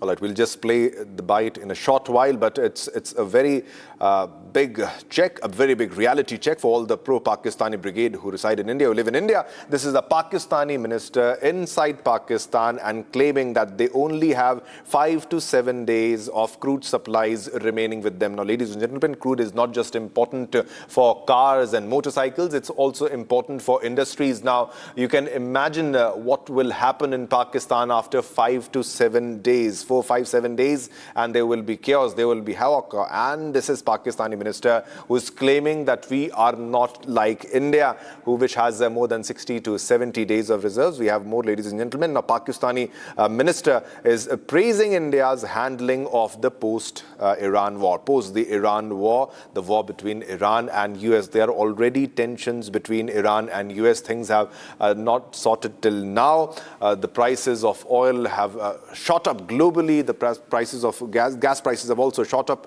risen dramatically because of the Strait of Hormuz because it continues to remain choked. And this is a reaction which is coming in from Pakistan by a Pakistani minister. So it becomes official, a tight slap on the Pakistani administration, a tight slap on General Asim Munir's face, who went on to champion the cause of becoming a peacemaker. And 2 times the talks have failed in Pakistan. Twice the talks failed in a failed state called Pakistan. In Islamabad, the negotiations which were supposed to happen between Iran and US, and now they are facing an oil crisis. Now they're facing a crisis, a shortage of crude supplies for more than, they only have 5 to 7 days of crude supplies left. Let's listen in to what the Pakistani minister said. हमारे पास तो कोई oil reserve नहीं, हम तो commercial reserves पे चलते हैं। हम तो कमर्शियल रिजर्व्स पे हमारे पास ऑयल रिजर्व नहीं है। हमारे पास स्ट्रेटेजिक रिजर्व, हुकूमत के रिजर्व नहीं है। हमारे पास या रिफाइनरियों को लाइसेंस के तकाजे के मुताबिक वो क्रूड रखते हैं, या सर क्रूड जो होता है वो 5-7 दिन का होता है, और उसके बाद जो आपका जो OMCs के पास रिफाइंड प्रोडक्ट होती है वो 20-21 दिन की होती है। तो कंबाइंड आप लाइसेंसिंग एंड कानून और इस गवर्नेंस रिजीम के मुताबिक उनको चला रहे थे। हम इंडिया की तरह नहीं है कि $60-70 मेरे पास 70 दिन का रिजर्व मेरे पास अपने पेन की एक सिग्नेचर के साथ मैं उसको रिलीज कर सकता हूं। There is no strategic reserve. Absolutely not. ये आज क्या कहते हैं, यही तो मैंने आपको बता रहा हूं कि लोगों को अंदाजा नहीं है कि ये क्राइसिस के अंदर हमने, that is the real crisis. जी, do you have any plans to build that? Absolutely. अब हमने उसके ऊपर। All right, viewers, we have another big breaking news development. Now, this is the TVK office burnt down by unknown persons overnight. Big development here. Now, TVK office in Trichy East targeted ahead of the results. Now, there is a video. We'll also play the video. The video shows Vijay's Trichy East TVK office being set ablaze. Now, Vijay is also contesting from Perambur and Trichy East. And just imagine the scenario where unknown people, unknown persons, overnight have burnt down the office of TVK. The TVK office in Trichy East targeted ahead of the results. Now, the exit polls have also predicted a very good performance by the party of Vijay, that is the TVK. The exit polls have predicted good numbers. Now, let's go to Sharda, to our correspondent, for more details on this story. A big development happening, Sharda. TVK office being burned down by unknown persons in Trichy East. What more details, Sharda? Over to you. Well, the visuals are now surrounding in the social media saying that the Trichy East TVK office has been burned down by unknown men. The police are investigating into the case to find who these unknown men, who vandalized this particular office. This comes after TVK set up a makeshift temporary office in Trichy East after the exit polls were given on the 29th after the elections were done in all 5 states. This comes, the office was built after the exit poll showed TVK leading in multiple constituencies, including Trichy East, where Vijay is contesting from. The office was burned down last night, so over midnight, the CCTV shows that the office being burned down, but however, the investigation is not led to whether it was done due an electrical fault or whether it was due to some men burning the office down. So the investigation is underway. The TVK has already asked the police to investigate whether it is the ruling DMK that has burned down the office, making sure that the TVK office is not set up. And they're also constantly pointing out the huge claim being made by the TVK that the DMK cadres, the DMK functionaries in Trichy East did not agree to the office being set up there initially because the TVK being a great, becoming a great party, become a big enemy for the DMK apart from the AIDMK which is in the state. So the party office being burned down comes as a big claim from the officials saying whether it was burned down, which is a technical fault or an electrical fault, or whether it was some miscreants who vandalized the party office. Likely that an FIR would be filed after the investigation is completed, Shivam. Also, but Sharda, this is happening after the exit polls have predicted very good numbers for a party which has just come to the forefront, a debutant party. Now, if you can clearly explain the kind of negotiations which were happening on formation of an alliance, because TVK has not agreed to either DMK or AIADMK. Now, this happens after the exit polls and also when no finalization has taken place on alliance talks. Details on that too, Sharda. Well, very true. The TVK did not agree for an alliance earlier and even now as well. While NDA earlier had approached the accused politician Vijay for an alliance, he mainly clearly stated that it is BJP the ideological enemy, so he cannot be in alliance with them. Right now, the AIADMK and the TVK both have spoken to Republic and revealed that there is no coalition, there's no alliance talks going on between the two parties. For Vijay's TVK, though they are making a political debut in the 2026 elections for the first time, party to get at least 25% of vote share in the exit poll shows that the party has been widely accepted by the people of Tamil Nadu. This could also show the anti-incumbency of the DMK in the state and the second opposition AIADMK not to seem deemed fit for ruling the state next time, and Vijay's party has taken at least 40% of votes that should have gone for the AIADMK according to the statistics. So we know that Vijay's party is being widely accepted by the people. Over the time, we'll know after the May 4th results whether there'll be a hung assembly and whether in that case AIADMK and TVK would initiate the talks to have an alliance or not. All right, any reactions which has come from TVK officials, from TVK cadre or the leaders from TVK on their office being burned down? Are they pointing fingers towards some political party or towards the DMK to be particular? Well, the TVK cadres in Trichy East, when complaining to the police, mentioned that the DMK functionaries were not happy with the TVK office being set up. So directly did not mention that the DMK is involved in the action, but pointed out that there might be an underhand dealing of the DMK. So only after the investigation would it be finalized whether if the opposition, the ruling, the opposition or any other political enemies of the TVK had any hand in the office being burned down in Trichy. All right, so this is the TVK office which was set on fire. If you can tell more about the office, Sharda, was it a makeshift office or it was a newly made, and there were objections as you highlighted by the DMK in this regard? Well, it's a makeshift temporary office that is being built by the TVK. They have building office in all the constituencies. If you see Perambur also, Vijay, where he contested from, there was a temporary office built for the cadres to work from. This is to make sure that the constituency work is done properly, and these temporary offices will hold on the members and the functionaries of the party who are working for the constituencies. This comes in time, especially in Perambur before the elections happen, while the assembly constituencies campaigns was going on. It was built, while in Trichy East it was built after the exit polls. As we see, TVK is getting a huge number, of vote share policy as well, in numbers leading the AIADMK as well. So in that case, TVK is getting itself prepared in all the constituencies where they are going to be winning, likely to be winning candidates are setting up offices. While many have permanent offices in districts as well, Trichy East did not have a TVK office, and the party was temporarily set up in that place just for the election. So following the election results is when the TVK, if gaining upper hand in the Trichy, would have built their own district office. So now this was the temporary office of the TVK there. Yeah. Thanks a lot, Shada, for all the details. Now, the TVK will go on and claim that these are signs that we are winning with big numbers. Thanks a lot, Shada. All right, viewers, now exit polls for the 2026 Assembly elections in West Bengal, Tamil Nadu, Assam, Kerala and Puducherry hint at close contests ahead of the May 4 results. Now, high voter turnout, including 92% in Bengal and over 84% in Tamil Nadu, has added to the suspense around seat shares and leadership outcomes. However, past trends raise caution. In 2021, exit polls got Assam and Tamil Nadu right, but misread West Bengal, where TMC won big. Now, with that in mind, all eyes are now on whether these predictions hold or another surprise awaits. Watch this report. 2026 Assembly elections in West Bengal, Tamil Nadu, Assam, Kerala and Puducherry, focusing on exit poll predictions for winners, next CMs, seat shares and trends after West Bengal's second phase voting on April 29. It notes high voter turnouts, 92% in West Bengal's first phase despite violence and 84% in Tamil Nadu. एक क्या गुंडाराज चल रहा है, देश को बेच दिया। ऐसे वोट कभी होता है? ऐसे कभी वोट नहीं होता है। वोट शांति से होता है। लोकतंत्र डेमोक्रेसी का फेस्टिवल होता है, लेकिन ये तो लोकतंत्र को पूरा बालोटा बजा दिया, पूरा इसको एट्रोसिटीज कर दिया।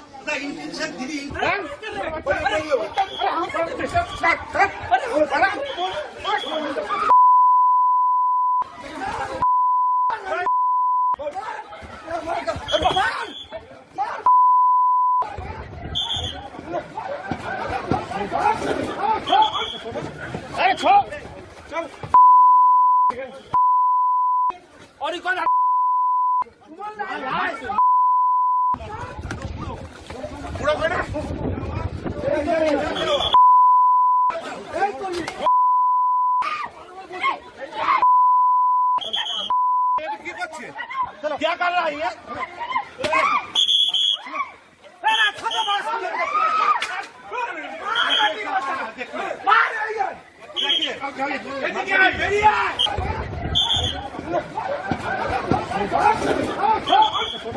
अरे छोड़ चल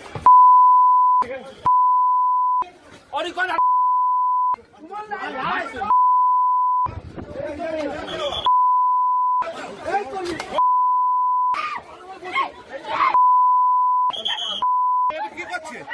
क्या कर रहा है ये?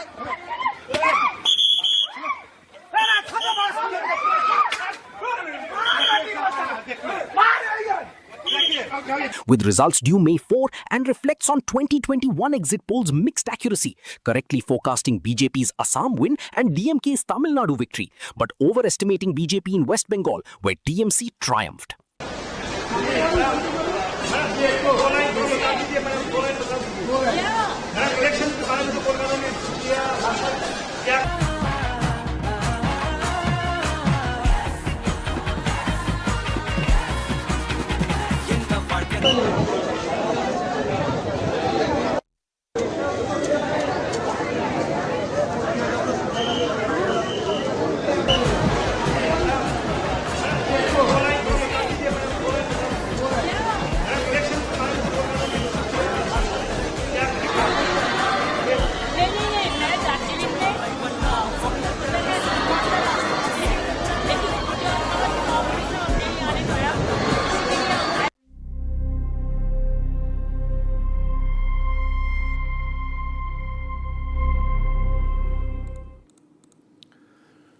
Well, viewers, now let's move on to another top story. Now, West Bengal Minister and TMC candidate from Shampur Assembly seat, Shashi Panja, says that there has been a very serious lapse in the election process. Now, she said that in camera number 17, we saw that there were people in the strong room who were actually sealed by our agents. Now, if you are opening that door, you should have informed all the political parties. Let's watch that.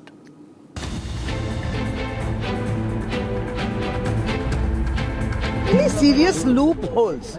You see, on the cameras, on camera number 17, we noticed that there were certain people inside these strong rooms which were actually sealed by our agents. They're all in one room, and then obviously there is a door to the room.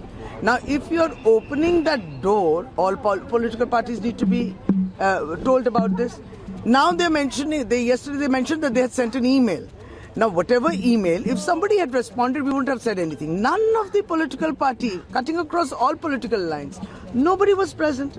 If nobody was present, then why did you open that particular room and, take in your officers, whoever, to do that postal ballot job? And what job it is? Why is the political party not apprised about it?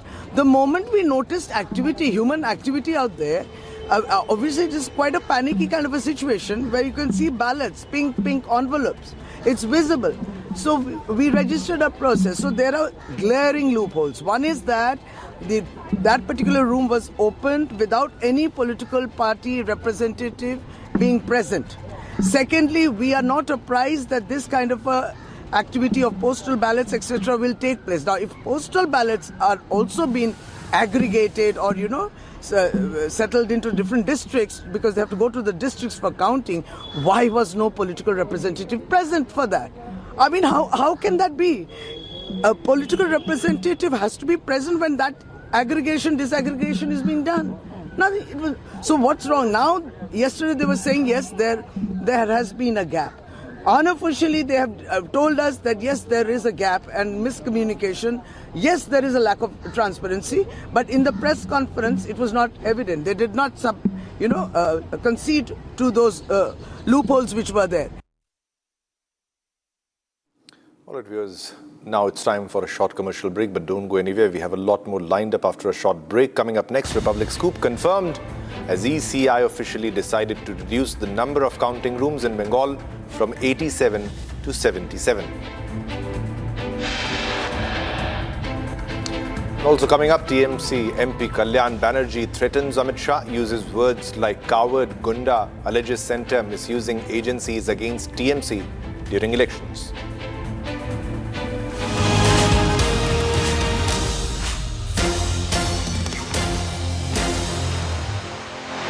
13,000 placements last year. At Amity, we are committed to nurturing passionate, hardworking and proactive professionals.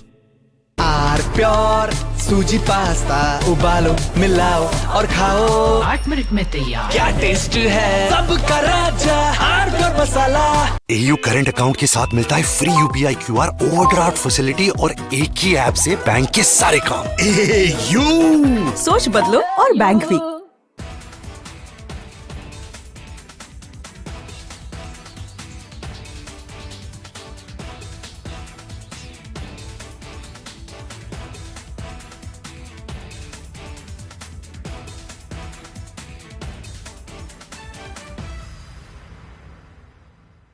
The Indian Air Force is giving its old MiG-29 fighter jets a powerful new weapon from Britain that turns them into modern fighters ready for today's battles. MiG-29s first came to India in the 1980s, have flown many missions along the tough borders with China and Pakistan. Now they are getting equipped with British ASRAAM missiles that make them as strong as NATO planes in close fights. The Ministry of Defense sent out a request for proposals to fit the Advanced Short-Range Air-to-Air Missile on the MiG-29 UPG version. This British missile from the company MBDA replaces the old Russian R-73 that pilots used for years. The R-73 could only reach targets 10 to 15 kilometers away, which forced pilots to fly too close to the enemy and take big risks. The ASRAAM changes all that. It can hit targets more than 25 kilometers away, almost double the old range. It flies at Mach 3 speed and uses a smart infrared seeker that ignores enemy flares and jamming better than before. The Indian Air Force flies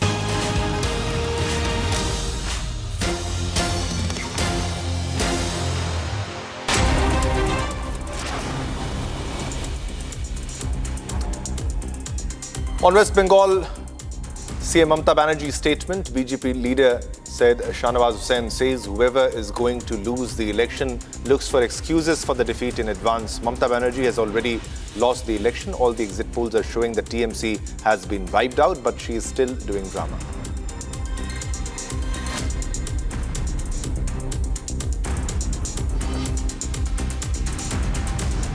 जो चुनाव हारने वाला होता है वो हार के बहाने पहले ही तलाश रहा है। ममता बनर्जी चुनाव हार चुकी हैं। सारे एग्जिट पोल बता रहे हैं कि टीएमसी का बड़ा साफ हो गया है। टीएमसी के नेताओं को पैकिंग करनी चाहिए। वो जाके अभी भी ड्रामा कर रही हैं। स्ट्रांग रूम पर जाके ड्रामा करना, धरना देना, क्योंकि वो बाद की कहानी लिख रही। उनको लग रहा है कि जब चुनाव हारेंगे तो बाद में क्या क्या इल्ज़ाम लगाना, इसलिए इस तरह का काम कर रही हैं। ये बहुत दुर्भाग्यपूर्ण है। जब वो सत्ता में आई तो बीजेपी जब नहीं जीती थी उसने स्वीकार।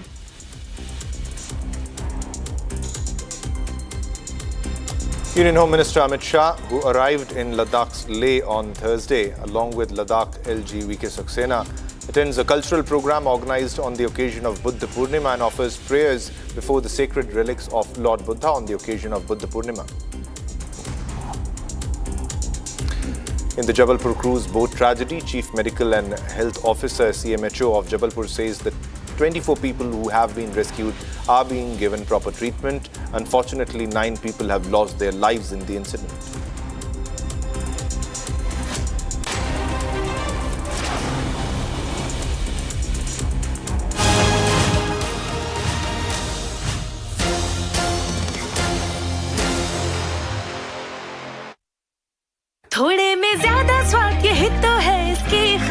बात। वाओ मम्मा क्या स्वाद है। अरे मेरे राजा, राजा आरती और मसाला। केसरिया से मन जोगी हुआ रे, दिल झूमे देखो मतवारा हुआ रे। केसरिया से मन जोगी हुआ। हर पल मनाओ केसरी त्योहार। विमल, बोलो जुबान केसरी। प्यास बुझाए, ठंडक लाए, सबको भाए जीरा से। MTH का जलजीरा जीरा से। जीरा से असली रिफ्रेशिंग, असली स्वाद, असली मजा। The Indian Air Force is giving its old MiG-29 fighter jets a powerful new weapon from Britain that turns them into modern fighters ready for today's battles. MiG-29s first came to India in the 1980s, have flown many missions along the tough borders with China and Pakistan. Now they are getting equipped with British ASRAAM missiles that make them as strong as NATO planes in close fights. The Ministry of Defense sent out a request for proposals to fit the advanced short-range air-to-air missile on the MiG-29 UPG version. This British missile from the company MBDA replaces the old Russian R-73 that pilots used for years. The R-73 could only reach targets 10 to 15 kilometers away, which forced pilots to fly too close to the enemy and take big risks. The ASRAAM changes all that. It can hit targets more than 25 kilometers away, almost double the old range. It flies at Mach 3 speed and uses a smart infrared seeker that ignores enemy flares and jamming better than before. The Indian Air Force flies more than 55 of these MiG-29 UPG jets in frontline squadrons. These planes guard the northern and western borders day and night. Earlier upgrades added new radars, engines, and digital cockpits, but the short-range missiles stayed old. Now the ASRAAM brings fire-and-forget technology.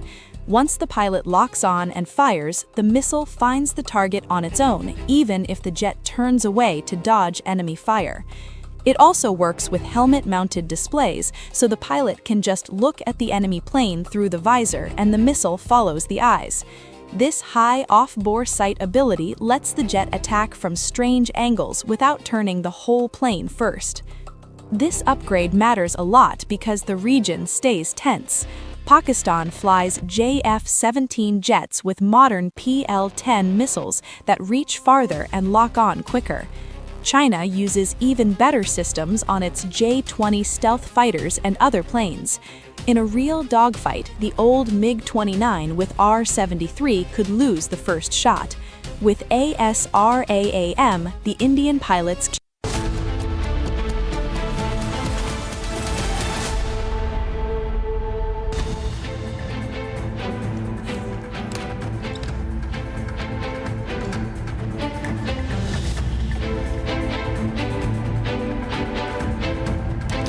ECI shuts down Mamata's claims on poll manipulation regarding strong rooms, states no CCTVs were turned off as Mamata started her drama after sensing a defeat. Republic scoop confirmed as ECI officially decided to reduce the number of counting rooms in Bengal from 87 to 77.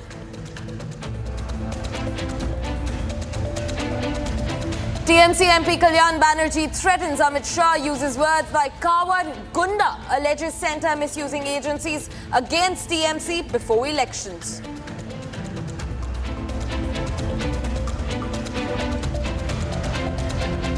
As exit polls predict BJP's sweep in Bengal, panic inside Bangladesh with MP Akhtar Hussain saying that a new BJP government will push all illegal Bangladeshis back across the border. CEO of Zoho terms TVK Vijay's political rise is remarkable, says the Vijay phenomena in Tamil Nadu should not be dismissed. Republic's big scoop on AIADMK and TVK talks as TVK General Secretary confirms on record that no alliance talks have been held with the AIADMK.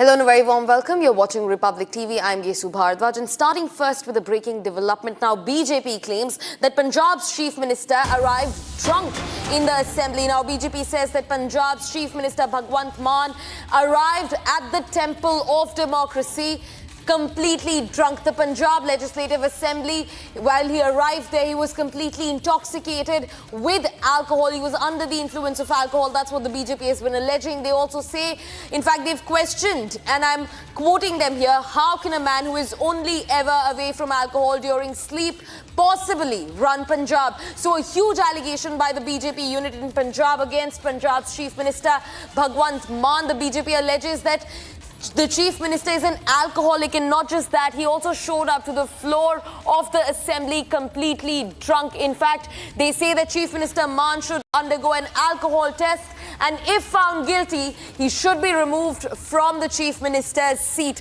A big allegation that's coming in from the Bharatiya Janata Party against the Punjab Chief Minister Bhagwant Mann. Now, BJP says that Bhagwant Mann arrived drunk in the Punjab Assembly, and in fact they've also said that the only time that the Chief Minister of Punjab is not drunk is during his sleep.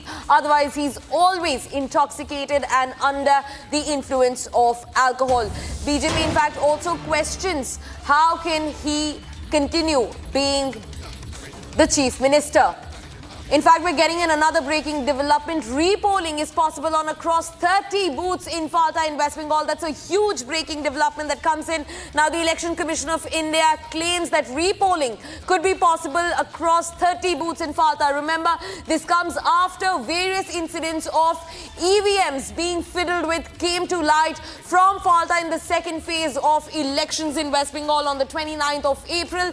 And after careful consideration, now reports say that a repolling can be made possible across 30 booths in Falta and other areas in West Bengal. Remember, the BJP also alleged that in fact their mark was being covered by tapes across various election booths, across various polling booths, and now a possibility of repolling across 30 booths in Falta. Joining me on the broadcast is my colleague Harsha to get us more details. Harsha, now we're getting in fresh developments that 30 booths could possibly head into a repoll. What are the more details that you can get for us? Yes, Kesu, you rightly said, because that's the recent update we have got from the Election Commission of India. We spoke to CEO Manoj Agarwal and we have got this update that in Falta, there will be repolling in the 30 booths. Remember, Kesu, we spoke on that day. I was live from Falta. We were continuously reporting how booth number 252, 256, 183, 253 and 220 as well. There were so many polling booths where the WhatsApp reported from, where the issue of tampering, EVM tampering was reported. The voters who went inside, they clearly stated that there was a sellotape. There was sellotape which was pasted on the ballot button of BJP, and the voters who went inside, they were able to see the button of the BJP. And when the candidate himself went inside, he spoke about this to the presiding. Officer, and now what we've got to know that the webcasting and CCTV image of several polling booths in Falta is not available. Falta is that place, Gesu, where we have seen the stronghold of TMC and Jahangir Khan as well, who earlier threatened the officer Ajaypal Sharma as well. So now what we are learning is that the special officer went to Diamond Harbour, he went to Falta, they visited, and the report has been submitted to Election Commission of India regarding the repolling, which has to be conducted not only in Falta but different polling booths in Diamond Harbour and Magrahat West as well. But in Falta there are almost 30 booths whose webcasting and the inside images of the polling booth is not available. That raises a lot of serious questions regarding the security and safety of the booths, and that's the reason we have got to know, Gesu, that there will be repolling in the 30 booths of the Falta, which is the biggest breaking update which we are learning right now from the Election Commission. Right, Harsha. Harsha, in fact, like you pointed out, on the day of the polling also, the second phase polling on the 29th, you remember this incident came to light where, BJP's stamps were being, BJP's mark on the EVM were being taped across various polling booths, and that was happening especially in Falta. And right after a few moments, the ECI said that in case these allegations are true, these are the visuals of the BJP's mark being taped, and ECI said that in case of these allegations turning out to be true, a repolling could be made possible. Now, in fact, repolling will be done as a huge process of repeating the polling, so voters will have to come back to their booths once again to exercise their franchise, and this will have to happen before the 4th of May so that these votes can again be counted and finally the results can be out on D-Day. In fact, Harsha continues being with us on the broadcast. Harsha, we had this conversation that day also. ECI said that there will be a possibility of a repolling, but today we learned that across 30 booths repolling can take place. That's a huge number. Speak to us about more details that you can get us in the matter, Harsha. Yes, Kesu, we saw on that day where there was the sellotape which was pasted on the BJP ballot button, and from that day only Manoj Agarwal himself told about it, and Suvendu Adhikari also spoke about it and stated that he has informed and spoken to HM about the Falta situation. The election machinery also took cognizance from Delhi to West Bengal, cognizance of the Falta issue, that how there was sellotape. There was also the sprinkling of ittar or perfume on the ballot button of the other parties as well. So as the TMC supporters were ensuring that the voters have voted for TMC or not, all these allegations were levelled, and straight it was told to Election Commission of India. Manoj Agarwal on that day only told to all our reporters that if needed, we'll call for the CCTV footage, we will check with webcasting and monitoring, and if we found that there was the issue with the EVM VVPAT machine, then the repolling will take place. He assured to each and every voter. So that day the voting continued. However, it was continuing. The sellotape was removed after the complaints were received. But yes, repolling is important. Gesu, repolling is important because the information of the sellotape and tape on the button came in the afternoon. Before that, from 7 o'clock till 1 o'clock, the more than 30-40% of the voting had happened. So imagine how so many voters who went inside to vote for a particular party, but they couldn't vote because of the sellotape being put on the ballot button, and that is the reason why the repolling has been proposed, and we are expecting, Gesu, that the repolling will take place on 2nd of May. 2nd of May, most likely tomorrow only. If the decision is taken today, then most likely the repolling will take place tomorrow only, so as the strong room, so the same votes can be sealed in the strong room, can be sent for 2 days before the counting, which is very important. So ECI has to plan each and everything based on the booths, based on the security as well. But the repolling for sure, Gesu, is happening in the Falta because maximum number of EVM tampering cases were reporting from the Falta constituency in Diamond Harbour. Back to you. No doubt. In fact, Harsha, also speak to us about, other forms of incidents that unfolded in Falta and across West Bengal, across various other booths. In fact, the bottles of attar being kept over the BJP's mark, all of that, the orchestration of these stunts by, the TMC or even the poll observers who were put in place. In fact, there were also reports that spoke about how, inside polling booths, there were people from the opposition, there were opposition workers who were sitting inside, they were heckling people. In fact, Suvendu Adhikari, the leader of opposition, became one such example. He was the Exhibit A, where he was being heckled and not being allowed to vote freely or fearlessly. So speak to us about those incidents also, because if, we might remind our viewers also, we must remind them that on the day of the second phase polling, Harsha, especially you were in these areas, the stronghold TMC areas. You looked at everything that was ongoing on ground, not just on the 29th, but also the 23rd, where in fact your mic was also being snatched and you were also at the verge of being heckled by the TMC members. So speak to us about collation of these incidents also, how, disruption was taking place across polling booths. And just to remind our viewers, at least 30 polling booths are up for repolling by the Election Commission of India, specifically in West Bengal's Falta. So Harsha, take it ahead. So, Gesu, yes, 23rd and 29th, both the days, we were on the verge of the verge of being heckled. On 23rd, we were heckled almost. My cameraman was pushed, he was beaten. Our camera LED was also, broken by the goons, by the supporters of the TMC. On 23rd, at some places, violence took place. Let's say 6 or 7 places where the violence took place in Malda, Murshidabad, Birbhum, and certain places. But to tell you, on 29th, on second phase, which is the stronghold of TMC TMC tried a lot to disrupt, to create unrest during the polling time. But Gesu, because of adequate amount of security personnel deployed each and everywhere, 20-25 3-layer security inside and outside the polling center, the violence couldn't happen.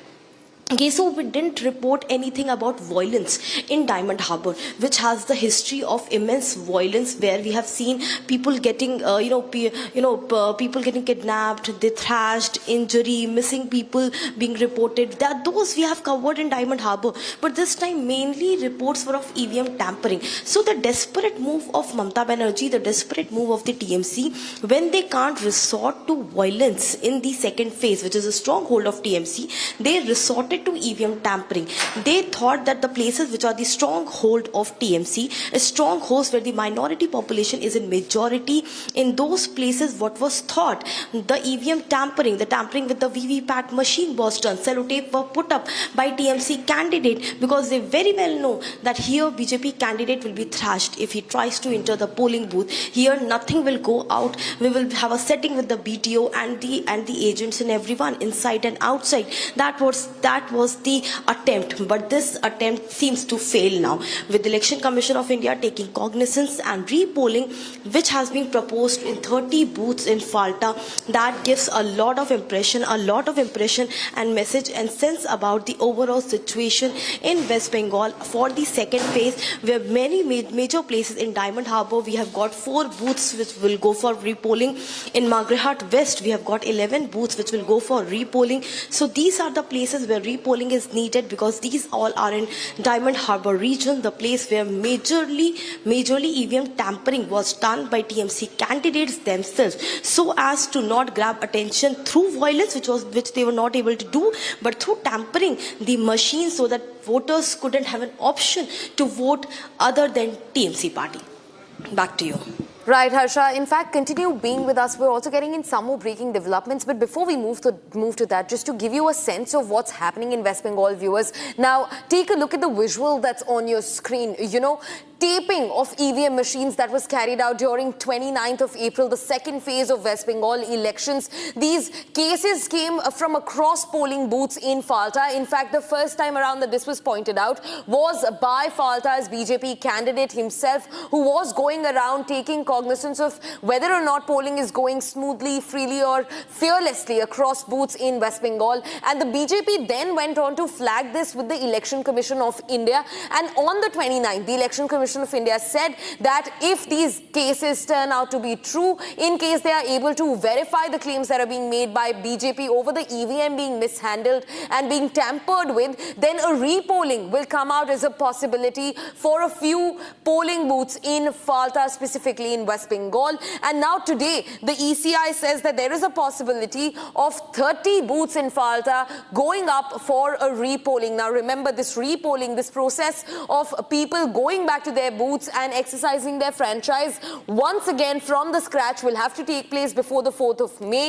In fact, like my colleague Harsha also said, who continues being on the ground in West Bengal, she said that, you know, since the decision has been taken today, by tomorrow, after all verifications are through, after the processes are replanned, the repolling should begin tomorrow, which is on the 2nd of May. And then finally, the D-Day, the 4th of May, the results will be out, not just for West Bengal, but also Kerala, Tamil Nadu, Puducherry, Assam. And before the D-Day, the repolling must take place, and 30 booths in Falta are under question. Remember, that day we only got to know of a few incidents, but turns out over the days the ECI has realized that this happened. These heckling and this fiddling of EVM took place across 30 booths in Falta. In fact, viewers, quickly shifting focus to another breaking development that we're getting in. Union Minister Sukanta Majumdar says Mamata Banerjee is rattled, and now she has sensed that she is not only losing Bhawanipur but also the state of West Bengal, and this furiousness led to yesterday night's incident. The TMC is behaving like a typical opposition party. In fact, listen in to Sukanta Majumdar. Union minister Sukanta Majumdar इस वक्त हमारे साथ मौजूद हैं। Mister Majumdar, जिस तरह से कल रात की घटना सामने आई, काउंटिंग सेंटर के बाहर ममता बनर्जी खुद पहुंची, खुद स्ट्रांग रूम के अंदर गई और लगातार टीएमसी का जो एलिगेशन है सीआरपीएफ को लेकर, पैरा फोर्सेस को लेकर के, डिलीशन कोएर्शन को लेकर के, इसको बीजेपी कैसे देखती? देखिए, मुझे लगता है कि ममता बनर्जी कल से ही विरोधी मोड में चली गई हैं। उनको भी पता चल गया है कि बीजेपी की सरकार होने वाली है और इसलिए ये धरना प्रदर्शन जो विरोधियों का काम होता है, विरोधी पार्टी में जो रहते हैं, बीजेपी ने बहुत धरना प्रदर्शन किया। और जो एलिगेशंस हम पहले लगाते थे, हम डरते थे कि ईवीएम का चेंज ना हो जाए, तृणमूल कांग्रेस ऐसे करने में वो माहिर है वहाँ पे, तो स्वाभाविक रूप से वो उस तरीके की एलिगेशंस आज ममता बनर्जी और उनकी पार्टी के लोग लगा रहे हैं, जो दर्शाता है कि ममता बनर्जी भी अंदर से मान चुकी है कि उनकी पार्टी जाने वाली है, उनकी सरकार जाने वाली है और भारतीय जनता पार्टी की सरकार आने वाली है। क्या आपको लगता है कि चीफ मिनिस्टर बहुत रैटल्ड हो गई हैं, बहुत डेस्परेट हो गई हैं? लेकिन उन्होंने एक वीडियो मैसेज भी जारी किया था जिसमें उन्होंने कहा अपने कार्यकर्ताओं को कि घबराने की जरूरत नहीं है, एग्जिट पोल सारे प्लान सारे एग्जिट पोल खरीदे हुए हैं और सरकार ममता बनर्जी ही बना रही हैं। देखिए, सुबह ममता बनर्जी ने अपने कार्यकर्ताओं को जोश और कॉन्फिडेंस बनाए रखने के लिए इस तरीके की बयान उन्होंने जारी किया वीडियो जारी किया। लेकिन शाम तक आते आते देखिए, अंदर का टेंशन तो बाहर थोड़ी रुका जा सकता है, सब तो नहीं रख सकते।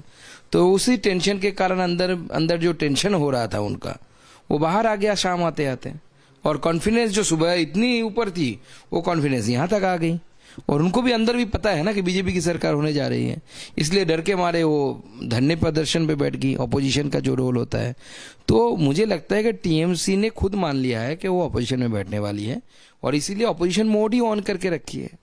जिस तरह की फोर्सेस की तैनाती काउंटिंग सेंटर पर की गई है शेखावट गर्ल्स हाई स्कूल के बाहर, उसके अलावा भी 87 पोलिंग काउंटिंग सेंटर्स थे, उनको कम करके 77 काउंटिंग सेंटर कर दिया है। ओवरऑल पोस्ट पोल वायलेंस की बहुत बात कही जा रही है, इसलिए कहा जा रहा है 3 लेयर सिक्योरिटी फोर्सेस का डिप्लॉयमेंट काउंटिंग सेंटर्स पर किया गया है। ये अरेंजमेंट को आप कैसे देखते हैं? आप मानते हैं कि इस बार जो वायलेंस है वो पहले से भी ज्यादा होने वाला है? देखिए, वायलेंस बंगाल के राजनीति में हमेशा सही रहा है, स्पेशली जब से लेफ्ट यहाँ पे एक्टिविटी शुरू किया था। उसके बाद टीएमसी ने उसको चरम सीमा पर टीएमसी ने लेके गया वायलेंस को। और इस बार जिस तरीके से इलेक्शन कमीशन ने वोट को हैंडल किया है, उसको देखते हुए मुझे लगता है कि अगर इस तरीके की व्यवस्था रही नए सरकार बनने तक, यानी भारतीय जनता पार्टी की सरकार बनने तक, तो कोई पोस्ट पोल वायलेंस ज्यादा नहीं हो पाएगा और भारतीय जनता पार्टी की सरकार भी सेंट्रल फोर्सेस की हेल्प लेकर जो पोस्ट पोल वायलेंस होगा उसको रोकने की कोशिश करेंगे और रोक के दिखाएंगे इसको। बीजेपी की क्या तैयारी है? सुनने में आया कि 1 और 2 तारीख को वर्कशॉप भी बुलाई गई है, किस तरह से काउंटिंग सेंटर्स पे बीजेपी के एजेंट्स की भी अपनी तैयारी होनी चाहिए पुख्ता तौर पे। तो आप लोग भी कैसे इंश्योर कर रहे हैं कि काउंटिंग सही हो, काउंटिंग रिग ना हो और कोई समस्या ना आए? देखिए, काउंटिंग में हमारे कार्यकर्ता जो जाएंगे उसको तो ट्रेनिंग देना हर पॉलिटिकल पार्टी का काम होता है, तो उसका ट्रेनिंग भी होगा। पॉलिटिकल पार्टी के नाते वो हमारा काम है, शुरू हो चुका है उसकी तैयारी। और हम कार्यकर्ता को, यानी काउंटिंग एजेंट जिसे बोला जाता है, काउंटिंग एजेंट सबको उनकी ट्रेनिंग होगी बाकायदा, क्या क्या चीज़ों पर ध्यान रखना है, कैसे ऑब्जेक्शन जताना है, जहाँ पर ऑब्जेक्शन की ज़रूरत होगी तो कहाँ पे रिकाउंटिंग की अगर ज़रूरत होगी वहाँ पे सारी चीज़ें समझाने के लिए हमारा वर्कशॉप हो रहा है। हमारे कार्यकर्ता लास्ट 2-3 इलेक्शनों से इस पे एक्सपीरियंस भी है। पहले हमारे पास ऐसे कार्यकर्ता की संख्या में कमी थी जो एक्सपीरियंस कार्यकर्ता है। अभी हमारे कार्यकर्ता धीरे धीरे 24 देख चुके हैं, वो इससे पहले 21 देख चुके, 19 देख चुके, कॉन्जिक्यूटिव 3 इलेक्शंस में जिन लोगों ने काम किया वो भी बहुत एक्सपीरियंस हो चुके हैं। मुझे लगता है काउंटिंग में भी ज़्यादा समस्या नहीं होगी। सबकी निगाहें भवानीपुर पे टिकी हुई है कि भवानीपुर का रिजल्ट क्या आएगा। आप लोग को क्या लग रहा है, भवानीपुर एकदम एज पर है, बाकी वहां से जीत होगी या ममता रिटेन कर लेंगे अपनी सीट? देखिए, मुझे लगता है कि भवानीपुर में हमारे लीडर ऑफ ऑपोजिशन शुभेंदु अधिकारी जी जीतने वाले हैं और अच्छी खासी मतों से वो जीतने वाले हैं।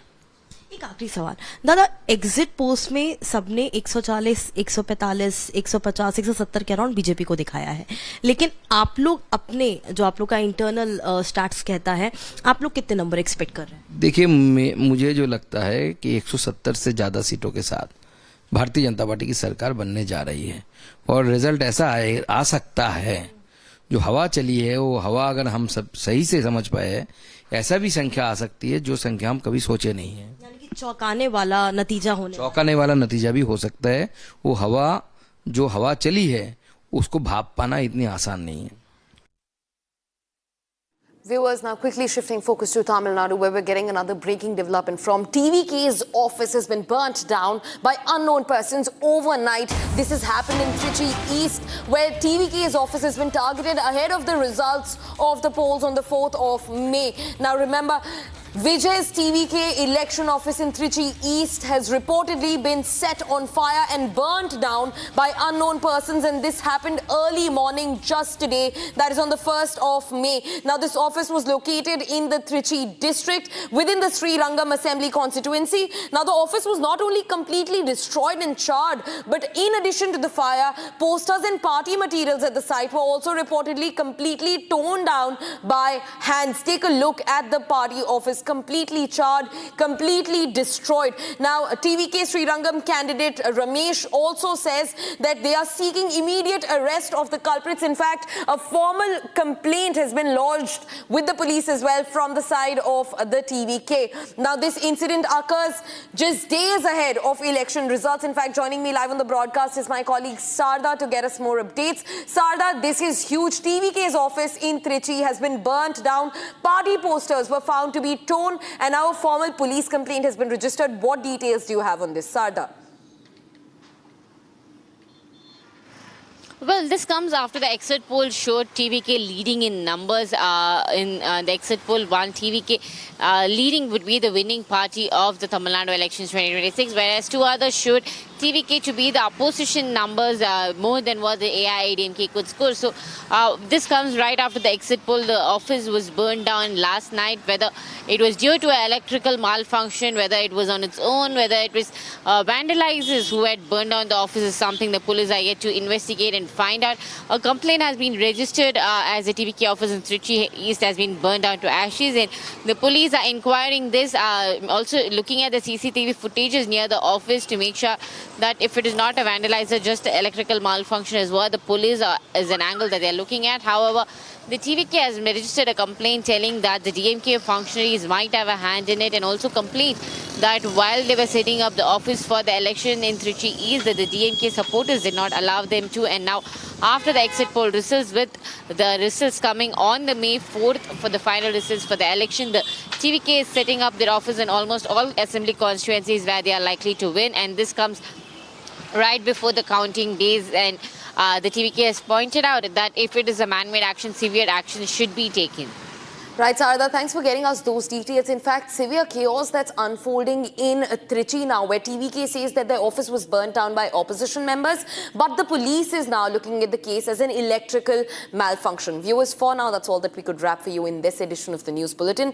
Don't go anywhere. News and updates continue on the other side, where we especially bring you, the exit polls that predict BJP's sweep in West Bengal, and the panic that's now unfolding inside Bangladesh, with their MP Akhtar Hussain saying that a new BJP government will make sure that all illegal immigrants from Bangladesh are sent right back across the Indian borders. Now, in fact, also on the other side, Republic's big scoop on AIADMK and TVK talks, as TVK's General Secretary confirms on record that no alliance talks have been held with the AIADMK, clearing all air around the possible alliance. Getting you all the details. Stay tuned to Republic TV.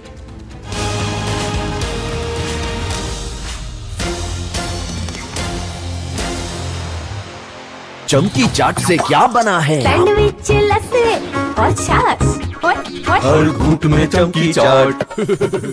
अब बताओ, स्वाद आया?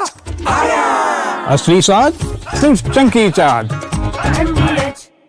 AU savings account में मिलते हैं amazing benefits, paperless banking and higher interest, वो भी हर महीने। Money money money money every month. सोच बदलो और बैंक भी।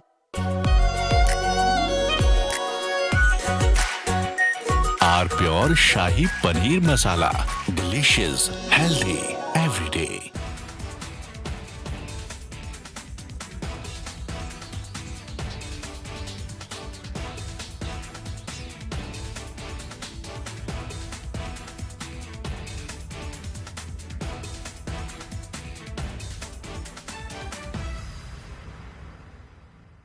The Indian Air Force is giving its old MiG-29 fighter jets a powerful new weapon from Britain that turns them into modern fighters ready for today's battles. MiG-29s first came to India in the 1980s, have flown many missions along the tough borders with China and Pakistan. Now they are getting equipped with British ASRAAM missiles that make them as strong as NATO planes in close fights.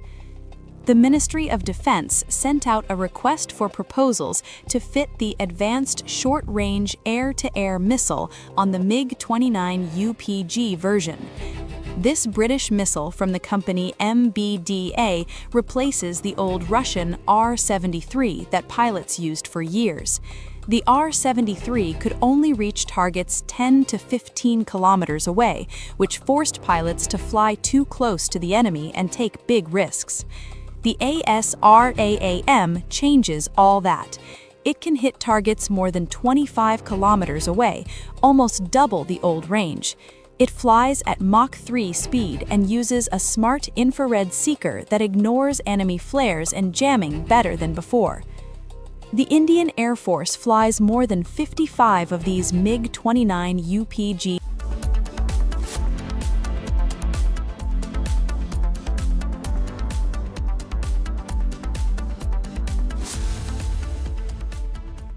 प्यास बुझाए ठंडक लाए सबको भाए जीरा से MTH का जलजीरा जीरा से जीरा से असली रिफ्रेशिंग, असली स्वाद, असली मजा। MTH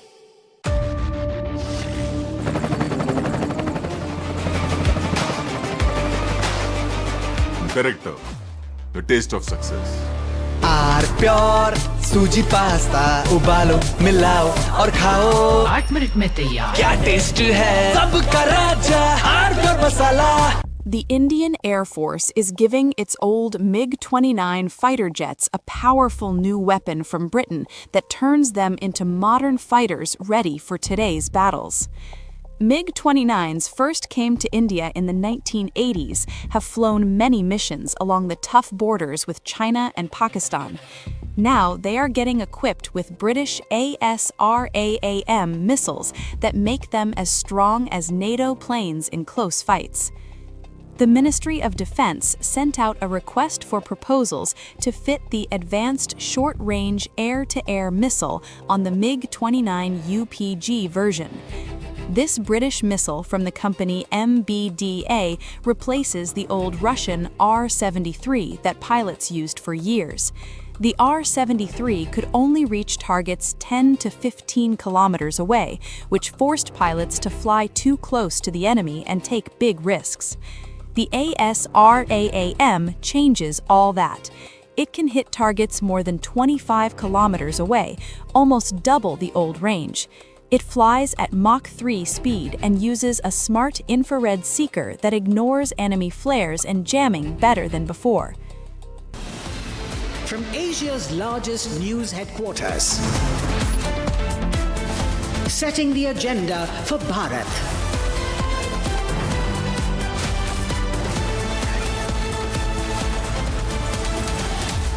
You're watching Republic.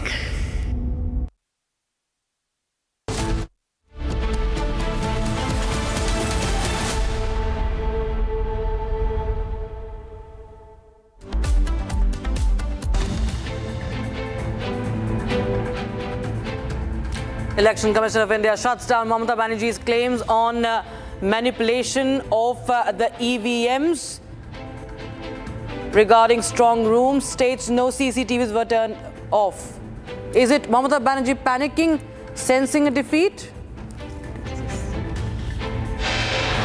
Republic scoop confirmed as